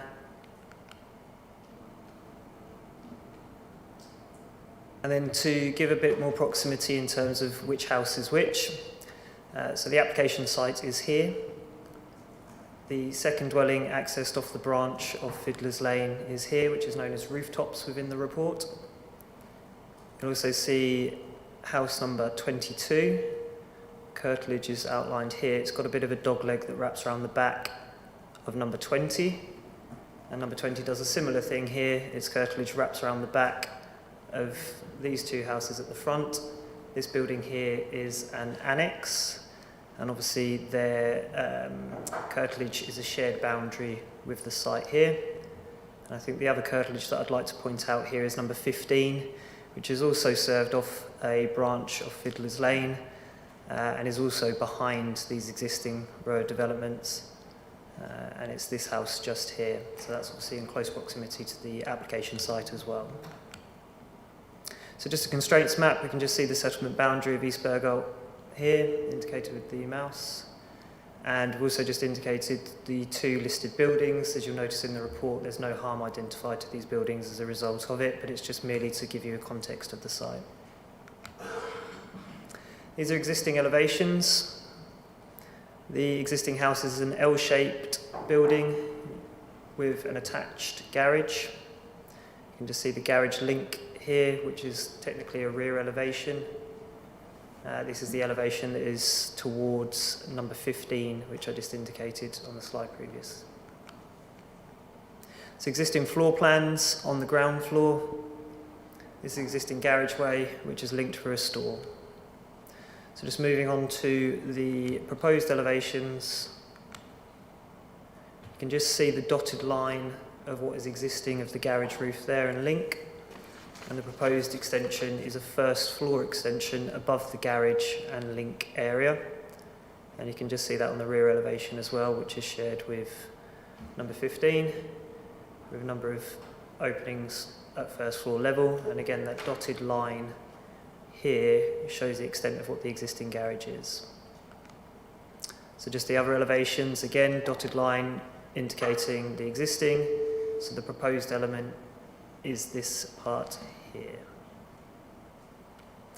And this is the other rear elevation because of the L shape, and you can just see the proposal just protruding out of that elevation there, just for clarity. So these are the proposed ground floor elevations. Ground floor has still a utility room, is what was the store area. We have a bedroom on the ground floor, and I'm just trying to read those, the studio area and bathroom. And what's also indicated here is the 3 parking spaces which required a Suffolk parking guidance for the detached building. And then on the first floor, that first floor area is one large space which is being annotated as a library of course could be used as an office, of course could be used as a separate bedroom as well if needed. You will notice though that there's no first floor access through. The access to this element is down the stairs, and if I go back to the ground floor area and through the house.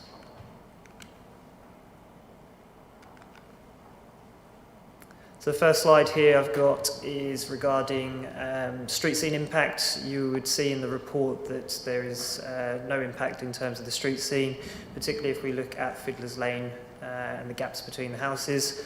So I've just shown there photographs through the individual dwellings, number 20 and number 22. You can see that there's some trees in the background there. There's no planning control on those trees, so if they were to be removed, perhaps the development would be seen from this area, but it's not going to have any impact. It's still set back. It doesn't enclose any of these gaps between buildings.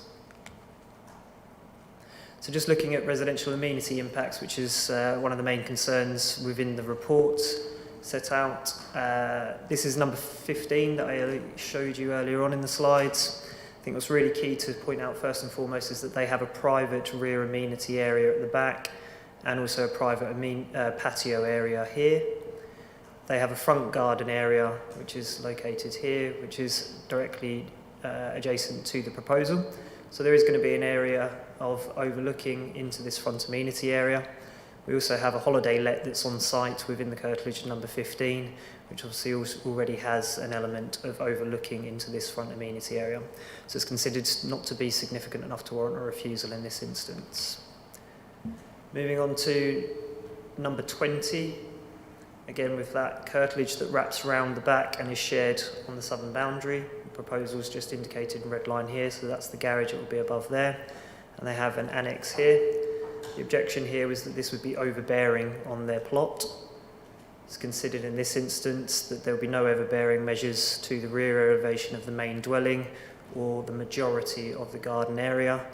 It is considered there may be an element of overbearing while standing in this position here, but this is very limited area of the garden. It's not, again, not considered significant enough to warrant refusal.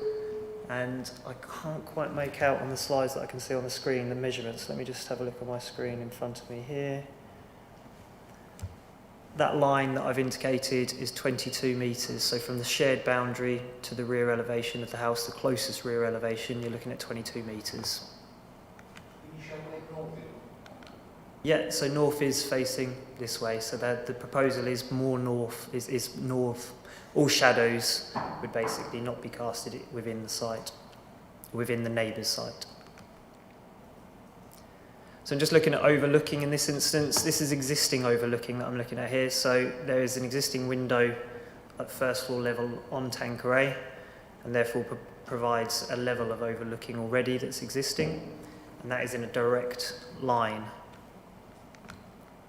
The new overlooking would come from the closest window on this elevation. Given a 45-degree angle, you're looking at 20 metres to the boundary line that has hedgerows and trees on it, and then 30 metres to the rear elevation of number 22. It doesn't, from officer's opinion, is that this doesn't increase any overlooking that's existing already, and the distance between them would meet the BRE standards. Whilst it's not policy, it gives a good indication of what's considered acceptable. I will just flip back onto that one. It's also need to be noted, obviously, rooftops, which is directly opposite, would again have some level of overlooking to it, but this is 18 metres, which is on that threshold line of what's acceptable, and there are also existing windows on this elevation that already achieve that level of overlooking. So there's nothing, there's no level of increased overlooking in that instance compared to what's existing. So just some site photos, you can see that it's an L shape. This is the window that I was saying, looking into the rear gardens. You just notice where the angle of where this photo is taken by this arrow here, so looking into the site. You can see the hipped roof garage with the proposal that would come in at this level here. Just looking a bit further back, and this is my back is right up against the boundary line where possible. I've got some bushes behind me here, but this is the boundary line of where the number 22 curtilage is. So if you can imagine the first floor element coming into here, the window is going to be very much at a similar angle to what this one is, but positioned here. So standing pretty much, the garage is here, so first floor element will come into this area. You can just see the annex of number 20 there in the background, and the rooftops of number 22 and number 20 are in here, and you can again see the hedgerows and trees that are existing. So just note where the arrow is, this is where I'm standing within the site. Again, you can just see the top of the rooftop of the annex there, which is number 22. And a bit further, a bit closer, so the first floor extension is coming to this area here. And if I just flick back, it might also be worth noting these boundary trees that you can see here are the boundary that's shared with number 15 that I indicated that has the holiday let and front amenity area that there will be a level of overlooking into. But these trees offer some kind of shielding. So that is the last slide. Happy to take any questions, Chair. Thank you, Jamie. Have we any questions for the officer? Councillor Hinton. Thank you, Mr. Chairman. But a couple of points of clarification, really. Point 7.2 of the report on page 129 talks about flood risk zone 1, considered very low risk of flooding. There are no known issues of surface water or flooding within Fiddler's Lane. Well, it was obviously dry when you went there, because when it's rained, Fiddler's Lane is like one long lake. Highways have done absolutely nothing about it, and they accepted that there's a drainage problem along there, so there is a flooding situation along Fiddler's Lane. So that's a point of clarification there. And also for the fact that number 15 is a bungalow. So any big massing to the east of it, as it would be much more dominant than if number 15 had been a house. Thank you.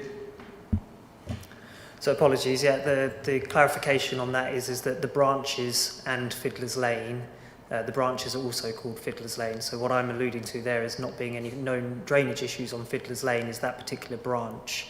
The addition of built form is not going to increase the level of surface area because we're going to build on top of existing surface area.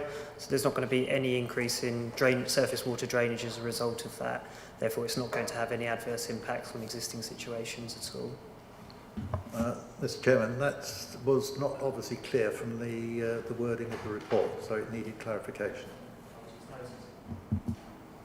Thank you. Any further questions?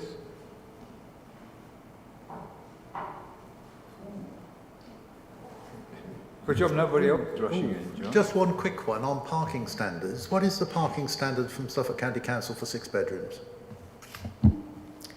3 parking spaces off-road. So it's the same as it is for 4? Yes.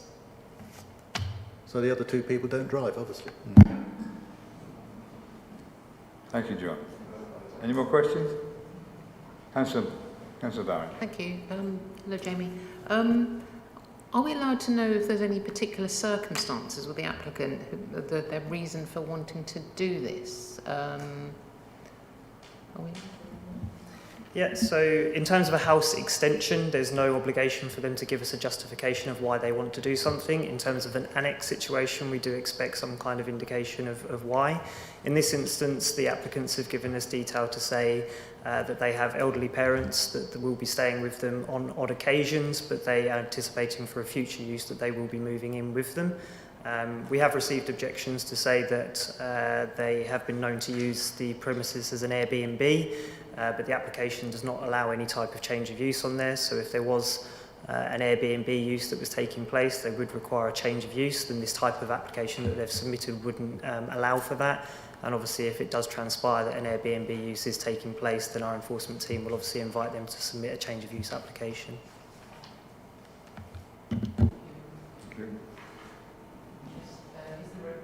there a percentage increase that this is increasing by, or is the footprint just remaining the same?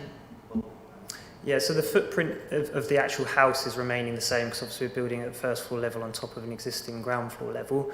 I couldn't tell you exactly what the percentage increase is, but what I would say is that policy HS33 doesn't require any restriction to a percentage size difference. It just requires that the design is the actual word is blending with the host dwelling and surrounding areas.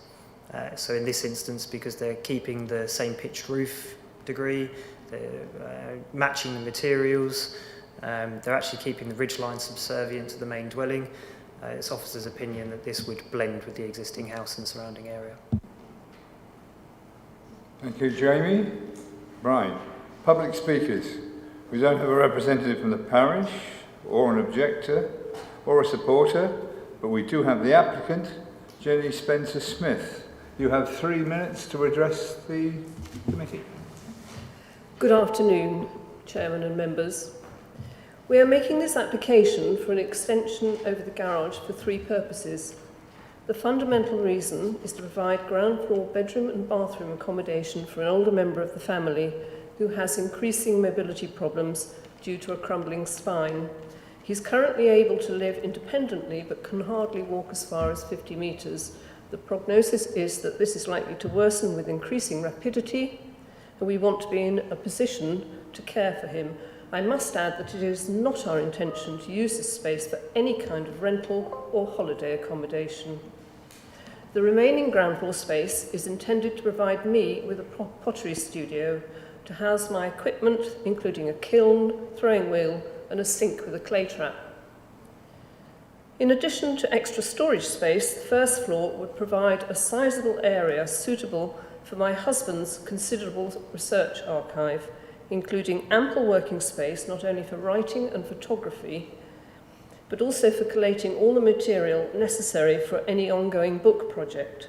He is the author of some 55 published books, and his significant archive is currently inadequately housed within the garage, suffering the vagaries of heat in the summer and cold in winter.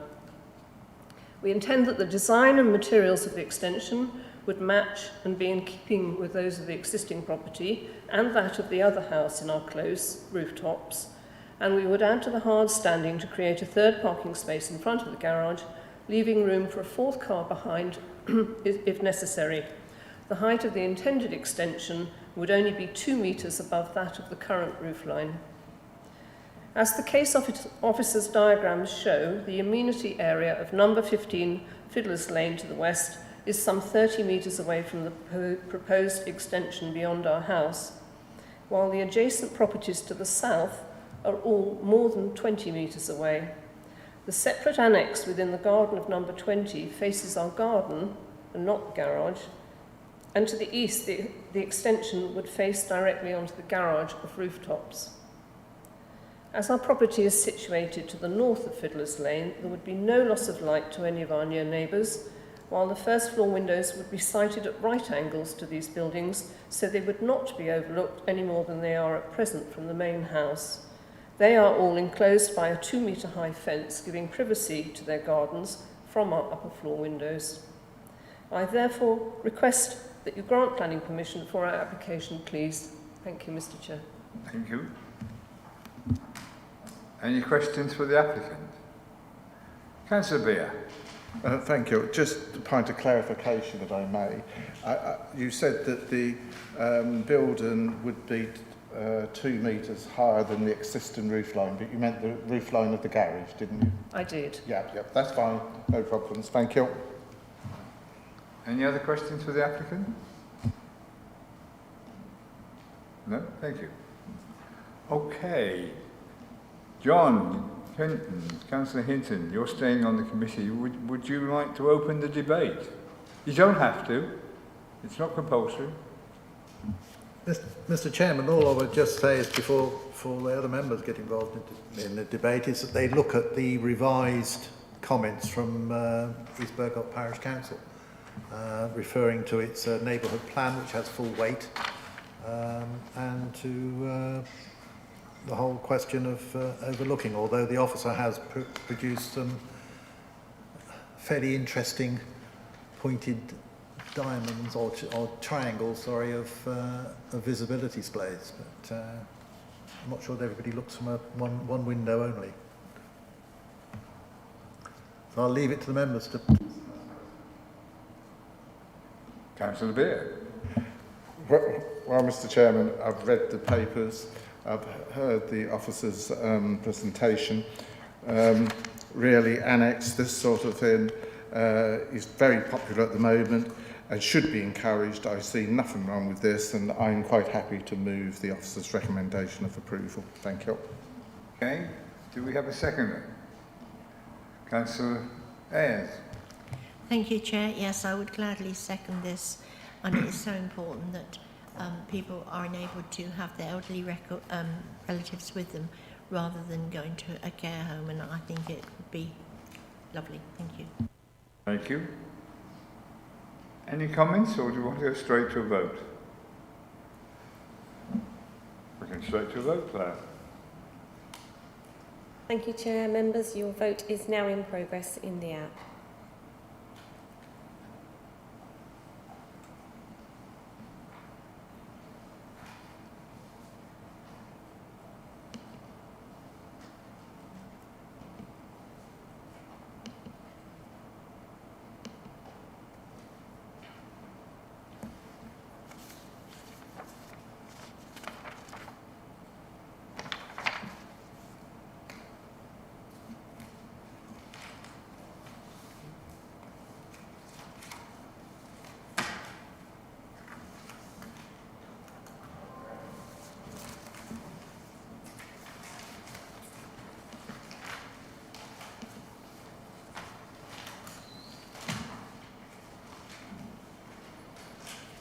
Thank you, members. Chair, that's 10 votes for and 1 against. That's carried. 10-1.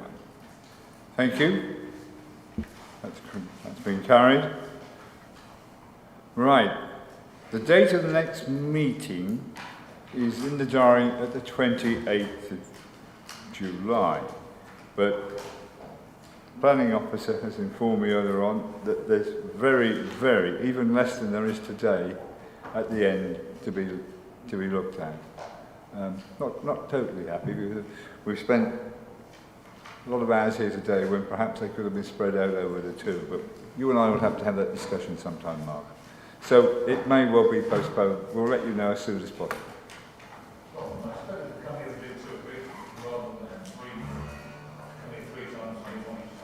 No, what I'm saying is if we've got ones that are going to carry on for 3 or 4 hours, you're slipping away from my eyes, David. You know, you're getting no food. You're not being fed. I can't stand responsibility for that. We need to go for at least 3 weeks. It's not just our inconvenience, it's members of the public. Yeah. Who could be sitting on Close this meeting first. Yeah, well,